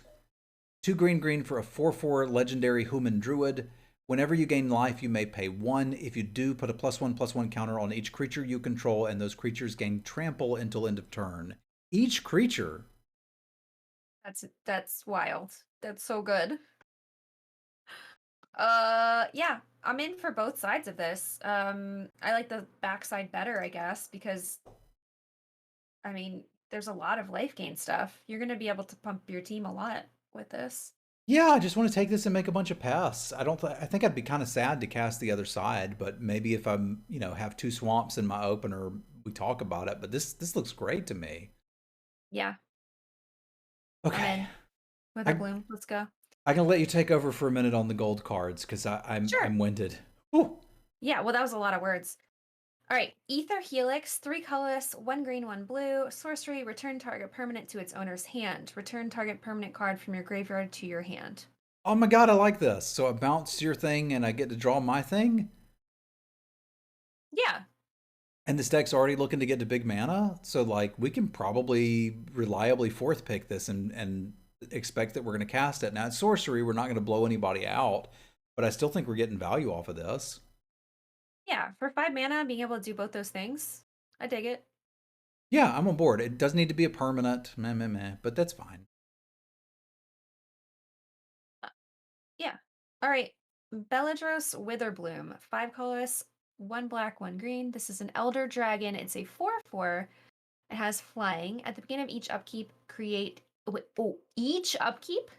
Each Okay. upkeep. Create a 1/1 create a 1/1 black and green pest creature token with the when this creature dies, you gain 1 life. Pay 10 life. Untap all lands you control. Activate only once each turn. Whoa. That's not super useful and limited. So most of what we're doing with this is a 5/6/7 mana 4/4 flyer that's going to make us a pest. 2 pests Each every turn. turn. Yeah, there's enough ramp that I'm probably taking this and playing it, but it's going to put me in a weird scenario because it looked like I wanted the ramp in blue-green. So maybe I'm going to end up trying to splash this. Mhm. I'll probably play it. Like, it's got value stapled all over it. It feels like it could be one cheaper and still be good in limited. Yeah, 7 is a lot for a 4/4 flyer. I know you're making a pest each turn. Yeah, but I kind of need to make a couple pests before I feel like I got my value out of it. Like, if I cast You would this need like and they kill it 2 or 3. immediately, yeah. Yeah. Yeah. But you're still gonna take this early, right? Yeah, I think I am. And I like it says dragon on it. Yeah. I'm going to take it. Yeah. And just hope it doesn't die. Yes. All right. Biomathematician. 1 colorless, 1 green, 1 blue. It's a human wizard, a 2/2. When it enters the battlefield, create a 0/0 green and blue fractal creature token. Put a +1/+1 counter on each fractal you control. So this is a common, and each one creates one and then puts tokens on them. So if I get 3 of these and cast 2 of them, you see where this is going? Like this actually seems pretty good to me. I think once I'm in blue-green, I want to take just about every single one of these that I can possibly find. Because it's a Centaur Courser that's a little bit better on blocks, a little bit worse on attacks. And the fact that they play so well together with the fractal tokens, and we had fractal tokens coming from other places, makes this an incredibly valuable card to me. So I'm looking to pick this one probably 5th pick if I've got an inkling that I'm in blue and green, because I just want 5 of them. I might take it a little bit lower than that, but I can see why you'd want to. At the worst, you're getting a 3/3 for 3, even if you can't like break it and put counters on your fractals and make them huge. Yeah, and I like 3/3 So, first 3. right, there's no downside. So yeah, if you know your stomach, slam it. All right. Blade Historian. So how do you say what this mana is? I usually said Boros, Boros, Boros, Boros. Okay. So 4 Boros mana, human cleric 2/3, attacking creatures you control have double strike. Okay, so sort of like a 4 mana 4/3 if we can attack with it. Yeah. That seems pretty good.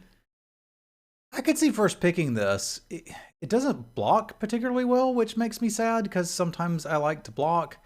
And one of the things I often like about hybrid mana cards in a set like this, where there's really only, 5 color pairs that you can play, is that they're a little more flexible.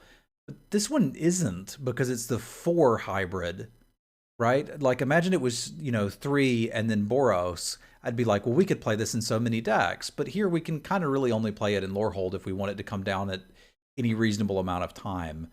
So I think I probably would first pick this. The power level is there. If you have any sort of board state, play this and then swing your creature sideways, you're probably going to win. But I could see some packs where it is not the strongest card there. Yeah, right. So, I mean, I would first pick this. I think it's going to be fully annoying for your opponents to deal with double striking creatures attacking, but it could just die right away, right? I mean, it's pretty fragile. There's that, and then there's the nightmare scenario of you play it on turn 4, swing with your 2/2/1s, they've got a 3/3 and some mana up, and they kill this and eat one of your other creatures, and you're like, oh my god. Yeah. So, like, right. pay attention to, how much mana your opponent has open.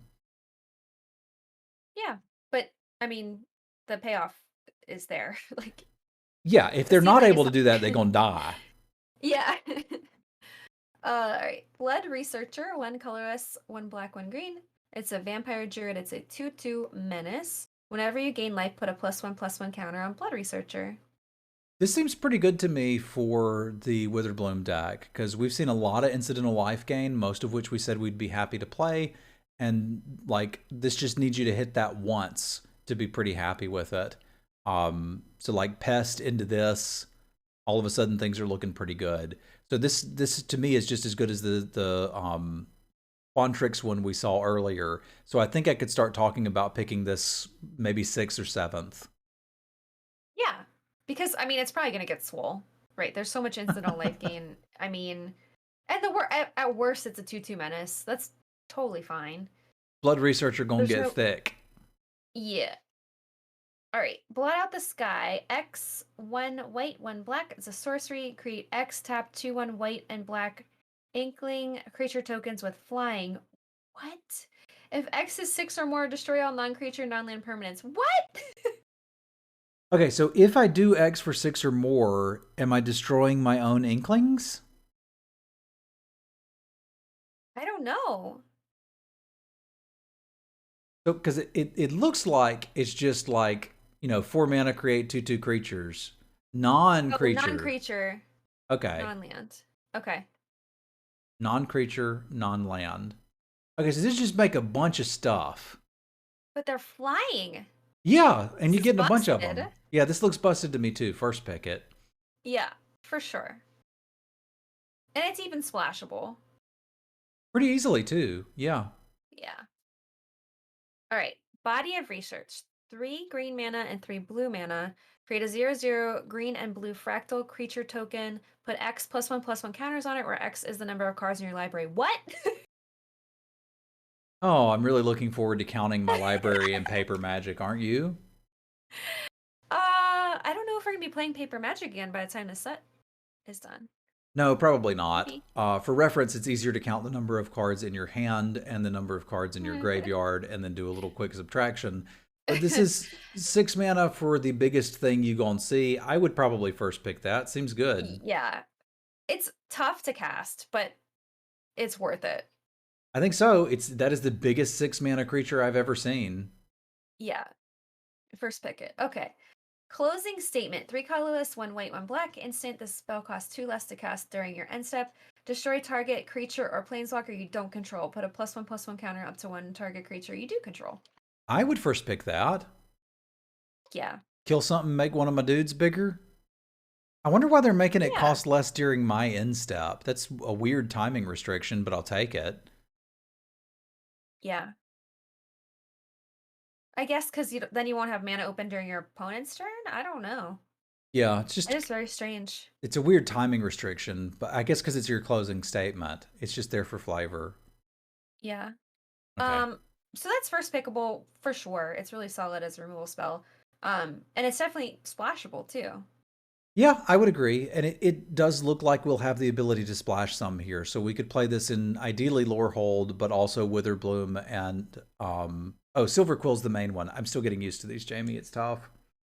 I keep defaulting back to the old thing. Sorry. Yeah. All right, cram session. One colorless and one Witherbloom There mana you go. symbol. You gain 4 life and learn. So this one is one that I'd mentioned where hybrid mana can be quite flexible because this will fit into a lot more decks, but it doesn't really do anything amazing. It seemed like it was going to be easy enough to learn within the cards we've already seen that I don't want a card just to do that for me. That said, if I've got a really good lesson and only 2 ways to tutor it up and it's that good, I might just cram one of these in. I think I'm probably going to play this in any Witherbloom deck just because a lot of your things are going to care about life gain, and 4 life is a lot. Uh, and it's easy to cast. It's 2 mana. It doesn't really cost you much, and you get a card. So it's gain 4 life and draw a card. Okay. So Revitalize, right? And Yeah, Revitalize isn't very good most of the time, but if you care about life, it will be. that's fair. So maybe the flexibility that I was looking to value in it is actually not that great because really only Witherbloom wants it, but I'm interested to see how this one plays out. Yeah. Well, yeah. I don't take it early by any means. That should be like one of the last cards you grab out of a pack. Oh yeah, we're both thinking we're going to wheel it. My question was, do I play it? And I think you've convinced me that it might have a spot. Yeah. All right, Creative Outburst. 3 colorless, 2 blue, 2 red. It's an instant. Creative Outburst deals 5 damage to any target. Look at the top 5 cards of your library. Put one of them into your hand and the rest in the bottom of your library in random order. And you can pay 2 Prismari mana, discard Creative Outburst, create a treasure token. It's another 7 mana spell. Yeah. So I don't know how we're casting it because I saw how we're supposed to cast it. I'm just not entirely convinced that that's going to work.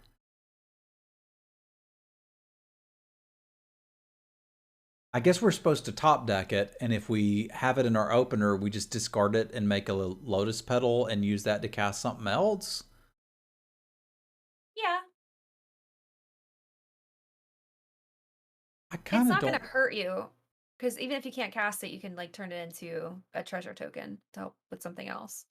Yeah, I don't like this. I know Prismari has a lot of stuff to do it. This just doesn't seem very good to me. Like, this is my payoff is I get to kill a thing and draw a card. I don't know. I ain't first picking this one. I guess if I'm in Prismari and I have whatever pieces chat is telling me are definitely in this set that'll let you cast them, then I'll take it then. But I'm not even looking to pick this early at all. Right, that's really expensive. It's Yeah. incredibly expensive. I mean, I definitely will play it if I'm in Prismari, but I don't want to take it super early. Yeah. All right. Calling Ritual. 2 colorless, 1 black, 1 green. It's a sorcery. Destroy each non-land permanent with mana value 2 or less. Add black or green for each permanent destroyed this way. I kind of look at this as destroy everything that doesn't matter. Like, I don't know why I would want to put this in a limited deck. Yeah, I'm not sure. I guess what I'm supposed to do is make a million pests and then destroy everything and then cast something super large. Yeah, I get that it's a token wipe, but I'm in the color that's playing the most tokens.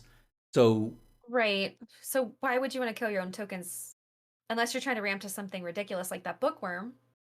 yeah, but But like, that kind of feels like Magical Christmas Land to me. Like, I'm going to play this so I can play my bookworm early. yeah, and how many do you have to have? Sure, it kills treasures. It does a couple things. It feels like I'm killing a bunch of stuff that doesn't matter and then getting a refund on some mana that I'm probably going to use to cast a spell that probably doesn't matter either. I don't know. I don't think I want to play this. I don't think it's a high pick. I don't think I'm going to put it in any decks. I'm sure somebody will figure out where this is supposed to be good, but I'll wait for that. No, somebody will find a deck and play it in it, but that doesn't Yeah. make it good, right? Okay. Right. Okay. Culmination of Studies. X mana, and then 1 blue, 1 red for sorcery. Exile the top X cards of your library. For each land card exiled this way, create a treasure token. For each blue card exiled this way, draw a card. For each red card exiled this way, culmination of studies deals 1 damage to each opponent. Okay. Okay, so Weird. 4 mana, I get... Man, it's hard to say what's going to happen when you cast this, and you don't want to splash it, because you can't have non-blue and red cards in your deck. So this is kind of Prismari only, and we have no idea what's going to happen when we cast it. This card is not bad, and it's doing, generally speaking, I think good things, but the fact that I don't know what it's going to do when I cast it is going to make me not pick it and play it very often. It's Yes, very strange. it's very strange. Chad is pointing out the blue-red. Yeah, you're exiling. You're not getting them back, but you are going to draw some number of cards, get some number of treasure, and deal some number of damage. I just don't know how much, and that's what makes me just not like it.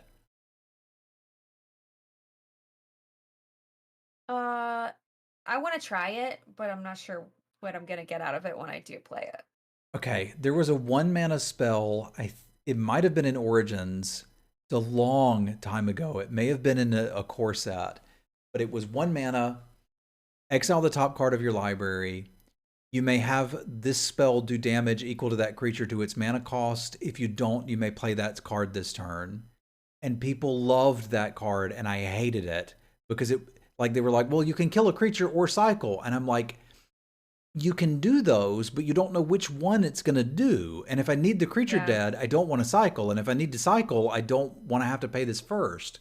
So like, I don't think I like Culmination of Studies, and I don't want to play it.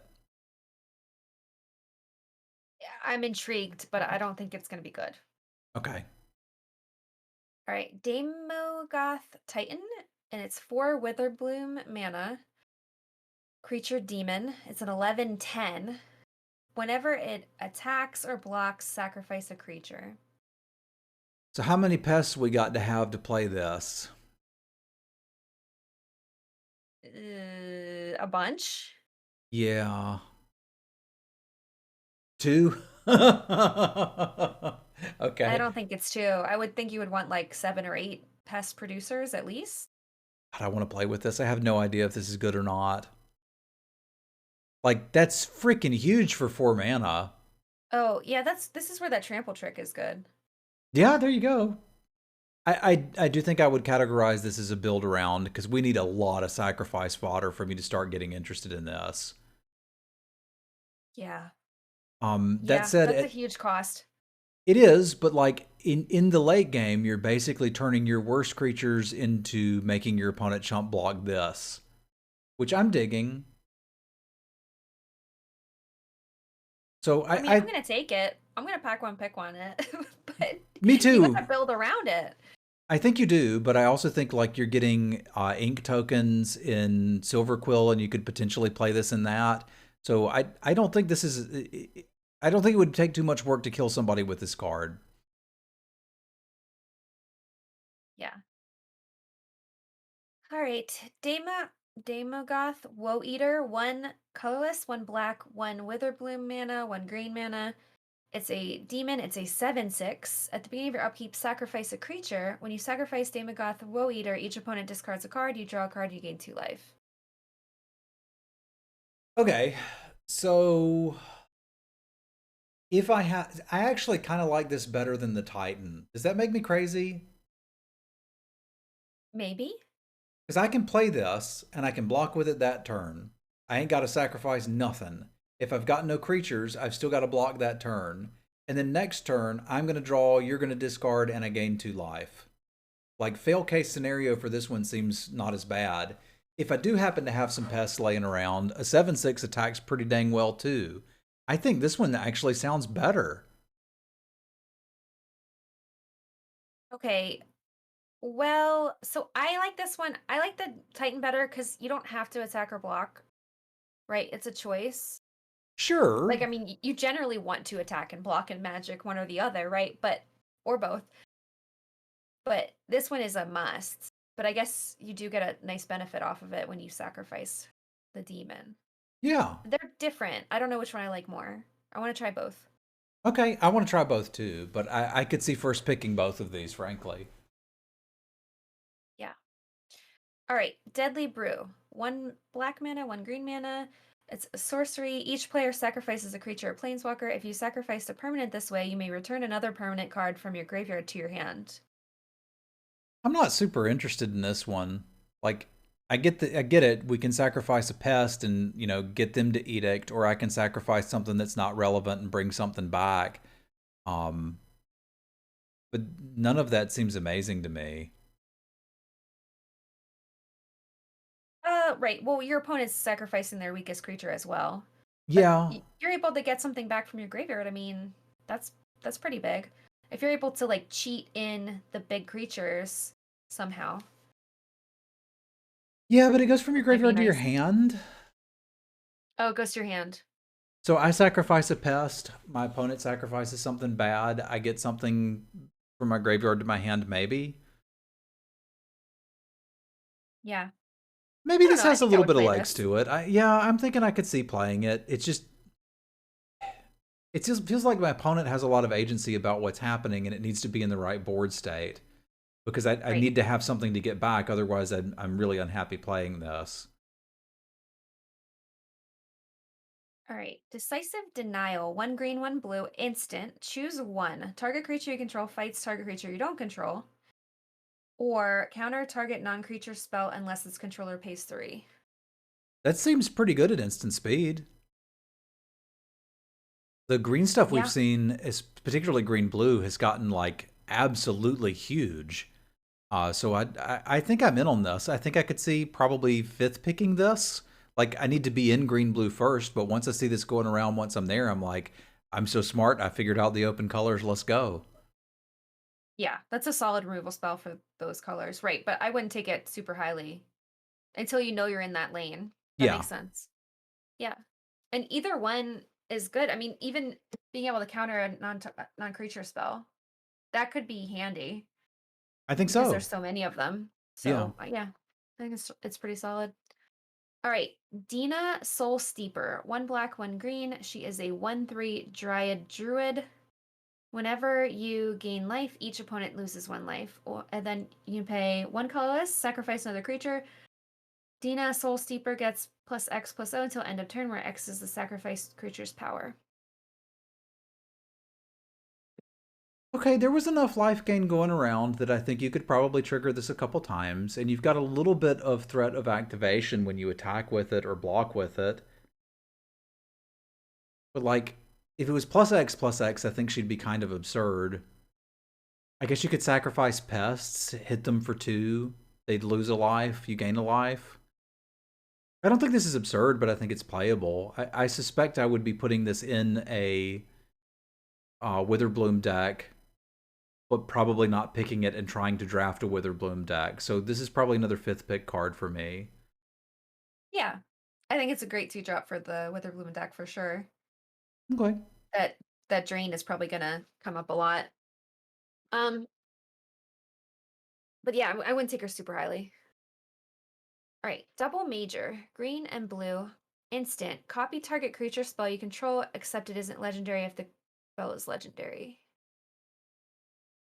I've been thinking about this card a lot because I bumped into it a while ago, and I don't think I like it. So, copy target creature spell, does that have to be on the stack? Yes. So you would cast Okay. your own creature, and while it's on the stack, cast double major, and then you get 2 of them. So I feel like adding 2 to the cost of any creature to get another one just doesn't seem good to me. Yeah, it would be a very late game thing. So I don't think I'm incredibly interested in this card. Because usually I want to be casting, 2, 3, 4, 5, 6, whatever. And I feel like if I get to the point where I can cast this, I may not be getting my value. So I don't think I like this one. I don't think I'm interested in playing it. Yeah. Um, yeah, I don't think I would. Would you try it if you got it like last pick or something in a pack? Sure, and I could see some games where it could come up and do something good. It's just it doesn't seem like it's going to consistently be a good card, and I tend to value consistently a lot in my draft consistency a lot in my draft decks. Okay. Yeah. All right. Dramatic Finale.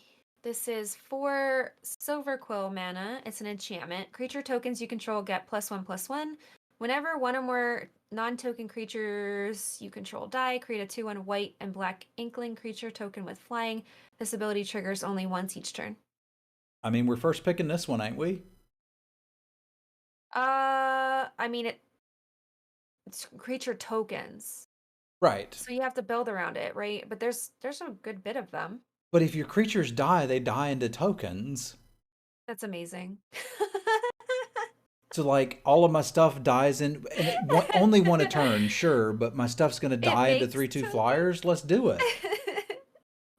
Yeah. Okay, but wouldn't you just want tokens to begin with too? Like you're looking to play more than usual if you have this, right? Yeah, I think I would be happy to have tokens, but even if I don't, just the idea that my stuff is gonna die into 3/2 flyers seems pretty great to me. So it's So like the fallback. Yeah, okay, no soul. Pack one, pick one. yeah, I'm gonna just grab it. Elemental Expressionist, 4 Prismari mana, creature, orc, wizard. It's a 4/4, has Magecraft. Whenever you cast or copy an instant or sorcery spell, choose target creature you control.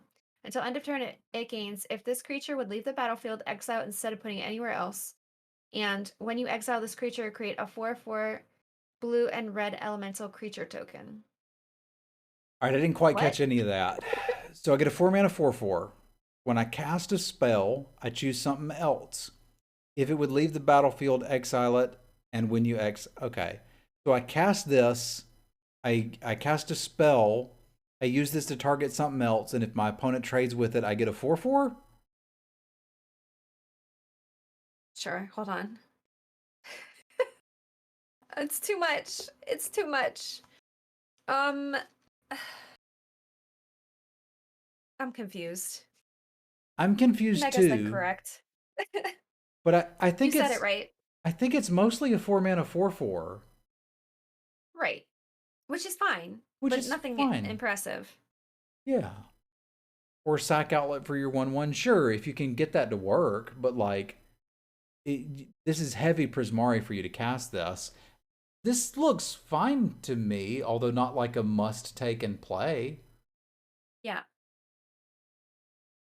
I'll take So it like 7th or 8th pick, maybe? yeah, maybe a little higher than that if I've got an inkling that I'm in Prismari, but this is not blowing my mind. This is just looking like, oh, this seems okay. 4 mana 4/4 with value seems okay in current year. All right. Elemental Masterpiece. 5 colorless, 1 blue, 1 red. It's a sorcery. Create 2 4/4 blue and red elemental creature tokens. You can pay 2 um, Prismari mana. Discard Elemental Masterpiece. Create a treasure token. That's another 7 mana spell. I feel like you're getting your value off of it. I just ain't sure how you get in the 7 mana.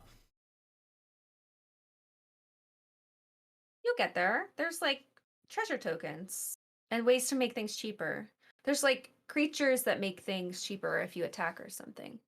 Yeah, and that's what everybody's saying, but I'm just like, how many of these 7 mana spells can I realistically put in a deck? Like everybody's Well, the like, fallback is you discard it and make a token, though. It's never stuck.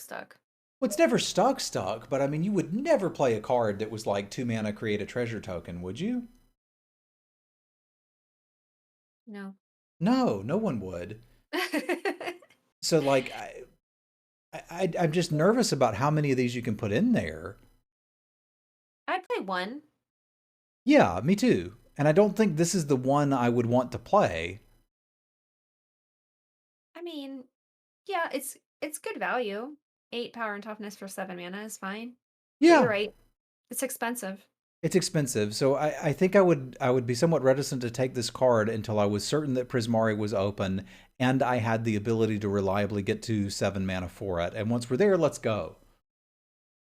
Sure. All right. Elemental Summoning, 3 and 2 Prismari mana. It's a lesson, sorcery, speed, create a 4/4 blue and red elemental creature token.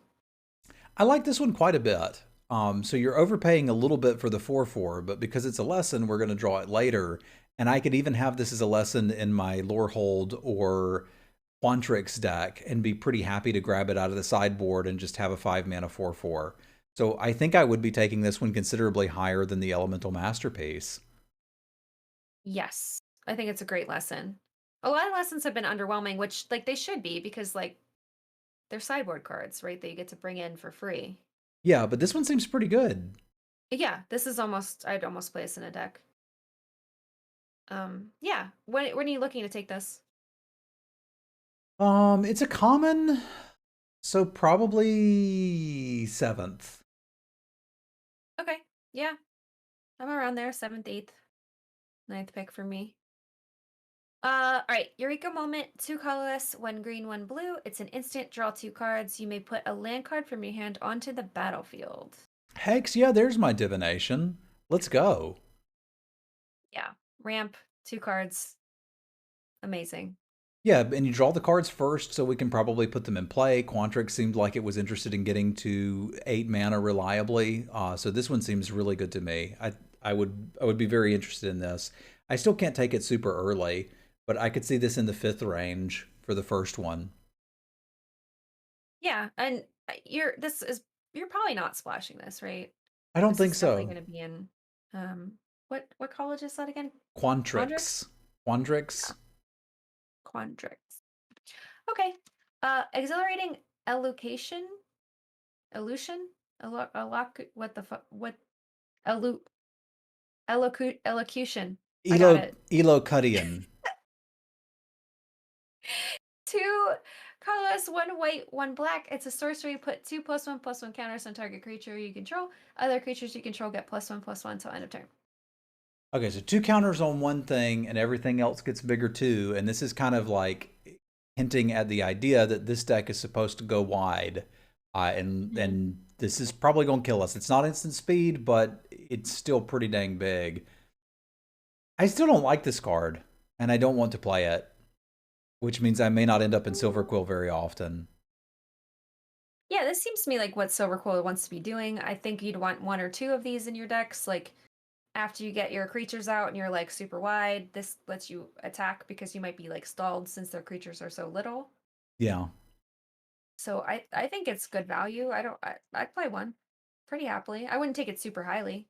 Yeah, you're probably looking to wheel this, and if you do, you know, Silverquill is open, and then you're pretty happy to throw this on your weenies and attack with them. Yeah. All right, Expressive Iteration. It's a sorcery and it's 1 blue, 1 red. Look at the top 3 cards of your library, put 1 of them into your hand, put 1 of them onto the bottom of your library, and exile 1 of them. You may play the exiled card this turn. Ooh. That's interesting. So this is sort of like strategic planning, but I can play one of the cards now and bank the other one for later. Yeah. So like presumably I could use this to hit and like choose a land for that card, play that one. This looks pretty good to me. Because it's kind of like a divination. Right, because you're able to play 2 of the cards. Yeah, because I Right can away. play one now. So I think I actually like this. This might be okay. I could see picking this as early as 5th. Okay, I'm a little lower, but I mean, it's a cheap spell and it's a good spell, so I can see why you would say 5th. Yeah, no, I can't argue that. okay. All right, Fractal Summoning X, and then 2 Quandrix mana. Sorcery Lesson, create a 0/0 green and blue fractal creature token, put X +1/+1 counters on it. Okay, so 3 mana for a 1/1, no. 4 mana for a 2/2, no. Well, it's a lesson though, isn't it? Mm-hmm. Yeah, so I was looking at this card and thinking I'd never played this, and now it changes to, oh my god, I get to draw this for free. I'm pretty interested in it. Which is an interesting take on how these lessons are going to affect card evaluation. Because when I missed that it was a lesson, I was like, I don't want this. And now as soon as I see that it is one, I'm like, I'd be pretty happy to grab this and put it in anything. I should probably take it before the wheel, assuming I've got any way to fetch it. Even as a lesson, this is bad. This is not bad. Like, if I fetch this and then eventually stall out at 5 mana, I can at least play a 3/3 out. Like, that's something.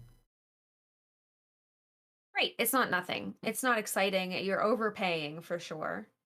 Which has been the But case on all of these lessons that we've seen, but I'm not unhappy about right. it. Yeah, so you're looking to get this on the wheel. Maybe a little bit before if I've got a way to fetch it. And again, I could put this in a green-black deck pretty happily, or a, blue-red deck pretty happily. Okay. Fracture is 1 white and 1 black. It's an instant. Destroy target artifact, enchantment, or planeswalker. This seems to be virtually unplayable to me in limited except from the sideboard. There's no enchantments in this set functionally.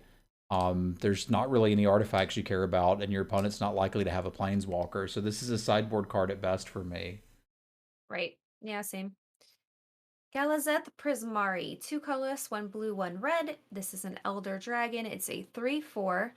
Flying. When it enters the battlefield, create a treasure token.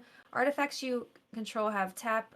Add 1 mana of any color. Spend this mana only to cast an instant or sorcery spell. This looks amazing. Why would we not love this one? This is, I think, better than the black one because it can come out early enough to do something. Yeah. Yeah. So, and the treasure token helps you cast your big flashy spells. heck yeah, let's first pick this. Yeah, absolutely. I'm in. Oh, I haven't seen the art on this card yet. Golden Ratio, 1 colorless, 1 green, 1 blue. Sorcery, draw a card for each different power among creatures you control. Ooh. I mean, I could sort of see that doing a thing. Maybe. But I feel like if I'm looking for raw card draw, I liked the 4 mana draw 2 better. I think this card's pretty good because I mean most of the times you're gonna draw at least 2 for 3, which is fine, and then anything after that is like plus, right? Yeah, I'm just If you're concerned trying. if I don't have Oh, any creatures in play, which I usually will. It's limited. I'm going to play a lot of them, but like the floor is, they're beating me. I just need to draw a creature, and I top deck this. yeah, right. It's not always great, but I think I would take it pretty highly because I think card draw like this is interesting. Okay, I think it's playable. I would probably be looking to pick this one up like 7th or 8th, and I imagine you're a bit Yeah. higher than that. No, I'm probably about there too. Okay. Yeah, it's sorcery. If it was instant, it'd be different. Well, if it always at least drew, like if it was 2 plus or something, I'd be talking about it. But I think I'd rather have the 4 mana one. Yeah. All right. Next we have Harness Infinity, 1 colorless, 3 black mana, 3 green mana. It's an instant. Exchange your hand in graveyard. Exile Harness Infinity. What? So what are we supposed to do with this in limited? Well, you play it really late game and then you have a bunch of cards in your hand, And but you already then, spent all your mana because this card yeah, so you discard is so most of them. expensive. Discard Yeah. hand, draw graveyard, then discard hand, and have, however many Then cards you you have had in 7 hand. cards. You have 7 cards, and you have however many turns as cards you had in hand before you cast this, before you're dead. It's an instant.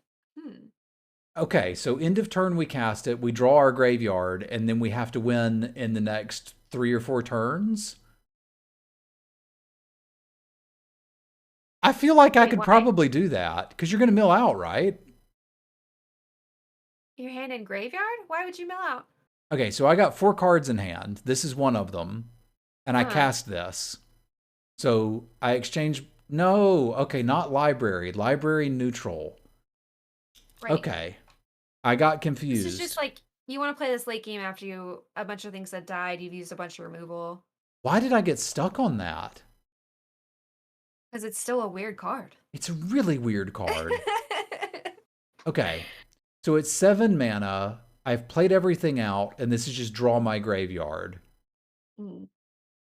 That seems useful. Yeah, I'm taking it. I want to try it. I'm going to do the same thing, especially now that I understand what it does. Good grief. This one has the least amount of text of any of the cards that we've read, and I still had a hard time grokking But it. it's a weird concept. It really is.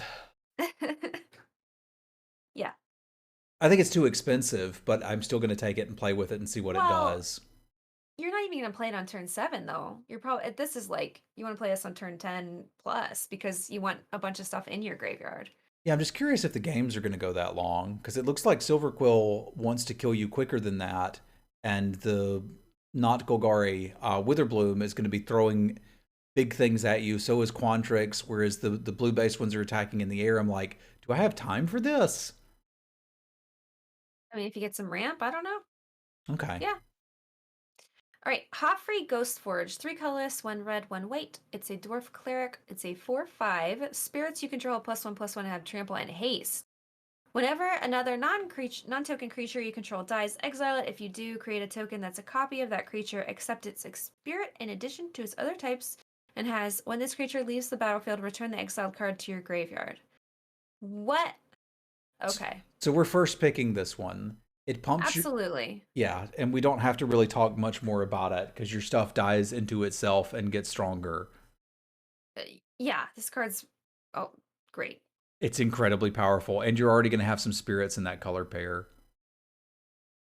All right. All right. I need Oh, another do you wanna... small break. Okay, no, that's fair. And then I'll come back and start reading some to give you a break. I didn't realize quite how Sounds many good. gold cards there were. Yeah, well, we're kind of almost done, right? After the gold cards will be done? Yes. So I think Yeah. I can see an end from here. Yeah. All right. We'll be back in just a few minutes, chat.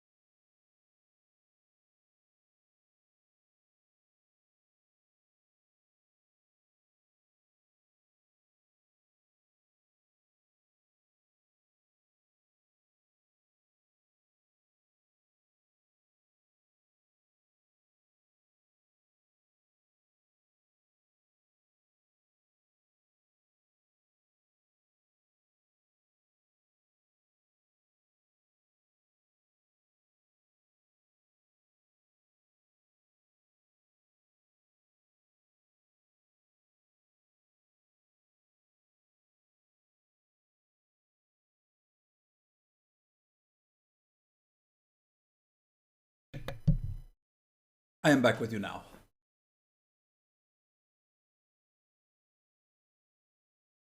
Okay. I'm ready. All right. So let's look at Humiliate. White-black for sorcery. Target opponent reveals their hand. You choose a non-land card from it. That player discards a card. Put a +1/+1 counter on a creature you control. That seems great. You choose what card they're discarding, and you get a +1/+1 counter for 2 mana. Yeah, I think this is I'm addressing into a it. lot of the concerns I have about discard unlimited. Because you're probably going to get your card, and the counter means that even a fail case scenario, you're at least getting something out of this. I'm not entirely sure how high I'd want to take it. I feel like once I'm in Silver Quill, I'd probably play a couple of these. Like, ideally, we're going, I guess, 1-drop into this. Yeah. Right. On turn 2 seems like devastating because you get to see their hand and take their best card. Yeah, so that one drop that comes into play with a counter and then shuffles it counters when it dies starts to look a little bit better now that I've seen this. So I could see picking this as highly as 6 once we know what school we're in. All right, Yeah. infuse with vitality is black-green for an instant until end of turn. Target creature gains death touch, and when this creature dies, return it to the battlefield tapped under its owner's control. You gain 2 life. This is sweet. So basically use this to block and kill one of your opponent's creatures. You get your creature back and you gain 2 life. Yeah, that seems swell. Or Uh, attack in and use it. yeah. I'm loving this one, actually. So is I this like it. a combat trick I could get you to pick, I don't know, 6th? No, I would still pick it like 8th or so. Okay, But it is I think it's really good. yeah, I think I'd be happy playing maybe 2 or 3 of these in the right deck. It's worth noting that it doesn't work particularly well with tokens, so don't try to use this on your pests unless you have to. Well, and you're still putting yourself at risk for a 2-for-1 because they could kill your creature in response, right? Right, so you do need to be careful with that. That's why I Yeah. usually like combat tricks when you're attacking and your opponent's more likely to be tapped out. Yeah. All right, Inkling Summoning is 1 Silver Quill for a sorcery lesson. Create a 2/1 white and black Inkling creature token with flying. Seems like a great lesson. That's fine value for that amount of mana. I don't feel like you're super overpaying. Yeah, I don't feel like you're overpaying that much, and the hybrid mana makes it pretty flexible. Like, a lot of different decks could pull this one, so I think this is a card that may be underrated initially and should probably be going as early as 5th pick. Okay. That one looks pretty good to me. Yeah. Fifth I, pick is pretty early, but okay, I can kind of see it. It's a great lesson. yeah, that's my argument, is that it's a great lesson, and if I'm picking it super early, I may not exactly know what school I'm supposed to be in yet, but I could pull this from the sideboard in most of them, actually. So I think I'd be pretty happy with that. It at least gets 3 out of the 5, right? Right. All right, Kasmina Enigma Sage is 1 green-blue for a 2 loyalty Kasmina. Each planeswalker you control has the loyalty abilities of Kasmina. +2 to scry 1, -X, create a 0/0 fractal creature token, put X +1/+1 counters on it. -8, search your library for an instant or sorcery card that shares a color with this planeswalker. Exile the card, then shuffle. You may cast that card without paying its mana cost. Okay, so the ultimate's like never gonna happen. Yeah. Um, I don't. I think the her plus is fine. I actually don't think she's like overpowered for a planeswalker. Would I take her first pick and play her? Yeah, it's Agree. still pretty powerful. Agree. I think if you can get any sort of board presence down, player +2 or -3, then you're sort of starting to do the thing. So I think I'm going to first pick this quite often. Like, it's incredibly cheap for what you're getting as well. Right. All right, Killian Ink Duelist is black-white for a 2/2 human warlock with lifelink menace.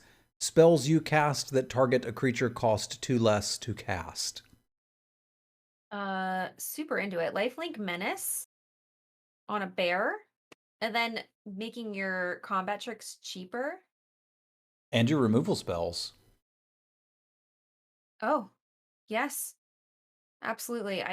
Yeah, I'm pack one, pick oneing this one.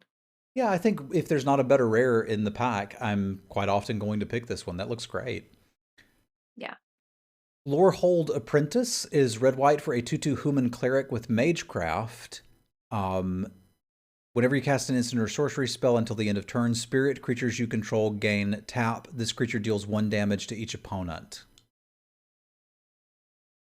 Uh, it's a little bit weird. I don't know how many spirits you're gonna end up getting, but I mean that seems like a powerful effect.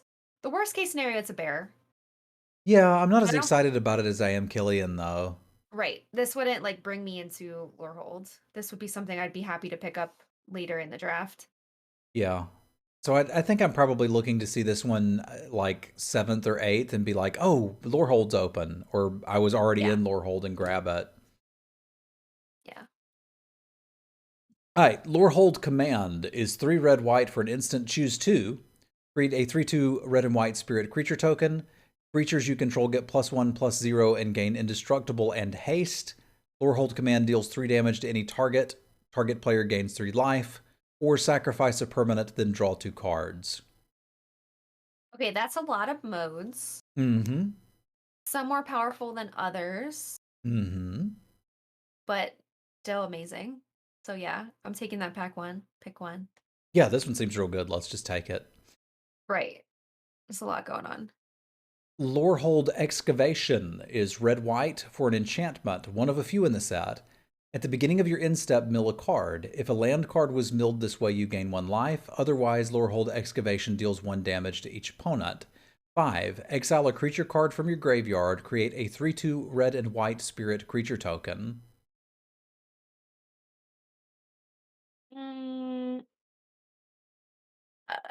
Okay, so I guess Lorehold cares about stuff in the graveyard. I do. So this seems like it'd be fine. That 1 damage a turn, I guess, adds up, so that's not nothing. The coolest part is the 5 mana activation. Being able to make 3/2 spirits late game with your mana is awesome. This is an amazing mana sink. Yeah, I like a lot of what's going on here. It seems to be working with the mechanics for the school. It's giving you a mana sink, and it's giving you a tiny amount of inevitability, like gaining a life here and there and pinging your opponent here and there. I think I could see picking this one pretty early and getting into seeing if Lorehold is open. Yeah, this is probably worth it to get into. Like, would you take this like 4th pick? That's exactly what I was thinking. So yes, I would take this Cool. 4th pick. Okay, cool. We're like on the same page. All right, Lorehold Pledge Mage is 1 Lorehold for a 2/2 first strike with Magecraft. It gets +1/+0 until end of turn. That seems really good because there's just the threat of activation all the time. If you swing into this, I mean, you swing this into your opponent's board, they're going to be like scared. Yeah. And if you have it holding back with some mana open, they may be scared to swing into it. It also, because of the hybrid mana, is another card that you could sort of play this in your Prismari deck. It wouldn't be as good, but you could put it in there. So I think this card's okay. I'm still looking to get it 7th or 8th, but I'll play this one. So you wouldn't take it early to try to like stay open? I suppose you could, but the payoff of a 3 mana 2/2 just has me a bit underwhelmed. Like, I need the spells. I kind of need it to line up with the draw.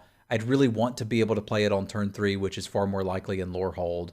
So if it was a little bit more powerful, let's say it was a 2/2 flyer with first strike, sure, I would pick it. I would pick it very highly. But otherwise, I don't think so. No. Okay. I think it's strong, but yeah, I would probably try to take it later in the draft. Okay.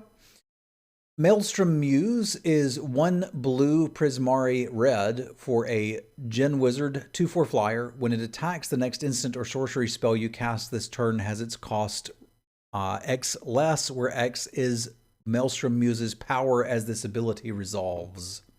There you go. This is how to cheat out the big spells. Like, if you can find a way to pump this, I guess you'd have to do it pre-combat. Well, it's interesting that all of them cost 7. And this is a 4-drop, and then you attack with it and play a land and have 7. I see what they did there. Yeah, so this is, you need this if you're going to play, well, you don't need it, but you want it if you're going to be in Prismari. This is like a very important piece of that deck, so you got to take it pretty highly. And I think if you're playing against Prismari and you have the opportunity to kill this, you probably need to kill it. Yeah. So that makes this a pretty key card for Prismari. If you're doing Prismari things, you're going to need to be picking these 2nd. Yeah, 2nd, 3rd. Yep. Okay. Magnum Opus. Yeah, all of them cost 7, immediately moves on to an 8-drop. I see you, chat. 8 mana for Magnum Opus for an instant. 4 damage divided as you choose among any number of targets. Tap to target permanents. Create a 4/4, draw 2 cards. It also has the Prismari text of Prismari, discard, create a treasure token. Okay, that's a lot of stuff for 8 mana. Definitely worth it. First picking this for sure. I'm first picking I'll it. make it work. And if I don't second pick a Maelstrom Muse, I'm ready to get off of it. Really? Yeah. Or at least see one relatively quickly, because The single best way I've seen to get us to the mana for these is that Maelstrom Muse.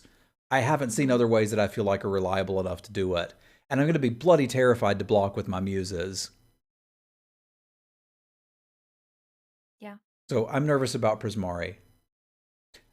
That said, we will still make our mark. Lorehold instant. Target creature gets +1/+0 until end of turn. When it dies, create a 3/2 red and white spirit creature token. I mean, this is kind of cool, I guess. If you're looking for cheap spells, like maybe it allows you to trade up in combat and then, I mean, your creature dies, but you get a replacement. I don't think it's that bad, but it's not something I'd be wanting to play a lot of. Yeah. Maybe like one or two. Yeah, I'm probably looking to wheel this and then maybe play it. Yeah, I don't think it's amazing. All right. How about Manifestation Sage, which is 4 Quantrix mana for a human wizard, 2/2. When it enters the battlefield, create a fractal token, put X counters on it, where X is the number of cards in your hand. Uh, okay, so you're gonna play this on turn 4. So how many cards do you think you'll have in your hand on turn 4? Well, let's say it makes a 2/2. Is that all right? Yes, but it's not exciting. Okay. How about it's making It's a... just all right. Yeah, but if that's all right and it scales from there, I think this is pretty good. Sure. Okay, but would you first pick it? Is it that good? I think so, if there ain't nothing else tempting in the pack. Am I crazy? Because I feel Yeah. like on turn 4, I could No, probably play this and get a 4/4 with it. And that seems great. that does seem great. Okay, maybe I need to be more up on it. I just wasn't excited enough. I, I I, guess I'm thinking if you draw this late game and you have no cards in hand, that's sad. it is, but you should probably hold a couple lands in hand just in case. Sure. Maybe, but yeah, you've got a point there. Like, it is a pretty miserable top deck, but you could sort of work around holding it, draw a couple more cards, then play it. I think I like it just for the potential of a large amount of power and toughness on turn 4, and then I'm willing to take that risk of top decking it and having it not be so great. Play it Yeah. after putting your graveyard in your hand. Malpheus gets it. Oh. All right. Let's talk about Moldering Karok, because I think this is an interesting one too, and I've been asking myself how many of these I'd play. 2 green black for a 3/3 with trample and lifelink. Okay, so I dig it. I wish it had Death Touch and Lifelink, but that'd be too busted. Yep. Um, I'm happy to play this. Am I super excited to play it? No. If it was a 4/4, maybe. Yeah, I feel like this could have been a 4/3 or a 3/4. Like, I like this. I just don't think it's amazing. It's a way to gain life repeatedly and trigger a few things in your deck, but it does feel a bit understated.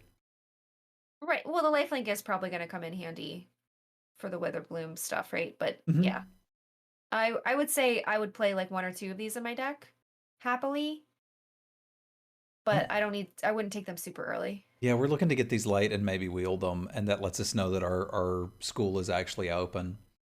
Yeah. Mortality Spear, I feel a bit differently about. 2 black green for an Oof. instant, 2 less to cast if you gain life this turn, destroy target non-land permanent. It's perfect. I want it. Pack one, pick one. Pack one, pick two. Yeah, Yeah, we're I'd be not thrilled taking to it take over that. bombs, but other than that, we're Right. quite happy to take this. All right, next up we got a cutie, I believe, if I understand the system Aw, correctly.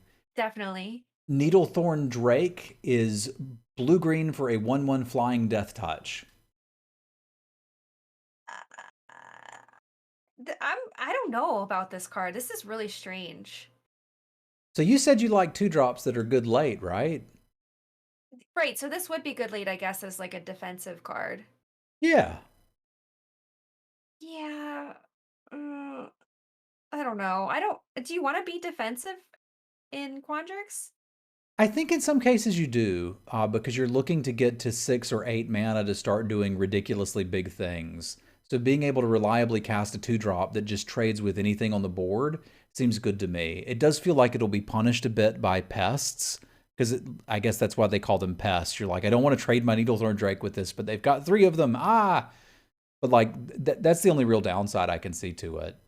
Like, turn 2 this, turn 3 ramp, turn 4 ramp, cast a big thing, win the game. Right. Well, and there's a lot of big stuff. So yeah, this seems like it'd be good to have as a blocker. I could see once I'm in Quandrix picking these pretty highly and maybe even speculating on these. I love Death Touchers. Yeah, fair. The 2/1 Inklings would punish it some too, but I like this card quite a bit. I could see 5th picking it. Wow. Okay, that's really high. I don't know if I would take it that highly. Give me a number.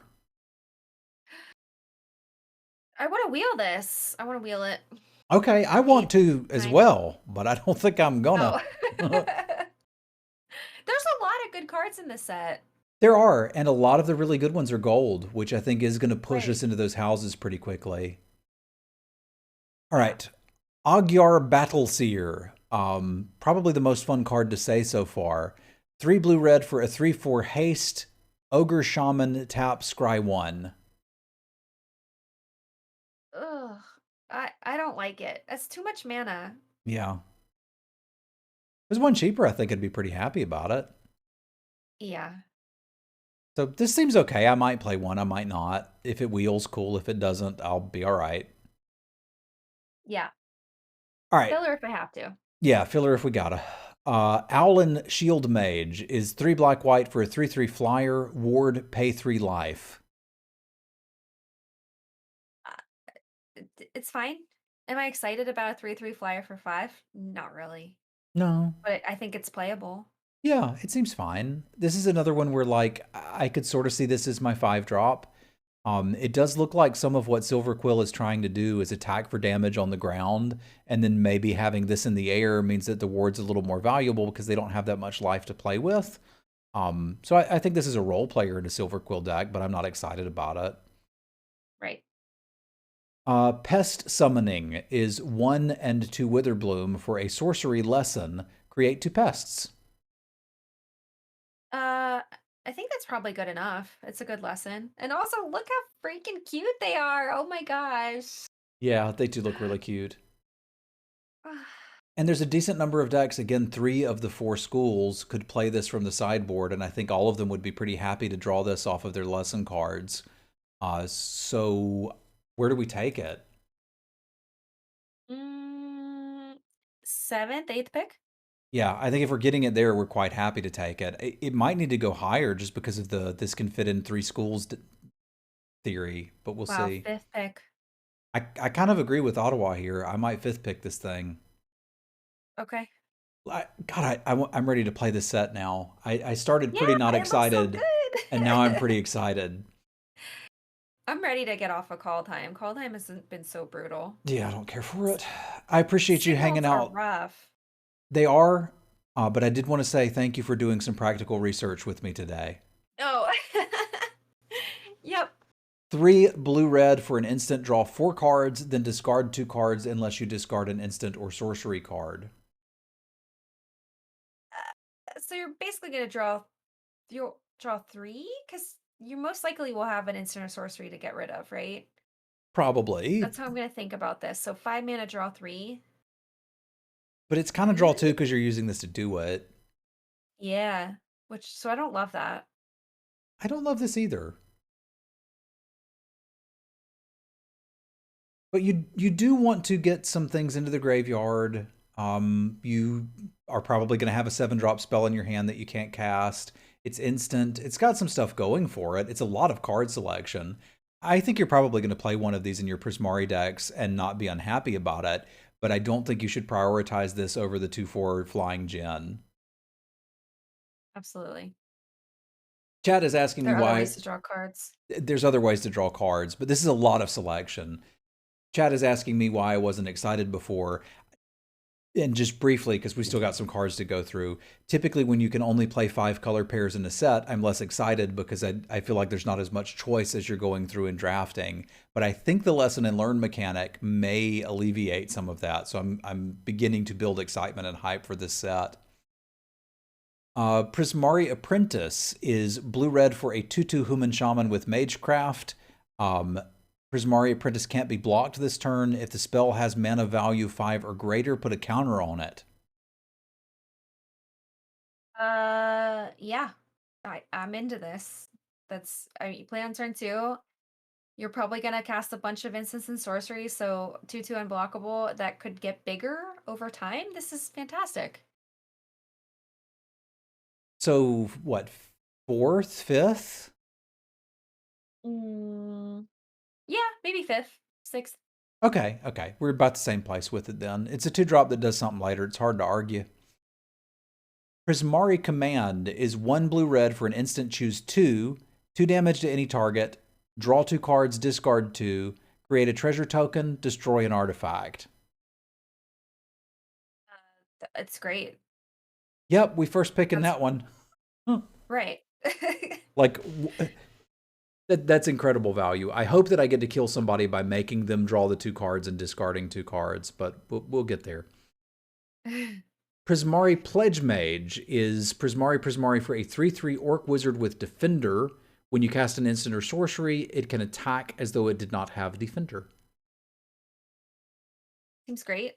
A 3/3 for 2 is awesome. And like, yes, it has that stipulation where you have to cast something to attack, but I don't think it's going to be that hard to do. I don't think it's going to be that hard to do, and I also think you're going to be interested in having blockers on the ground if your entire game plan is cast a 2/4 flyer, connect, and cast a big spell. So I think this could be something that you're quite happy to wheel in your Prismari decks. I'm not excited about it, but this looks like a role player in that deck. Right, and you don't have to take it early. Yeah, we're looking to get these late. So this is like a fist and pist. Wait, I'm sorry. Piston Fist Cyclops? Right. I remember him. I can never say the name right. Yeah, and that was a 4/3 for 3, so like this is a little bit of better for this one.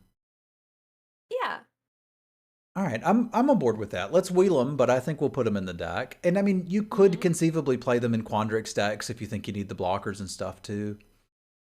Quandrix Apprentice is green-blue for a 2/2 human wizard.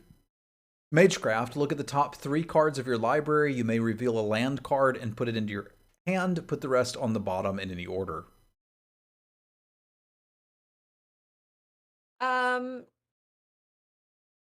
Okay, hold on. You get to put it into your hand? Mm-hmm. This is excellent. It'd be better if you put it in play. I mean, that's what I was hoping for as I was reading through that. You're getting a lot of value off your 2/2. Yeah. For 2. I like the Prismari one better, but I guess this is doing what Quandrix wants to do, which is just hit your land drop so you can cast your big stuff. Yeah. Where are you taking it? I would take this pretty highly. Like 5th pick. 5th pick? Okay, I can get on there. It seems like all of these uncommon apprentices kind of belong in that 5th pick range. And like, if you're starting to see them there, it may mean that this school is open and you should consider getting into it. Quandrix Command is 1 green-blue for an instant. Choose 2. Return target creature or planeswalker to its owner's hand. Counter target artifact or enchantment spell. Put 2 +1/+1 counters on target creature. Target player shuffles up to 3 target cards from their graveyard into their library. There's just so many choices here. Like, you gotta take it. This is great. I think so, but I also only think there's really 2 choices on this one. I think you're almost always going to bounce and put counters on something. Well, right. The artifact and enchantment, it might come up, but probably not. Yeah, when it does, you're going to be happy, because again, there's not many enchantments, but the ones that there are quite good. Yeah, but bounce and put counters on is powerful. Yeah. Would you first pick it? Yeah, heck yeah. Okay. I would too. Okay. All of these hybrid mana costs like this have been pretty good, and I don't think this one's an exception. Quandrix Cultivator is 1 green Quandrix blue for a Turtle Druid. It's a 3/4. ETB, search your library for a forest or island, put it onto the battlefield, then shuffle. Oh my gosh, that's so good. You get a 3/4 for 4, plus you get to ramp. Yep. Yeah, I'm taking that pretty highly. Probably 2nd, 3rd pick, maybe? Yeah, I was thinking this is a 3rd pick one, because there's a ton of value on there, and Quandrix just wants to get to big mana fast, and this helps you do it. Plus, it's a Turtle Druid. I like turtles. Yeah. Quandrix Pledge Mage is 1 Quandrix for a 2/2 Merfolk Druid. Whenever you cast or copy an instant or sorcery, put a counter on him. Okay, so this takes a little bit of work, right? But not too much work. If you cast 2 spells, you got a 4/4, which is great. I feel like you have to cast at least one spell or this just kind of sucks though, right? Well, right. But like 2 or more, and you're like doing well. Yeah. So I would say this is, I mean, you don't have to take it super highly, but I would happily play like 1 or 2 of these in a Yeah. Quandrix deck. Yeah, that's fair. Somebody in Mega is saying this is kind of like a Spellgorger weird. It kind of is, isn't it? So So maybe this is more of a Prismari card. yeah, you could put it in your Prismari decks too, couldn't you? Because we've Yeah. played Spellgorger weird in formats that, just had like a blue-red spells deck. So this may be a little more versatile than I was initially giving it credit for. I think right now I'd be more interested in seeing if we can wheel it.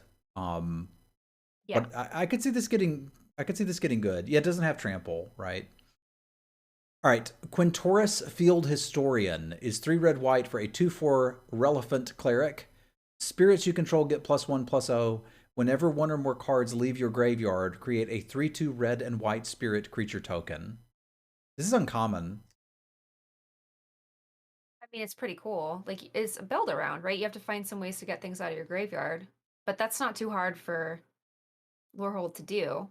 Yeah, that's kind of their jam. So I feel like you just pick this and then do what Lorehold wants to do and enjoy attacking with 4/2 spirits. Yeah. So, first pick? For me, yeah, I think this might be my school. It seems really powerful, yeah. I'm excited to see what the hybrid Lorehold card does, but I'm not going to skip to it. We're gonna take our time. Our Radiant Scroll Wielder is 2 red white for a 2/4 Dwarf Cleric. Instant and sorcery spells you control have lifelink. At the beginning of your upkeep, exile an instant or sorcery card at random from your graveyard. You may cast it this turn. If it would be put into your graveyard, exile it instead. What? That sounds like a nightmare to do in paper. Yeah, you got to roll a dice. Uh, okay. I guess this is fine. I mean, the basic stats aren't super underwhelming. A 2/4 for 4 is okay. What was that card in Innistrad that returned a random instant or sorcery from your graveyard to your hand? Do you remember that? No. But okay, so you just want to cast like a bunch of combat tricks and stuff with this card too, because you want to get it back. Not necessarily. I want to cast like a couple removal spells, cast this, and then cast them again. Gain some life and Okay, kill removal. you. Okay. Charmbreaker Devil's So what I'm thinking of. this is really, really busted, actually. Yeah, I think this is pretty good. And like you can use combat tricks, why not? But I mean, use whatever you want. I think I'm a first pick this. Yeah. All right, let's read. Oh, sorry, go ahead. No, it's okay. I just kind of got stuck on the instant sorcery spells you control have lifelink. Yeah, that ain't bad because I mean it's in red. We saw like the Doom Bolt 3 mana 4 damage. Yeah. Oh yeah, I didn't even think about that, Mega, but you're right. Like it turns on all the Lord Hold payoffs because it's moving stuff out of your graveyard. So you're getting Magecraft. You're okay. Yeah, never mind. We're gonna 0th pick this. Yeah. All right. Reconstruct History is 2 red white for a sorcery. Return up to 1 target artifact, enchantment, instant, sorcery, and planeswalker from your graveyard to your hand. Exile Reconstruct History. I'm going to say probably not. Like, you'd have to have a well-balanced deck for that to be very good. If you're able to return all of those, that's amazing. But You you're most not. likely won't be able to in limited. Yeah, so I probably wouldn't even play this. I think you could probably get an artifact, an instant, and a sorcery, because that 2/1 you previewed, I think I'm going to be putting in a significant amount of decks. But I also think this is a lot of work for not a lot of payoff. So I'm probably going to pass on this one too. But if it comes around the table, you're in Lorehold, and you have the magic made, by all means, take it. Sure. Relic Sloth is 3 red white for a 4/4 Vigilant Menace Beast. Weird. Vigilance and Menace together is very strange. It is. But yeah, these seem like fine stats. So I would like to have one of these for the top of my curve. I think I would too. So I think I'm probably looking to get it around 8th or so, throw it in there, and let's start attacking. Yeah. All right, here's the card I was really excited about. What does this one do? 3 red, Lorehold white for a 4/2 flyer. ETB, return target spirit, instant, or sorcery from your graveyard to your hand. Heck yeah, let's go. Yeah. Now that's what I'm looking for. Like, return target card with like attached to a body like that is awesome. You remember that blink spell? Ooh. Yeah. So I want 2 of these, and then I'm going to blink them, and then I'm going to get back the blink spell and the removal spell, and it's going to be so good. I'm first picking this. Yeah. Okay. I can see that. I probably It's shouldn't, but solid I'm really stats. excited about it. I mean, we haven't seen that many flyers either. No, there haven't been flyers all over the place, so I think this is Not just too going to be a much good reach card. stuff. Yeah. Yeah. And you could sort of splash this too, right? Like if you're in a Prismari deck and you get a couple of the duels or something, like I think all of these look splashable adjacent. All right, Rip Apart is red-white for a sorcery, 3 damage to target creature or planeswalker, or destroy target artifact or enchantment. I mean, great. 3 damage to target creature. Awesome. Yeah, this is like a Braid Plus, right? Yeah. I mean, it's a little harder to cast, I guess, but sure. It is. I still think like you can't be quite as scared. Well, I'm saying this for myself. I can't be quite as scared to first pick gold cards in this set because this is a gold set. So like we're gonna have to get used to that. But this looks really good to me, and I could see first picking it. Okay, I don't know if I would first pick it, but I would pick it like 3rd to 4th, probably. Be happy. Okay, that's fair. Yeah. All right, Rise of Extus is 4 silver quill for a sorcery. Exile target creature. Exile up to 1 target instant or sorcery card from a graveyard. Learn. Okay, this is a little pricey, Mm-hmm. but I think it's fine. Exile target creature is nice, and you get to learn. So exiling a creature and drawing a card for 6 mana seems fine. I'm not excited about it, but I would play like 1 or 2 of these if I needed removal. Yeah, I think this is going to be something that if it wheels, I'll take it and maybe we play it. And I kind of hope that we don't. But if we have to, it's all right. It's expensive, but I mean, it gets the job done. So if you're desperate or, yeah, I think it's okay. Okay. Welcome home, sweetheart. I love you. All right, that brings us to Rutha, Mercurial Artist. 1 blue-red for a 1/4 legendary orc shaman. 2, return Rutha, Mercurial Artist to its owner's hand. Copy target instant or sorcery spell. You may choose new targets. Um, this kind of hurts my brain a little bit. Okay. So you can bounce her and copy a spell. It doesn't have to be your spell. Oh, wait, no, it has to be your spell. Yes, it has to be your spell. So, I mean, I guess that could be pretty good. You can set this up. Yeah, and it's a 1/4, which seems like something they're going to be interested in. It looked like there were a lot of 3 power creatures that are going to be attacking, so I think she'll block a lot of relevant things. Yeah. Would you take her highly though? I'd probably take this like 8th or 9th pick. Now, you got to go a little higher if you're doing Prismari things, I think. I think she gets into the 5th range. I think she's going to be a little better than she looks, because, like, we turn 3 this, we play our Ifrit or whatever, ideally. I realize I'm drawing up a perfect curve. But then next turn, we can Doom Bolt, copy it, and, like, that's 3 mana. We've still got 3 mana left to replay her and start doing nonsense things from there. So I think she can do some things in this deck. Okay. That will lead us to Rushed Rebirth, which is black-green for an instant. Choose target creature. When that creature dies this turn, search your library for a creature card with lesser mana value, put it onto the battlefield tapped, then shuffle. Okay, this is such a weird card. So you have to wait until you're going to kill one of your opponent's creatures and then cast this in response. Yeah, or they're going to kill one of your things, I guess. Right, but then you have to leave the mana up for that. Yeah. So this seems like a lot of effort. Yeah, I don't think I like this. I don't think I want to play it, much less pick it. Yeah, I'm not into it. It's Yeah. too much setup. Yeah, we're just going to let that one wheel and then probably not play it.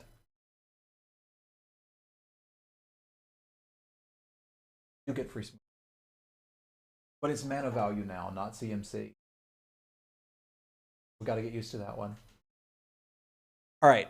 Shadewing Laureate is white, silver, quill, black for a 2/2 human warlock with flying. Whenever another creature you control with flying dies, put a +1/+1 counter on target creature you control. That seems good. A 2/2 flyer for 3. Okay, fine. And then some backup, like if your creatures start dying, you can put counters places. It's got to be a flyer that dies, though.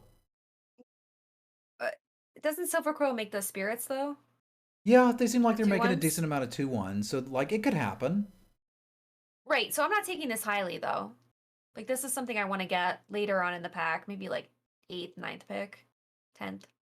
Yeah, I guess that would be after the wheel. Maybe once I figured out I'm in Silver Quill and I have a decent amount of flyers, I'm interested in this. I'm not as excited about it as I was some of the other uncommons, but this is not a bad card.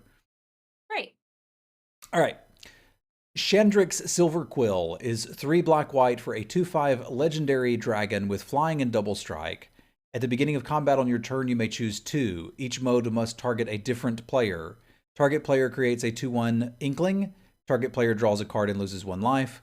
Target player puts a +1/+1 counter on each creature they control. Can I choose Okay. So this 1? right. You had me until the last part. Each must target a different player. So that's kind of rough. I mean, it's kind of fun for Commander, I reckon, but like, I need a judge for this. I mean, I'm playing it. I'm pack one pick winning this card. Yeah, because I A guess 2/5 double strike flyer is amazing, and you'll figure it out. But giving your opponent benefit is it feels bad. yeah. Oh, you may choose to. Oh, never mind. You just choose one. You can choose 0 Each or 2. Now, chat's telling me I can each choose mode must 0 or target a 2. different player. Why? You may choose to. So you may also not choose to. That would be choosing What if I 0. just want to choose one? Yeah. Well, I think you can probably make this work for you. You've got a, 4/5 flying dragon. Like, here, you have a token, I'll anthem my team. Yeah, it doesn't say up to 2. So we're either getting 0 or 2. But I think I'm obviously pretty happy with this in first picking it. Like, sure, give you a Yes. token, pump my team, or pump my team. Maybe I make a token and let you draw a card and ping you for some life or something. Or we can just choose 0. It is Right. optional, but this seems good and we're first picking it. Yes. All right, Silver Quill Apprentice is black-white for a 2/2 human warlock with Magecraft. Target creature gets +1/+0 until end of turn. Uh, okay, so I think this card is fine. It's a bear with a little bit of upside, but just the +1 pumping the power, not the toughness, is not super impressive, right? It can just still get blocked by an X2. Yeah, we saw a common that So had this ability for itself. I think the fact that this is target creature instead indicates that it might be a tad bit oh, better. it is target creature, right? So right. So turning Yeah. those Inklings into 3/1s when we ain't seen a lot of flyers or reach could sort of start to be something. I still don't think it's amazing, but it seems okay. I mean, you want it if you're in Silver Quill for sure. It's a good 2-drop. But are you gonna take it highly? Probably not. Probably not. We're looking at 6 or 7 here. Yep. All right, Silver Quill Command, I'm expecting to be good. This is 2 black white for a sorcery. Choose 2. Target creature gets +3/+3 and gains flying until end of turn. Return target creature card with mana value 2 or less from your graveyard to the battlefield. Target player draws a card and loses 1 life. Target opponent sacrifices a creature. Okay, I'm first picking this, right? Mm-hmm. The first part can just win you the game sometimes. Like pump a creature, give it evasion. Great. That could just be a surprise win. Yep. Um, the second mode is value. The third mode is great. And then sometimes you can get your opponent. Maybe they just have one creature and you get them to sack it. I mean, this is great for it's versatile. It's weird to see like a 4-mana combat trick with bonus. It is worth noting this one's sorcery, so like you kind of have to do this before you attack or whatever, but this is good. We're first Right. picking it. Yeah. Yeah, pump your 11-10 and attack. I like it. All right. Silver Quill Pledge Mage is 1 Silver Quill for a 3/1 Vampire Cleric. Magecraft, it gains your choice of flying or lifelink until end of turn. Seems pretty sweet to me. I think this is better than the other ones we've seen. The 3 power and the ability to give it evasion if necessary and lifelink if there's nothing to block it anyway seems really good to me. Yeah. I bet this is like mildly underrated initially and that it should be going about 5th pick, but people will be tabling them. Yeah, I was gonna say I would pick this up 5th or 6th. Yeah, and I think that's where it should be. Silver Quill Silencer is black-white for a 3/2 human cleric. When it enters the battlefield, choose a non-land card name. Whenever an opponent casts a spell with the chosen name, they lose 3 life, and you draw a card. I mean, it's a 3/2 for 2, so I'm in. Yeah, I don't think this is really a limited card though, right? I don't think so either. You can guesstimate some of the things that your opponents will be playing and maybe kind of prevent them and make them play awkwardly. There was like a couple peek at your hand things in Silver Quill, but I imagine I'd be taking a decent removal spell over this initially. And then if I'm in Yeah. Silver Quill and see one pick 4 or 5, I'm like, sure, let's go. Right. Because that's a powerful 2-drop. A 3/2 for 2 is awesome. Yeah, I'm on board with that. The rest is just not really relevant. Yeah. Because Yeah. if it matters, they just won't care. Right. Spectacle Mage is 1 blue-red for a 2/2 flying bird shaman. Instant and sorcery spells you cost with converted mana value. 5 or greater cost 1 less to cast. There you go. So you want to draft like 2 or 3 of these? Okay. And then your stuff becomes cheaper and you have flyers and it's very cute.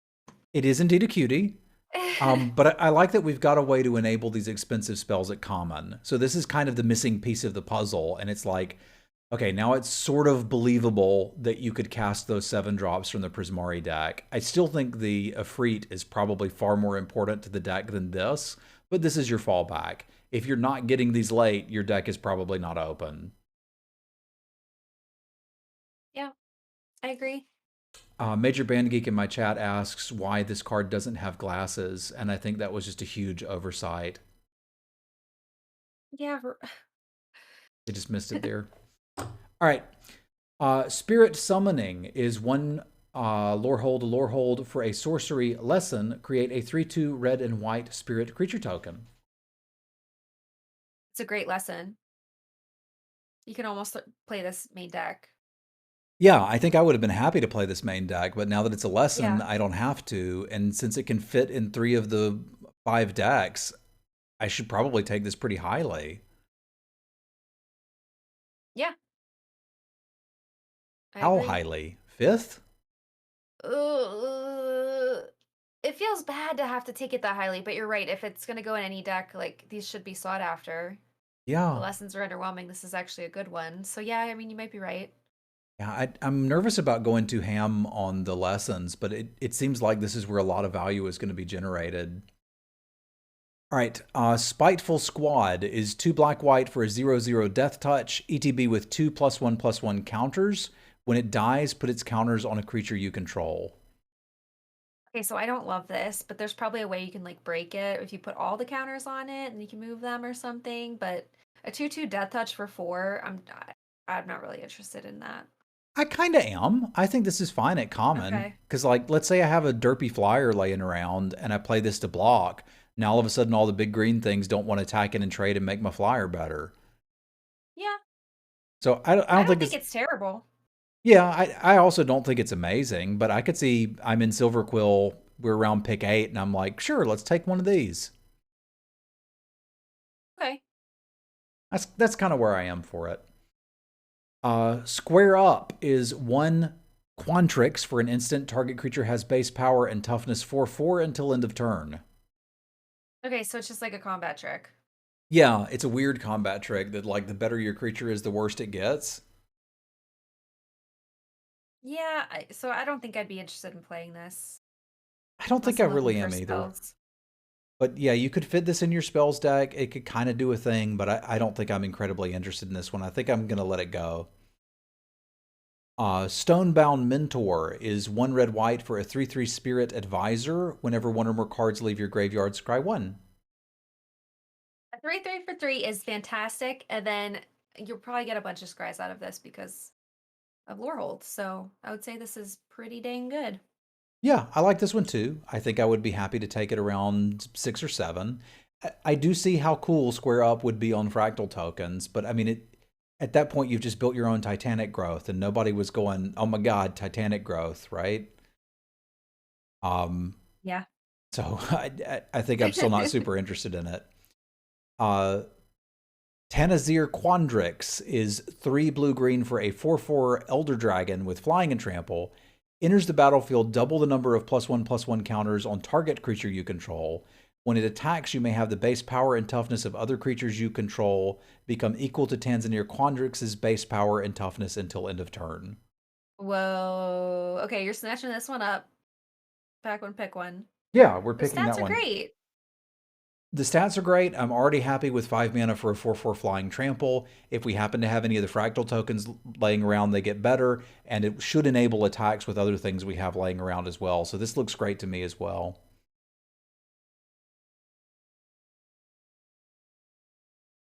All right, how many more of these we got? We're almost through the multicolored. I think we almost did it. Yeah. Okay, let's buckle in.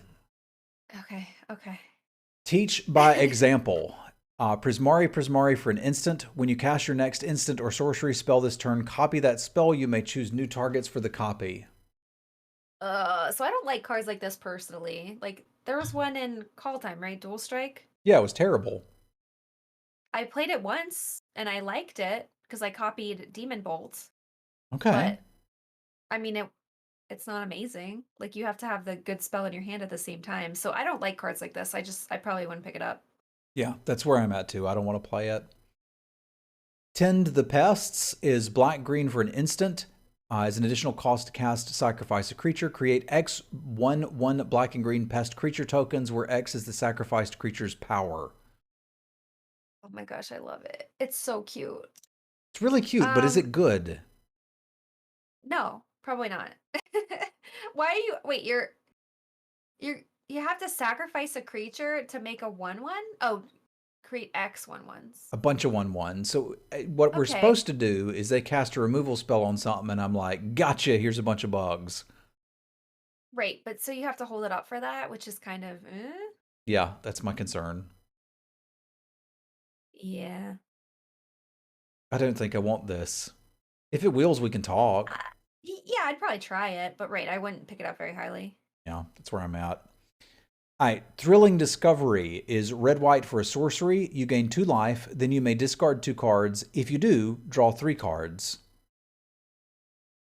I guess this seems fine for Lorehold. You're trying to get stuff into the graveyard anyway, but I don't think it's like amazing. Yeah, that's weird card selection, but that's really all you're getting off of it, right? Like, you're not actually drawing a card here unless you're considering the discarded cards to be completely valueless.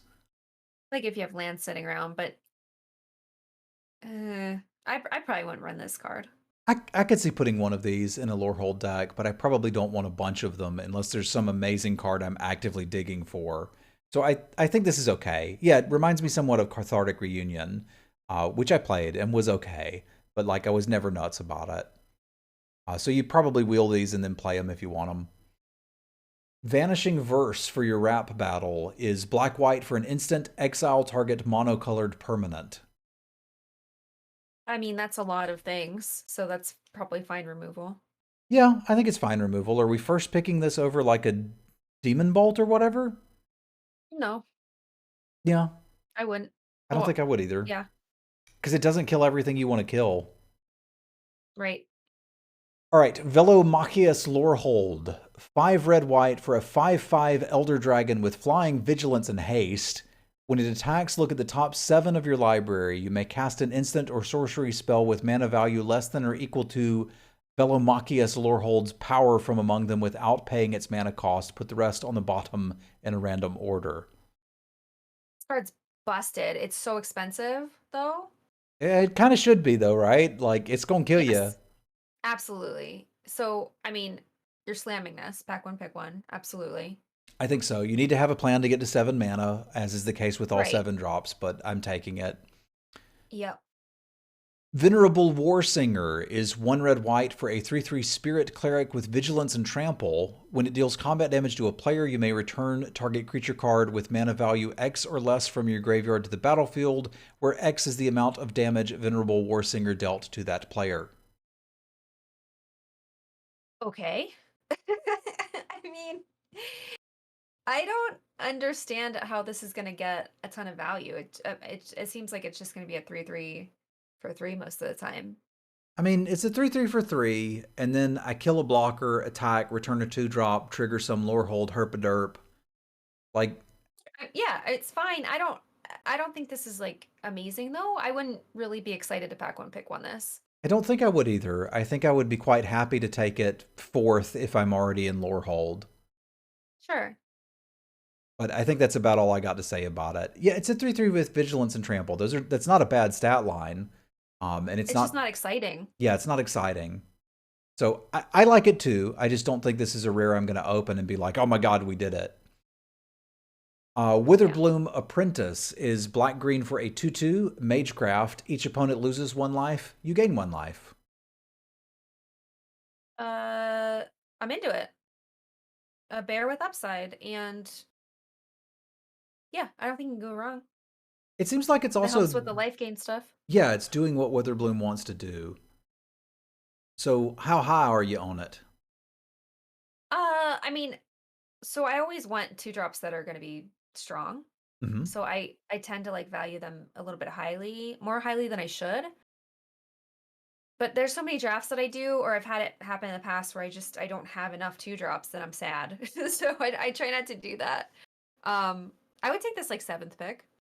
Okay, yeah, I could even see going a little higher than that. Like, once I know I'm in this color pair, I'm actively interested in this. All right, Witherbloom Command is green-black for sorcery, choose 2. Target player mills 3 cards, then you return a land card from your graveyard to your hand. Destroy target non-creature, non-land permanent with mana value 2 or less. Target creature gets -3/-1 until end of turn. Target opponent loses 2 life, and you gain 2 life. So weird that this is a sorcery. Because the target creature gets -3/-1 is so strange at Yeah, sorcery speed. seems like it could But be an there's enough. instant. I feel like it should. There's enough value here for 2 mana though, and like I would take this pretty highly. I think so too. That the -3/-1 means you may have to attack first, and then if they block, use this to kill something. You're probably going to be able to get a land. Like numerically, you should, but you're probably not going to blow up anything for that mana value 2 or less. So I think this is mostly kill a small thing, draw a land. It seems okay. Yeah. I don't think I Oh, feel so you compelled to first pick this. yeah.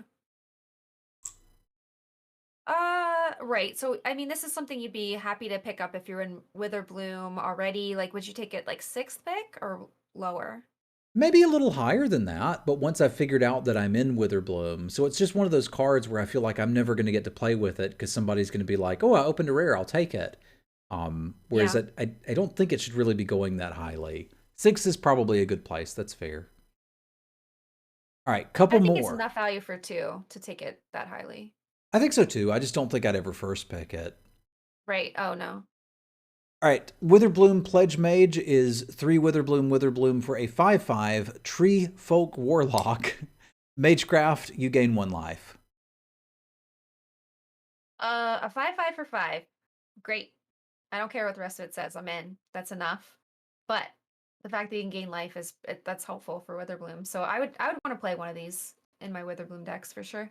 I think I would too. I think we also saw green commons that were just better though, which has me a bit concerned because like the dog seemed like it was arguably better. The bear seemed like it was arguably better. But this seems fine. I'll play it. It seems like filler. We can grab it 8th or wheel it. Yeah.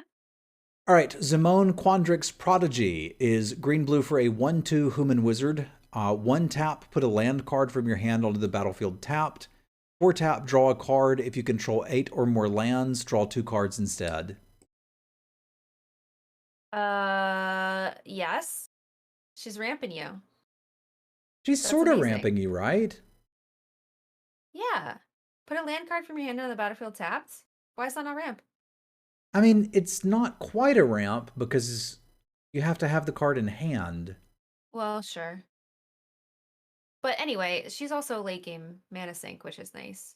Yeah, I just wish she was a 2/1 so that if I had to, I could trade her off for something. But I think I'm going to first pick this out of a lot of packs that I open.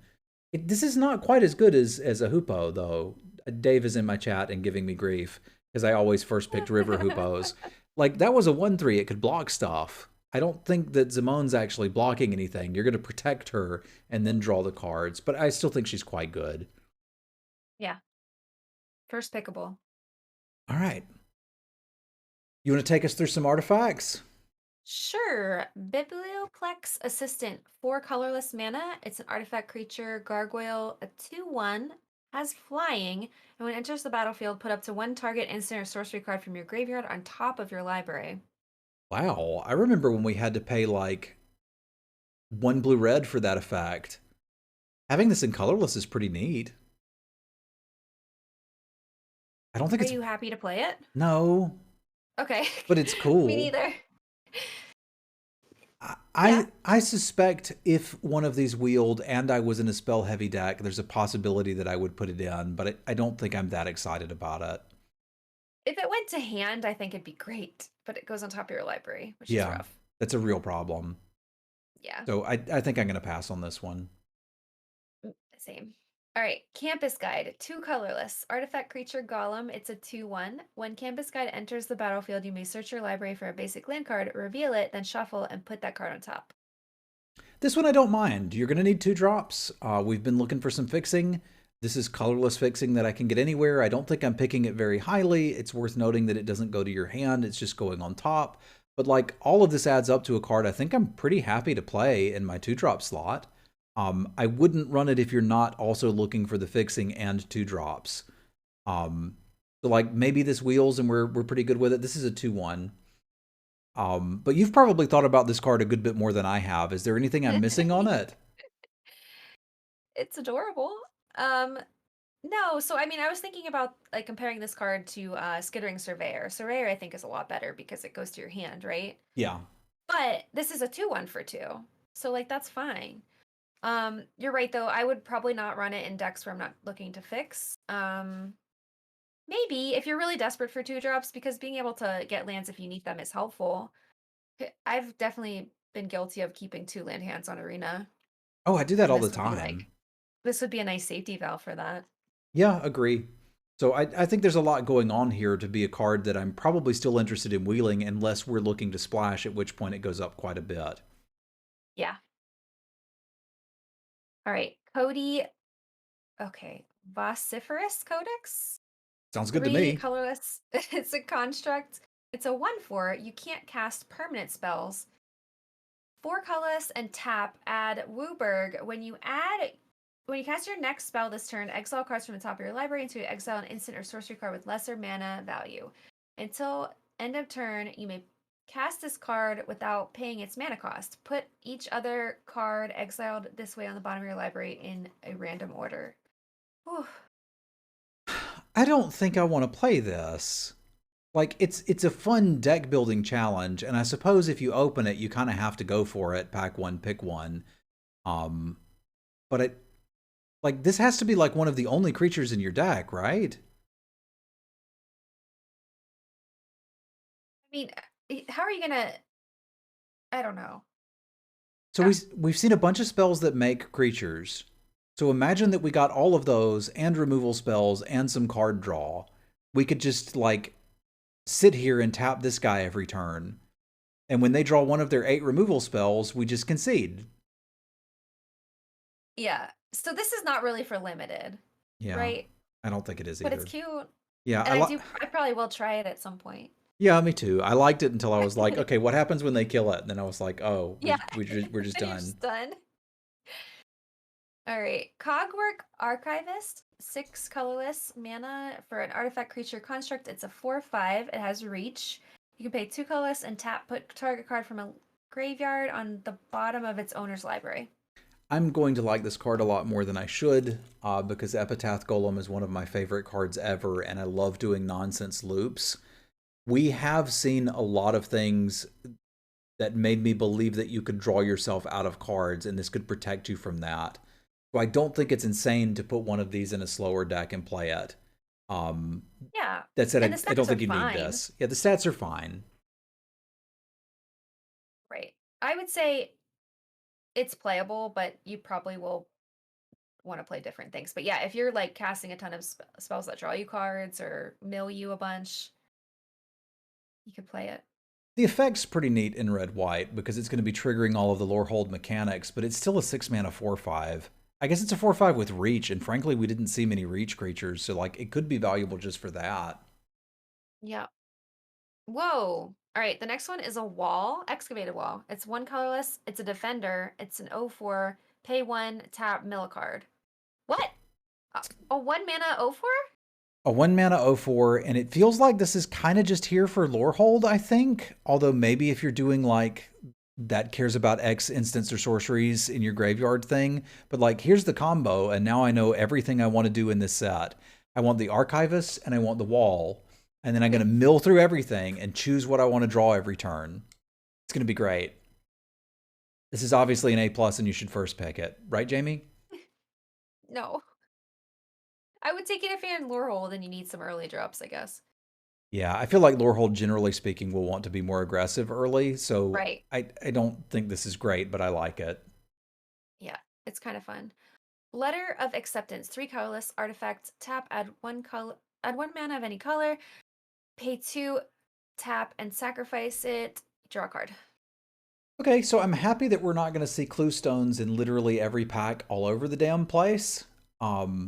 But this seems like another option for fixing to get you into those cons wedges and splash the cards that you want to splash. So, Sina alet velho haru. I think as soon as you've got something that you want to splash, this is a pretty good pick. And if you're looking to kind of splash multiple cards or build a 3-color mana base, this is going to be an integral part of it.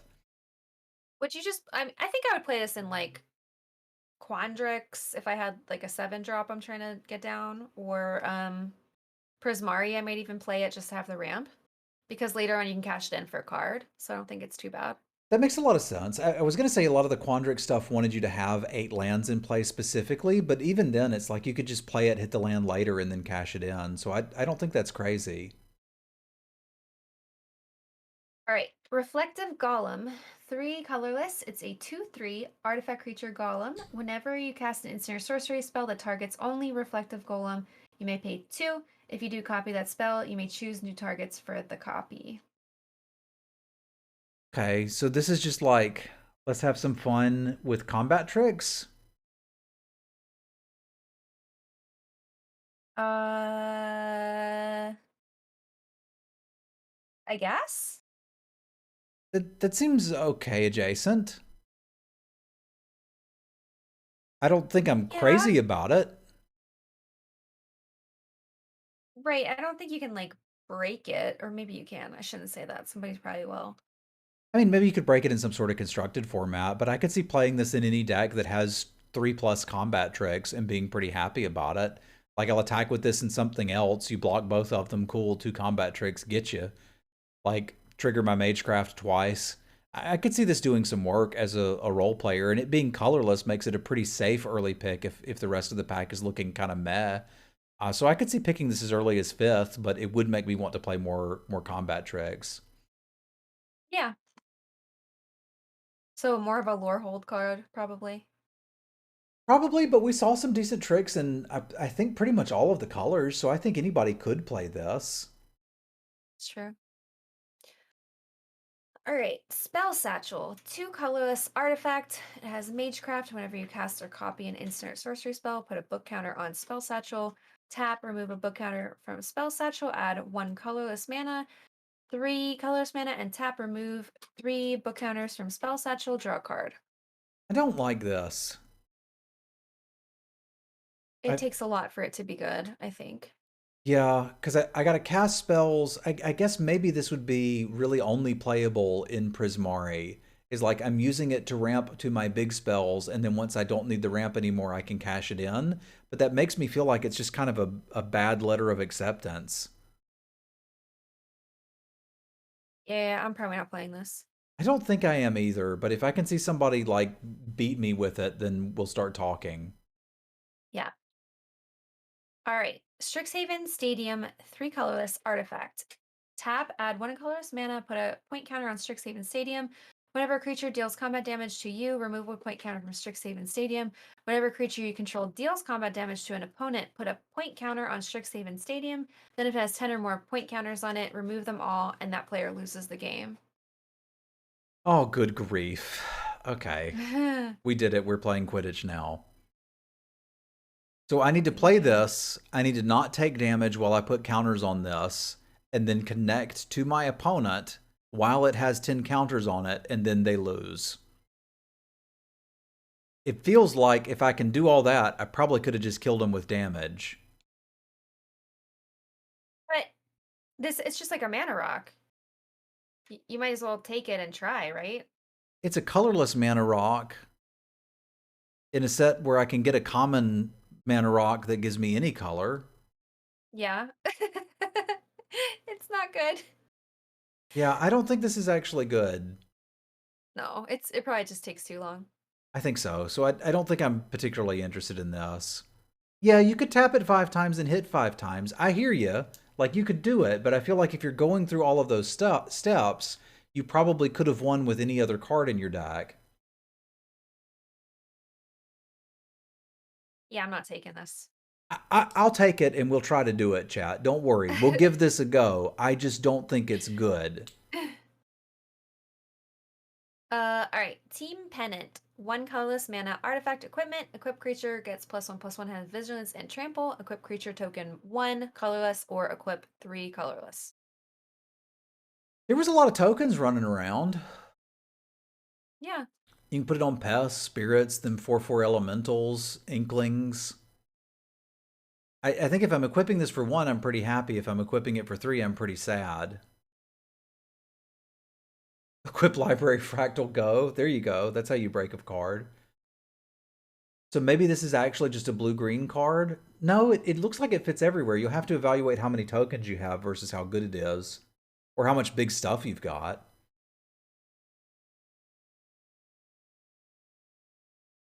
It reminds me of Dragonsteel Lance. Was that the name of it? In Eldraine? It was way cheaper to equip a knight. I didn't play a lot of Eldraine. Oh, right, because it was Meldraine. Yeah, Mildraine. I It's hadn't good heard right that now. before. That's pretty good. Huh. Yeah. Well, but so I think this is definitely worth the cost. I would probably put this in any deck, even if you don't have a lot of tokens. Yeah, I think you're probably right. And I think it's probably a relatively safe early pick. And it, from what I've seen, nearly every deck that you play is going to have 3 to 5 tokens in it, whether you want them or not. So I feel like you're going to be able to get value out of this. Really. And it's a mana sink. We've already seen how good equipments can be in the current set. Right. So I would take this like pretty early, actually, like maybe 4th or 5th pick. Yeah, I think you're right about that. Cool. All right. Zephyr Boots, 1 colorless mana. Equipped creature has flying. Whenever equipped creature deals combat damage to a player, draw a card, then discard a card, and it's equipped too. This is probably better than I think it's going to be, because I look at it and think I don't really want it, but I'm just coming out of Kaldheim, where I was pretty happy to have Raven Wings and all sorts of silly little equipments. There weren't a lot of reach creatures, there weren't a lot of flyers outside of Silverquill, so I could see playing this as a finisher in your big dumb creature deck. Yeah. Well, and you get to draw and discard a card? Yeah, like I love doing that. Yeah. I'm going to take this pretty highly. I would take this like 4th or 5th pick. Yeah, I think I'm right there with you. There's not a lot of flyers. There's the flying tokens we've seen. But I think you put this on that 11/10. Just slap it on there. I was thinking about putting it on pest tokens and generating value, but I think your line may be better. All right, or do you want to do the land stuff? Yeah, I'll run us through the lands, and then I think we'll have actually reached it. All right. Okay. Access Tunnel. is a land that taps for colorless. 3, target creature with power 3 or less cannot be blocked this turn. I guess I'm into it. It's a nice mana sink, and yeah, like late game, you trying to push them through some damage. I think this is pretty good. I liked, I think there was Secret Passage or something. There was a land that did this for 4, and it was anything can't be blocked. And I obviously like that one better, but I think I would pick this highly. It's not a huge tax. It's going to get worse if you're trying to splash a bunch of stuff, and it could mess up your mana, but anytime you can get spells on your lands, they're incredibly valuable. And if your opponent's low enough, you could just kill them with this. So I could see picking this 3rd or 4th. Rogue's Passage is what I'm thinking of, yeah, and that was obviously better, but this is not bad. Right. Well, lands that let you do stuff, I mean, you have to value them highly, right? Exactly. It's because it's a free card. Yes, yes, it's free real estate. You just need to go ahead Right. and take it. Yeah. All right, Archway Commons is a land that ETB's tapped. When it ETBs, sacrifice it unless you pay 1. Tap it for 1 mana of any color. Okay, so you're just taking this if you want to splash. Otherwise, you wouldn't. Yeah, that's kind of where I'm at on it. I think there's some cases where I would play it in a 2-color deck if it came across late and I had pretty specific mana requirements, but generally speaking, yeah, I'd want to splash with it. All right, the Biblioplex is a land that taps for colorless. 2 tap, look at the top card of your library. If it's an instant or sorcery, you may reveal it and put it into your hand. If you don't put the card into your hand, you may put it into your graveyard. Activate this only if you have exactly 0 or 7 cards in hand. Weird. Uh, okay, so you're supposed to play this like the Library of Alexandria? I guess. But so that I don't know if that's good for limited because I don't think you have time to just keep 7 cards in your hand. You want to like I play got everything out. Yeah, but I got time to do that, and this works with that too. Right? It's exactly 0 or 7, so we'll just play everything out. Oh. I'd rather go I mean, I hellbent. guess well, sure. Okay. But so would you take this then? Heck yeah, I would take this. It must be an instant or sorcery. Okay, so let's break this down. If I draw the card, it's an instant or sorcery. If I don't, I can bin it if I'd like. So if we look and it ain't something I want, we'll just toss it in the graveyard. Then presumably do it again on my untap step and see what I want there. So it's like scry or draw a card, and it's not a huge cost. It's just saying play everything out. So I think I would pick this relatively highly, put it in every deck, and if it comes up, it comes up. If it doesn't, I don't think the cost of a colorless land is that high. Sure. I mean, the benefit is there. I don't think I would take it very highly though, because having exactly 0 or 7 cards in your hand is hard. Having exactly 7 is hard. Having 0, I think I can probably do that. It depends on your deck, right? It does, but like you've gotten to that board stall where you're holding a couple lands in hand and they've got 2 cards in hand and you're like, I know those are 2 lands. You've been there, right? Yeah. So that's where I want this card. Is like I'll just play out my lands and all of a sudden I'm either drawing cards or scrying. And that seems good to me. Okay. No, I think I would play it, but I don't think I would take it super highly. Okay. I'm gonna go on I will first pick this over the course of this format. Okay. I don't think I'd first pick it out of every pack, so I think I'd actually be happy to be getting it like 4th or 5th, but I think I could see myself first picking it.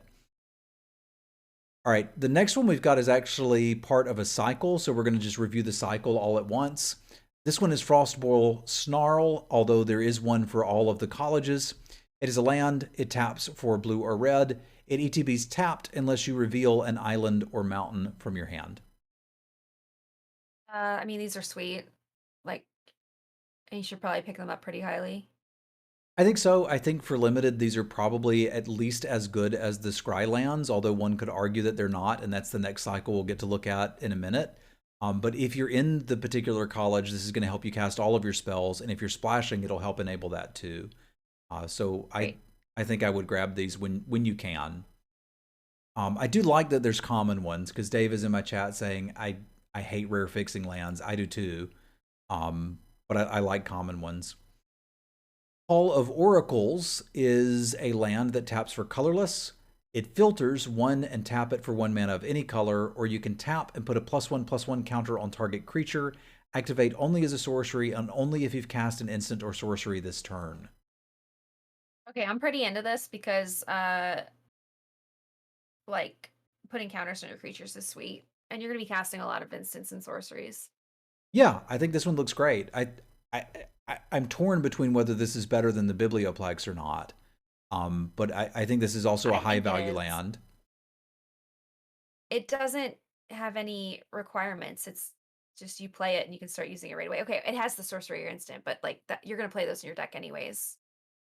Sure. And the filtering is a nice bonus, but filtering's like the worst way to fix. But like it'll come up eventually. But yeah, I think that both of these lands are quite good. This one in particular is quite good. How highly are you picking this one?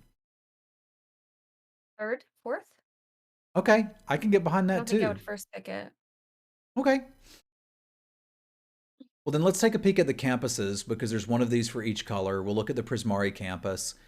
This is a land that enters the battlefield tapped. You can tap it for blue or red. It would be whatever the school's colors are. And you can spend 4 and tap it, so 5 mana total, to scry 1. That's sweet. A land that does something else besides be a land is always great. Yeah, I think I'm very much on board with these. Yeah. Would you now? So how highly do you think we have to take these? I would take them over any of the cards that we've said we would like to pick 7th or later. Because every land that I can fit in the deck is just going to make my draws better. It's going to make my mana better. It's going to give me opportunities to splash. So say we're Prismari and we're thinking about splashing a green card. The Prismari campus helps us do that just as much as the Quandrix campus does, because it's getting our sources consolidated into multiple lands. So I think these are better than, if you use limited resources style evaluations, these are better than C+ cards. So these are things I'm looking to pick aggressively. Yeah. Okay. Oh my gosh, did we make it? I think we might have. Oh, So that was your first ever set review, wasn't it? I mean, yes. Well, I've done them before, but like in a spreadsheet, I type notes. I've never done one talking about them straight through like that. Woo. Yeah, it's a lot of work. So there are still the Mystic Archives left, and I think rather than do that now, that I will chat through those with my chat tomorrow, and if you'd like to do that with your chat, you can as well. Yeah, I just want to play. I want to draft. Yeah. So Jamie, thank you very much for joining in and doing this with me. This was a heck of a lot of fun, and I feel very prepared for Strixhaven. I want to play it now. Great. Me too. All right. Well, thank you so much. You enjoy the rest of your stream. Thank you. You too. Alrighty. And chat, I'm going to call it here, and we're going to send you over to Jamie so you can watch her draft some. Oh, wait. No, I'm probably going to call it too. I'm exhausted. Oh, okay. Then we got to figure out who we're hosting. All right. Thank you. Thank you, Jamie. Have a good one. Thanks, you too. Bye. Bye-bye. I am so incredibly ready to draft Strixhaven. I was not like stupid excited about this set until I went through and did the review. And then I was like, okay, I need this in my life. And that's good news. It's good to be excited about a new set. All right, G-Guards is streaming some Eldraine draft. I'm going to send y'all over to G-Guards. Yeah, we'll be doing best of 1 for Strixhaven. Learn and Lesson seems really good. All of the lessons seemed quite good to me. If you missed anything today, though, you will be able to catch that on the YouTubes. I'll be putting this up at some point in the future, probably late tomorrow. But for now, I'm going to go get some dinner and hang out with Sim Wife. I hope you guys and gals have an awesome day. Thank you for tuning in. Thank you for participating in the set review. I'll catch you in the morning. Adios, my friends.